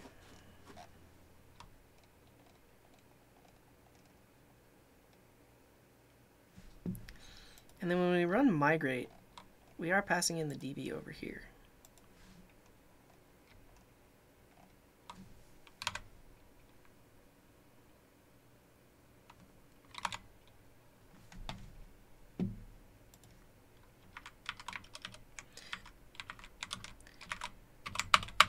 That was our error. Yeah. It's not because I did it before. It's like that code shouldn't be there. That's why. Okay.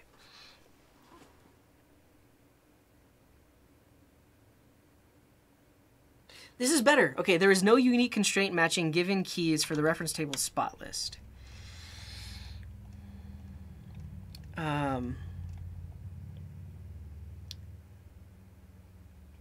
So it's trying to reference ID, but we didn't say that it should be unique on the spot list. Okay, so this is the thing that I thought we didn't have to do. So when we created this table, we said this is the primary key, but I think what this is telling me is we also need to say that this is unique, like that. And BCTPE for HBU, thank you very much for the reset. All right, first try. Dang it. There's no unique constraint matching the given keys for the reference table spot list. We're almost there. We're so close. Spot list, spot ID foreign key. The name of the column that we're trying to reference is list ID. It references spot list, which is this. And it references the ID column, which is this.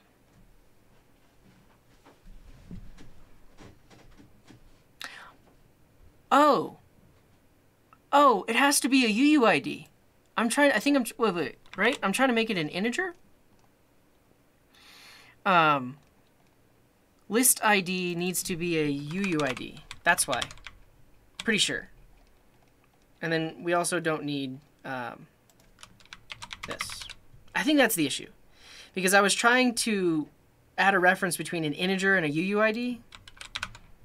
Let's see.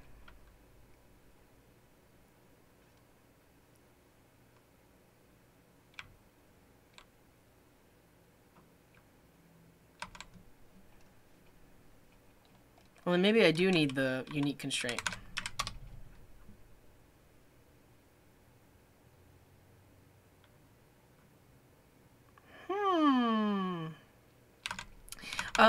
I might need to migrate down, but we can look in adminer really quick just to see.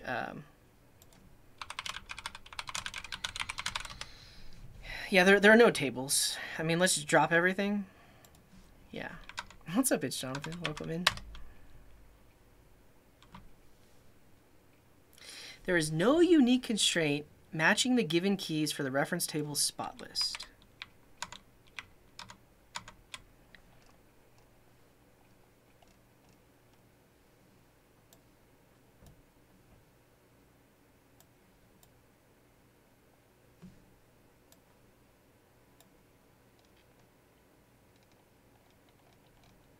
Spot list ID is a UUID.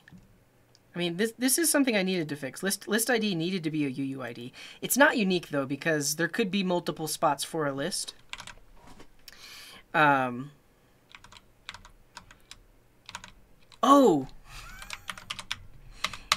Yeah, you can't have an unsigned UUID.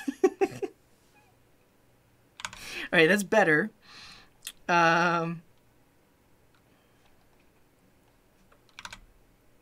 But I just need to search this error. Because I'm not interpreting it right. I'm missing something.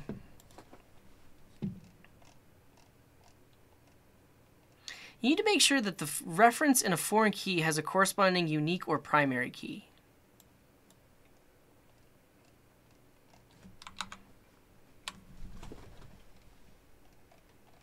So the field we're referencing is this, and it is a primary key.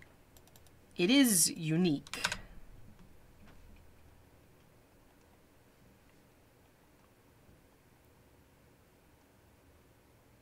One of?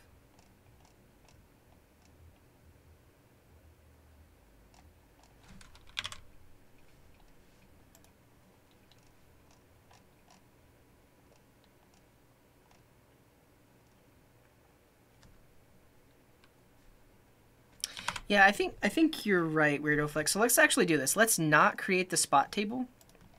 Look at our schema and see what it created for the spot list. So this should work because it's only failing on spot list. Yeah, great. So we now, like, that migration ran. And then if we look at our tables, we have this. And if we look at spot list, ID is a UUID. Null? Why is it null? Or, like, that means allowed null, right? That's why. I have to do not null right here. Wouldn't primary key make it not null? Right? Oh, that means it... Well, I want it to not be null. Like, public should not be null. Right?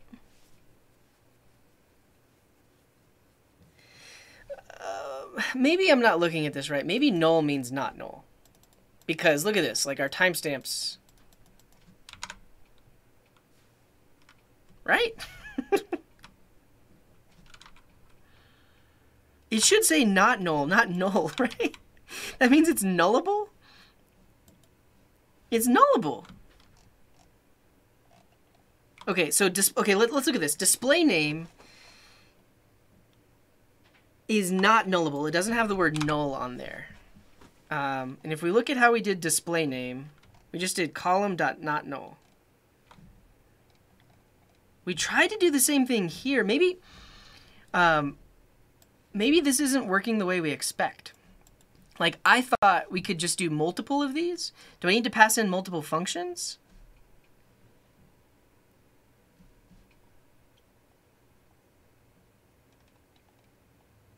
Or chain them? I don't see how that would be any different, but let's try it.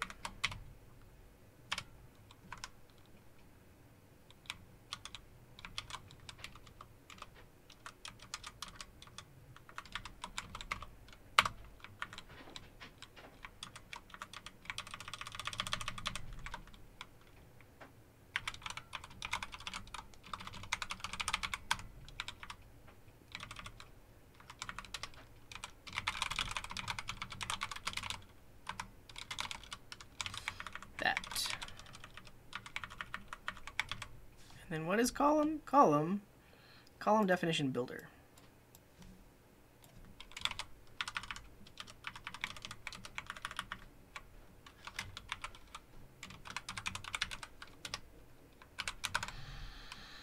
Okay, let's drop all our tables and try again. And we'll just check to see, cannot drop. Oh, okay, that makes sense.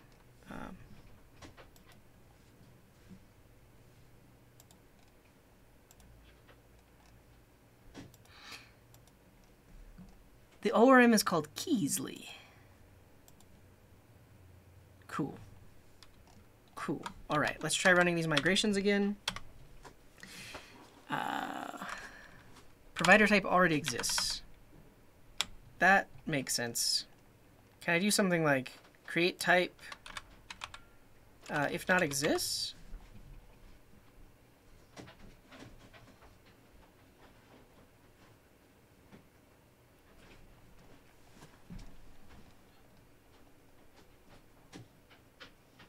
You can't. Well, yeah, we're working with adminner. Kysely. Let's drop the whole database. Cannot drop a currently open database. Who opened it? Close it. Yeah, and thanks for that link. That's Kysely.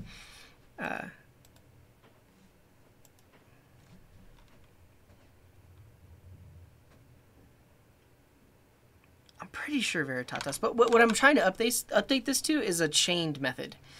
This right here. Honestly, for now, I'll just comment out the enum type. Cool. So that ran, and now if we look at, for instance, the user table, that was the issue. Okay, I just assumed that I could code it like that. So before I was actually calling each thing and then returning it, I need to chain it. Yeah, I have to actually chain this. So everywhere else, oh man. Everywhere else I'm doing this, I need to actually chain it. Like this. I mean, I stored it in a variable, but for whatever reason, this is different than this.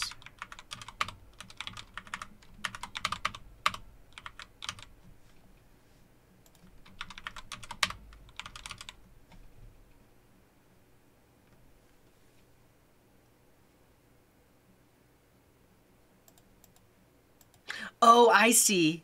Yeah. You're totally right. We'd have to store it back into itself. Yeah. You're totally right. Store it back into itself and then call it. But I don't want to do that. I'm just gonna do it. I'm gonna do it the chained method way. Okay. Cool. Please run. Or no, I need to drop everything again.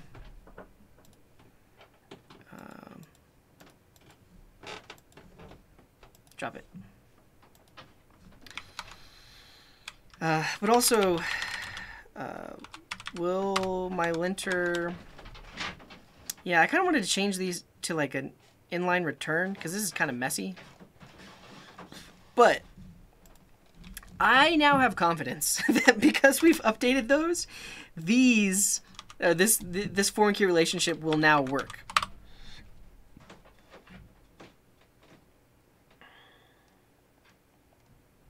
Yeah, so the return type is a column definition builder for each one of these, but I wasn't reassigning it to the return. Syntax error at or near unsigned.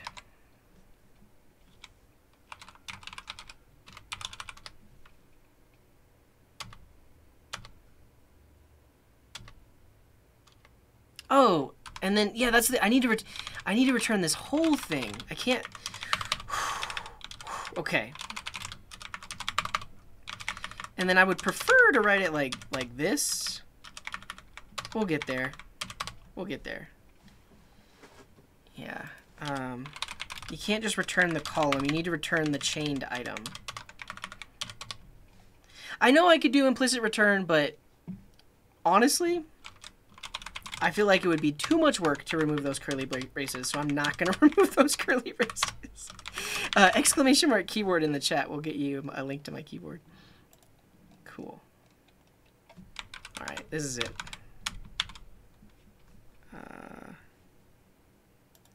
Remove these.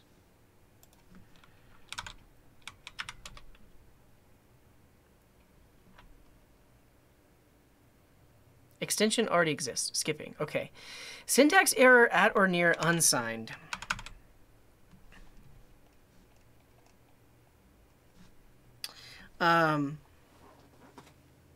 It might be this UUID thing that's breaking.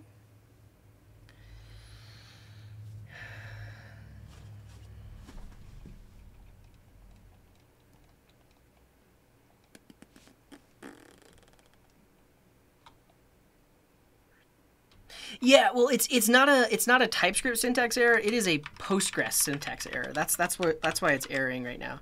Because if we just create, let's just create. I believe so. Anyways, let's only create the user table. Let's make sure this works. Yeah, that works just fine. Can I do a drop table if exists?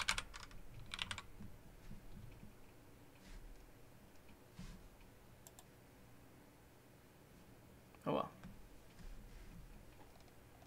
Yeah, so most of my IDs are what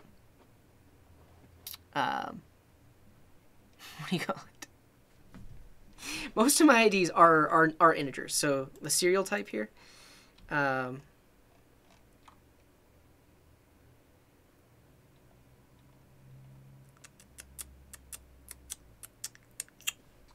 Yeah, I mean, at this point, I do kind of just want to drop my entire database and try again. Make sure nothing weird is left over.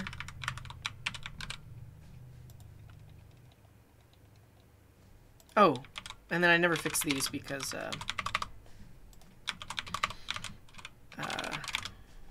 yeah. Cool. If I format this with format document with prettier, format document with TypeScript and JavaScript link, ESLint, fix a lot of, I don't know. I don't have to return? No, I do. I do have to return. Drop table if, there we go. Thank you. Thank you, Limeoats. I know I could just read the docs, but I just want to be done with this. We're so close. We're so close. All right, I'm going to kill my database. Great. I'm going to remove the DB data folder. And then we're going to start the database back up.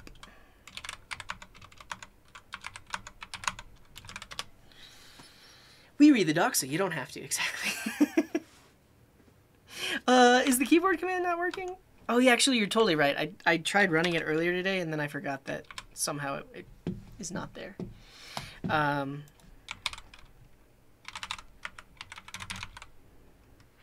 It's true we were so close for the past 2 hours. It's true. I'm not denying that. It's true. But still, we're so close. All right. All right, database is completely fresh. Still the same error. I guess that's a good sign. But yeah. Cool. All right, yeah, that's my keyboard. Close is a relative term. It's true. Postgres error, syntax error at or near unsigned. So what I probably should do at this point is I want to see the SQL code that, well, don't do that. The SQL code that Kysely is generating. So there's got to be some sort of debug flag on Kysely that will show me the actual SQL code that is running. Yeah, and I'll check it, Jmode.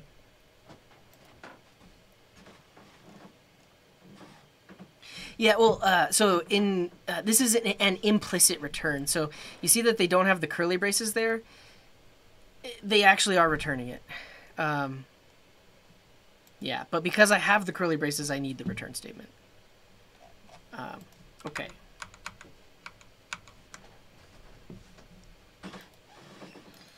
Show me the sequel. Oh, no worries, JMO. I appreciate pointing it out.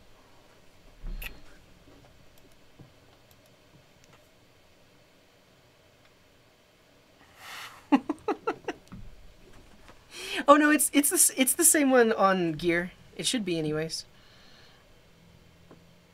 Isn't it? Oh man. Now you're making me question it. Yeah, this is it. This is it. The image that's embedded is red instead of RGB, but yeah. Can you not throw a console log into your PG driver? It's probably the place to do it, isn't it? So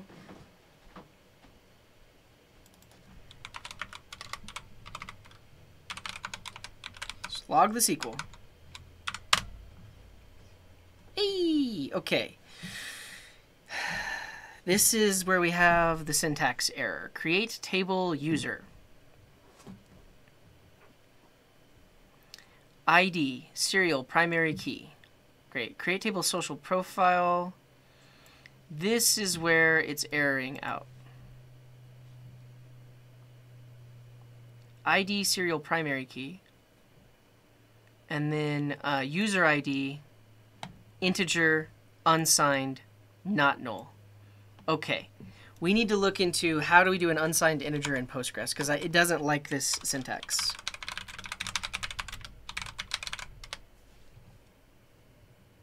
Why is it not available in Postgres? It's not in the SQL standard, so the general urge to implement it is lower.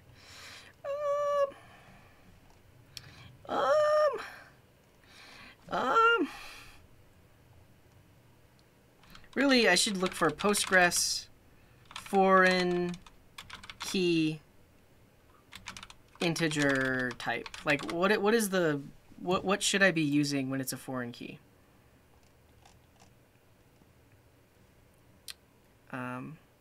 Do I just literally say integer?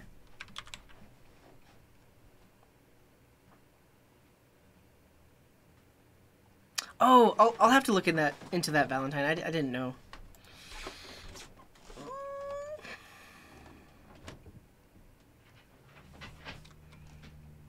Yeah, people are just doing integer, but is that best practice? Like, it needs to be an unsigned integer because an ID key cannot be negative. Right?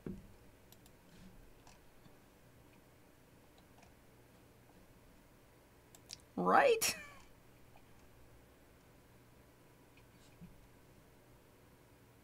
Thank you, Limotes. You're really good at finding things in the docs. And I am not.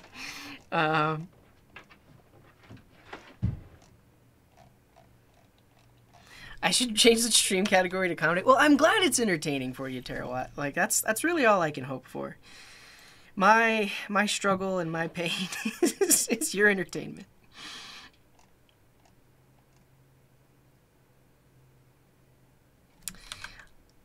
So here's the thing. I could just remove the unsigned constraint. It'll probably start working. But I'm really curious why. Because I've written Postgres migrations before with connects where I say it's an unsigned integer, and it's possible that when it's compiling it for Postgres, it's like, oh, well, we'll just throw that off. I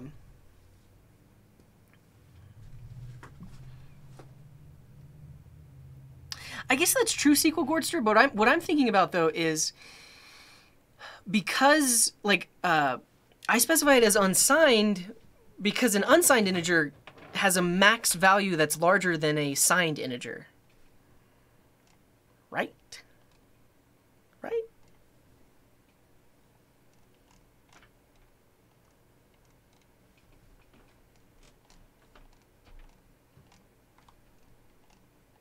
Huh. Huh.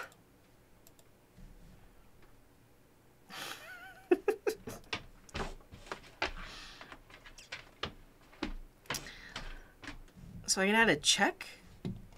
like greater than 0. But all I'm saying is that you can't store like double the size of the integer in the column. Oh well. Oh well. All right. Everywhere I have unsigned goes away. And you know what? Because we're here, I'm going to remove these curly braces. Look at me. Look at me go. And this too.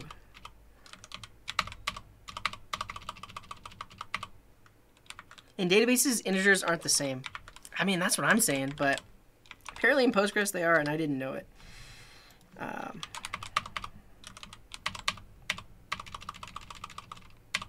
Get rid of that. This guy code. I mean, you can tell I code because I've been live for 5 hours.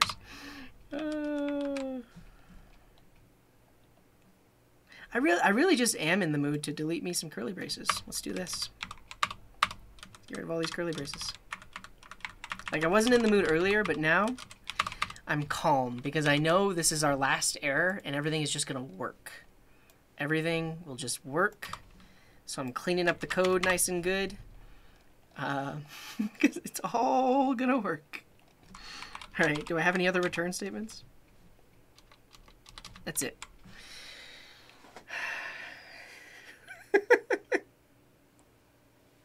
We just watched CJ become a modern JavaScript developer right before our eyes. Okay, first off, we're going... No. Oh. You stop it. Actually, I killed it. I don't know if it actually rolled back. Well, I wanted to lint my files first. Flint. There's some errors, but that's fine. Now, we can migrate. Yes. Yes. Yes. Yes. And then if we go back to admitter, yeah, first try every time.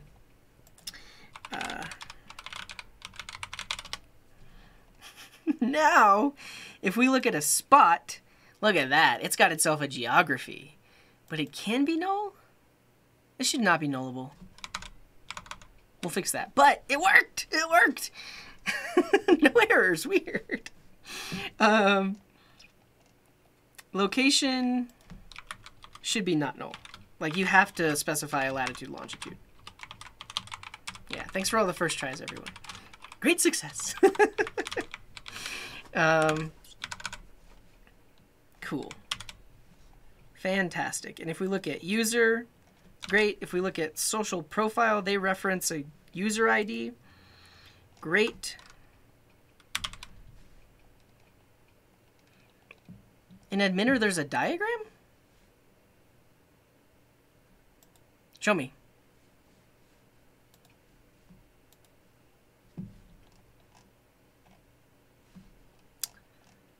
TypeScript is a programming language, yeah. I mean, it's built on top of JavaScript. It's JavaScript with type annotations and other stuff.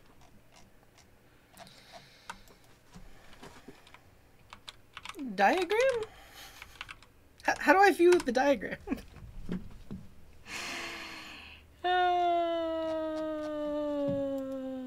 Okay. All right. We've got ourselves a database. Schema? Schema? That's pretty cool. I didn't know you could do this. So these two tables have no relations. Social profile has user ID, which references user. Nice. Spot has a user ID, which references user. Oh man, I can drag these around? What? What? Amazing. Yeah, and then a user has social profiles.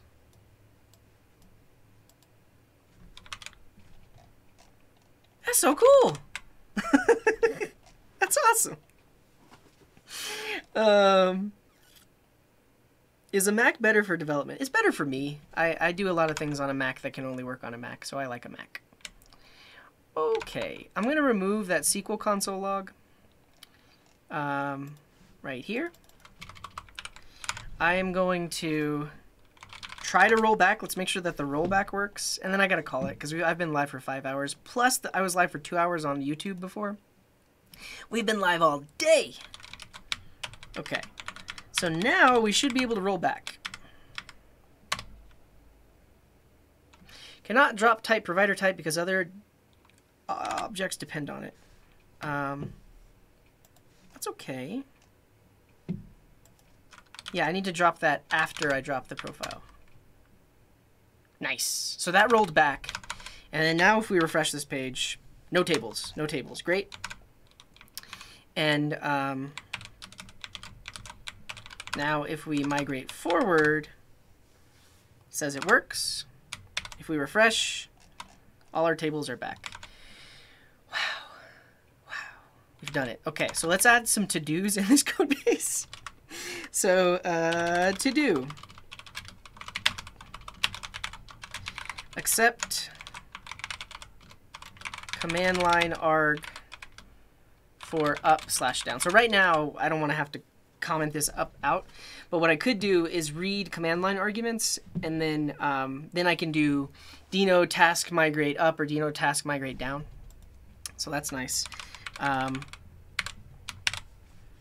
look at everything else. Right now, the code is very broken. I think like I believe, so we got all the database stuff set up, but now over here, these things, I don't think they're referencing the right stuff. Yeah, this needs to go db/db.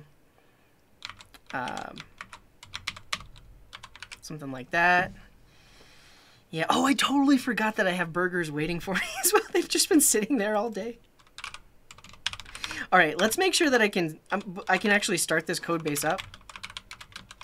And if I can start it up without crashing, it crashed. Module not found, social profile.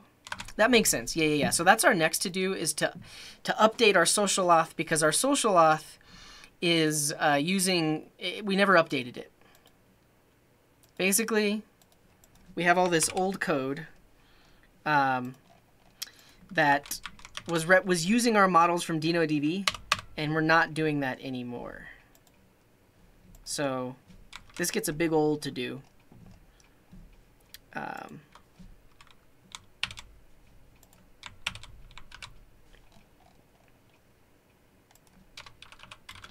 To do. Use Kysely. Did I spell it right that time? Kysely. I did. Cool. And now our app works again. So we've got this hacky map on the home page. And if I go to API users, it's an empty array because there are no users. And if I go to here, we can create a bunch of users. And if I go here, we can list those users. Great. Manual testing works. Our app works without crashing. I'm going to commit it. And then we've got a lot more work to do next time as well. So we got the DB migrations going. Great. Next time, day 5. Which should be next Friday the 19th. I think I'm still going to be streaming next Friday. I'll update this if not. But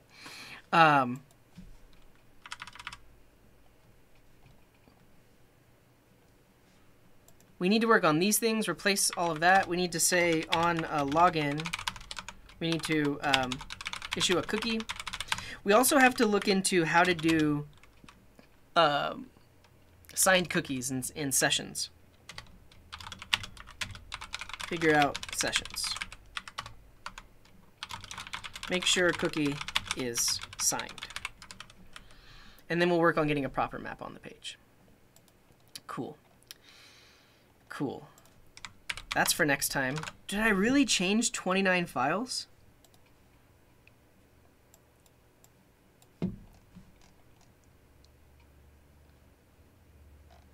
We did some work today, everybody. Okay, we did some real work today. At the same time, we still haven't gotten to work on any features.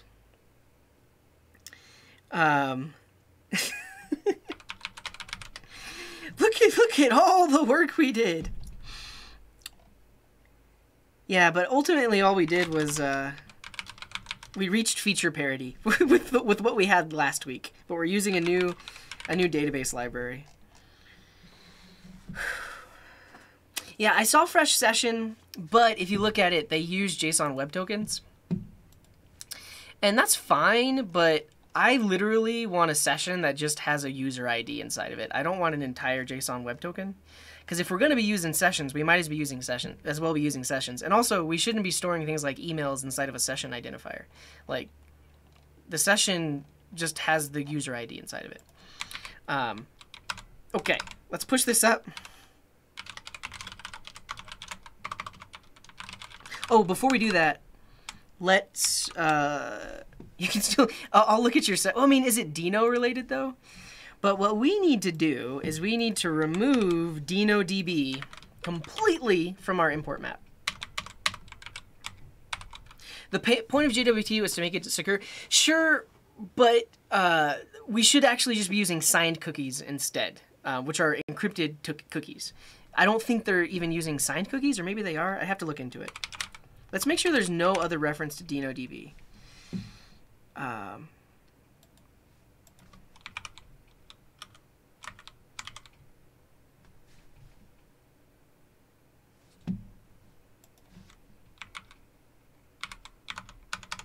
should be looking in this editor.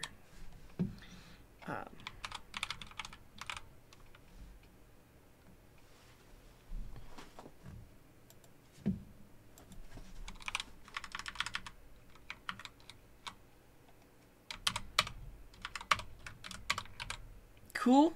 Got rid of that, and then we'll also update the README to say that we're using Kysely. JSON Web Token. It's not. I mean, there are use cases for JSON Web Tokens, but if you want to be able to revoke them, and if you want to be able to, revoke them, and if you want to be able to issue refresh tokens, then JSON Web Tokens are a lot more work than.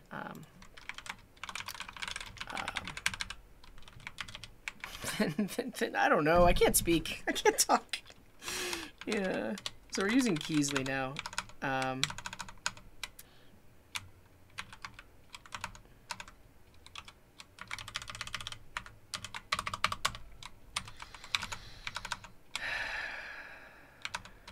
Where am I?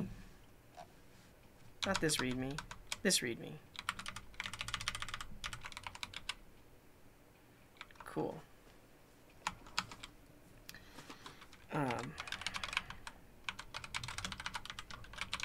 All right, we've done it.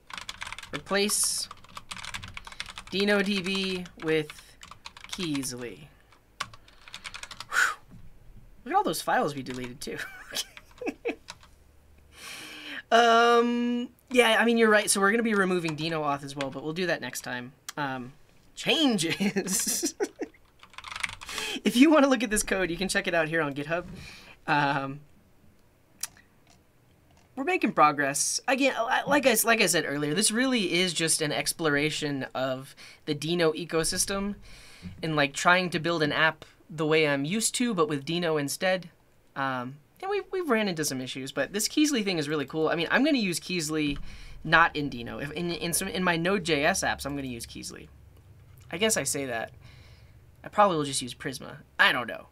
Next time I need to reach for connects, I'll reach for Kysely instead. That's one takeaway from today. Cool. Get to close all these tabs. Kysely is better than Prisma? Really? Really? I mean, I've never used, like, from what I've seen in the Prisma docs and everywhere else, like, so here's what we haven't seen with Kysely yet. Kysely is just a query builder. So what that means is, and I mean, you're getting me writing code again. I don't want to write any more code right now. I need to go. But so right now, if you remember, we set up the relationship between users and social profiles. If I wanted to join them, Prisma makes that really easy. Prisma, it basically just says like with relation. I don't know the way that you do it, but it's like one line of code to say select the related things. Here, we would need to do a join or a JSON aggregation. We would have to write a little bit, it's a little bit more work here. So, yeah. But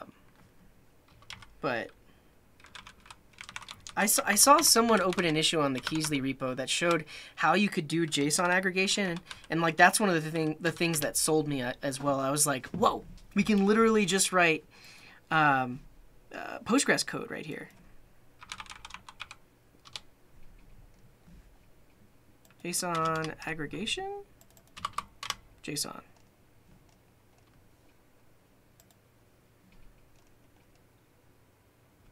Yeah, this is what I saw. So I believe, yeah, this is the author of the library, but he shows you, he's like, all right, do a select. Now create your custom aggregation function. So he created a JSON B aggregation that actually just does some raw SQL, but now you can do that inside of a nested query. So do a JSON aggregation to get all the pets where owner ID is equal to person ID. And then this does a coalesce. So this is cool because it actually creates like a nested array property instead of actually doing like a traditional join, which would give you back a bunch of rows. And this is what this is nice. This is really nice. But it's specific to Postgres because Postgres is the one that has like coalesce and JSON aggregation and stuff like that. So yeah. Okay, I gotta go. Thank you all for hanging out with me. We had a ton of supports today. A ton of follows. Thank you all for all the follows as well. And if I missed your support, I apologize, but thank you. Shout out to all the raiders. Large Data Bank, Mewtrue, who else? Zeal, Coding Zeal. Thank you all for the raids. And we're gonna go now. We're gonna go. Yeah. .connect. Huh. See ya, everybody. Yeah. Did I click the raid messages yet? I don't know if I did. Nice. Glad you could join us, Murdoch. So yeah, if you're a sub, this is your raid message, or come up with your own raid message. If you're not a sub, this is your raid message. There. Wherever we go, show them lots of love. Drop a follow if you like what they're doing. And have a wonderful weekend. Check out the schedule. There. Check out the schedule. I haven't updated it yet, but I'll update it this weekend. I'm probably going to go live on Tuesday. And then maybe Wednesday, and definitely Friday. As long as I don't have anything going on Friday. But keep an eye on the schedule. If you join the Discord, I'll keep you updated there as well. Join my mailing list. I send out go live notifications, and I'll be launching a course at some point. If you join the mailing list, you'll be one of the first to know. All things do need to end, it's true. And what else? I got a YouTube. Check that out if you want to. That's about all. Thanks for watching. Wherever you are in the world, have a wonderful morning, afternoon, evening, or night. And until next time, here's this.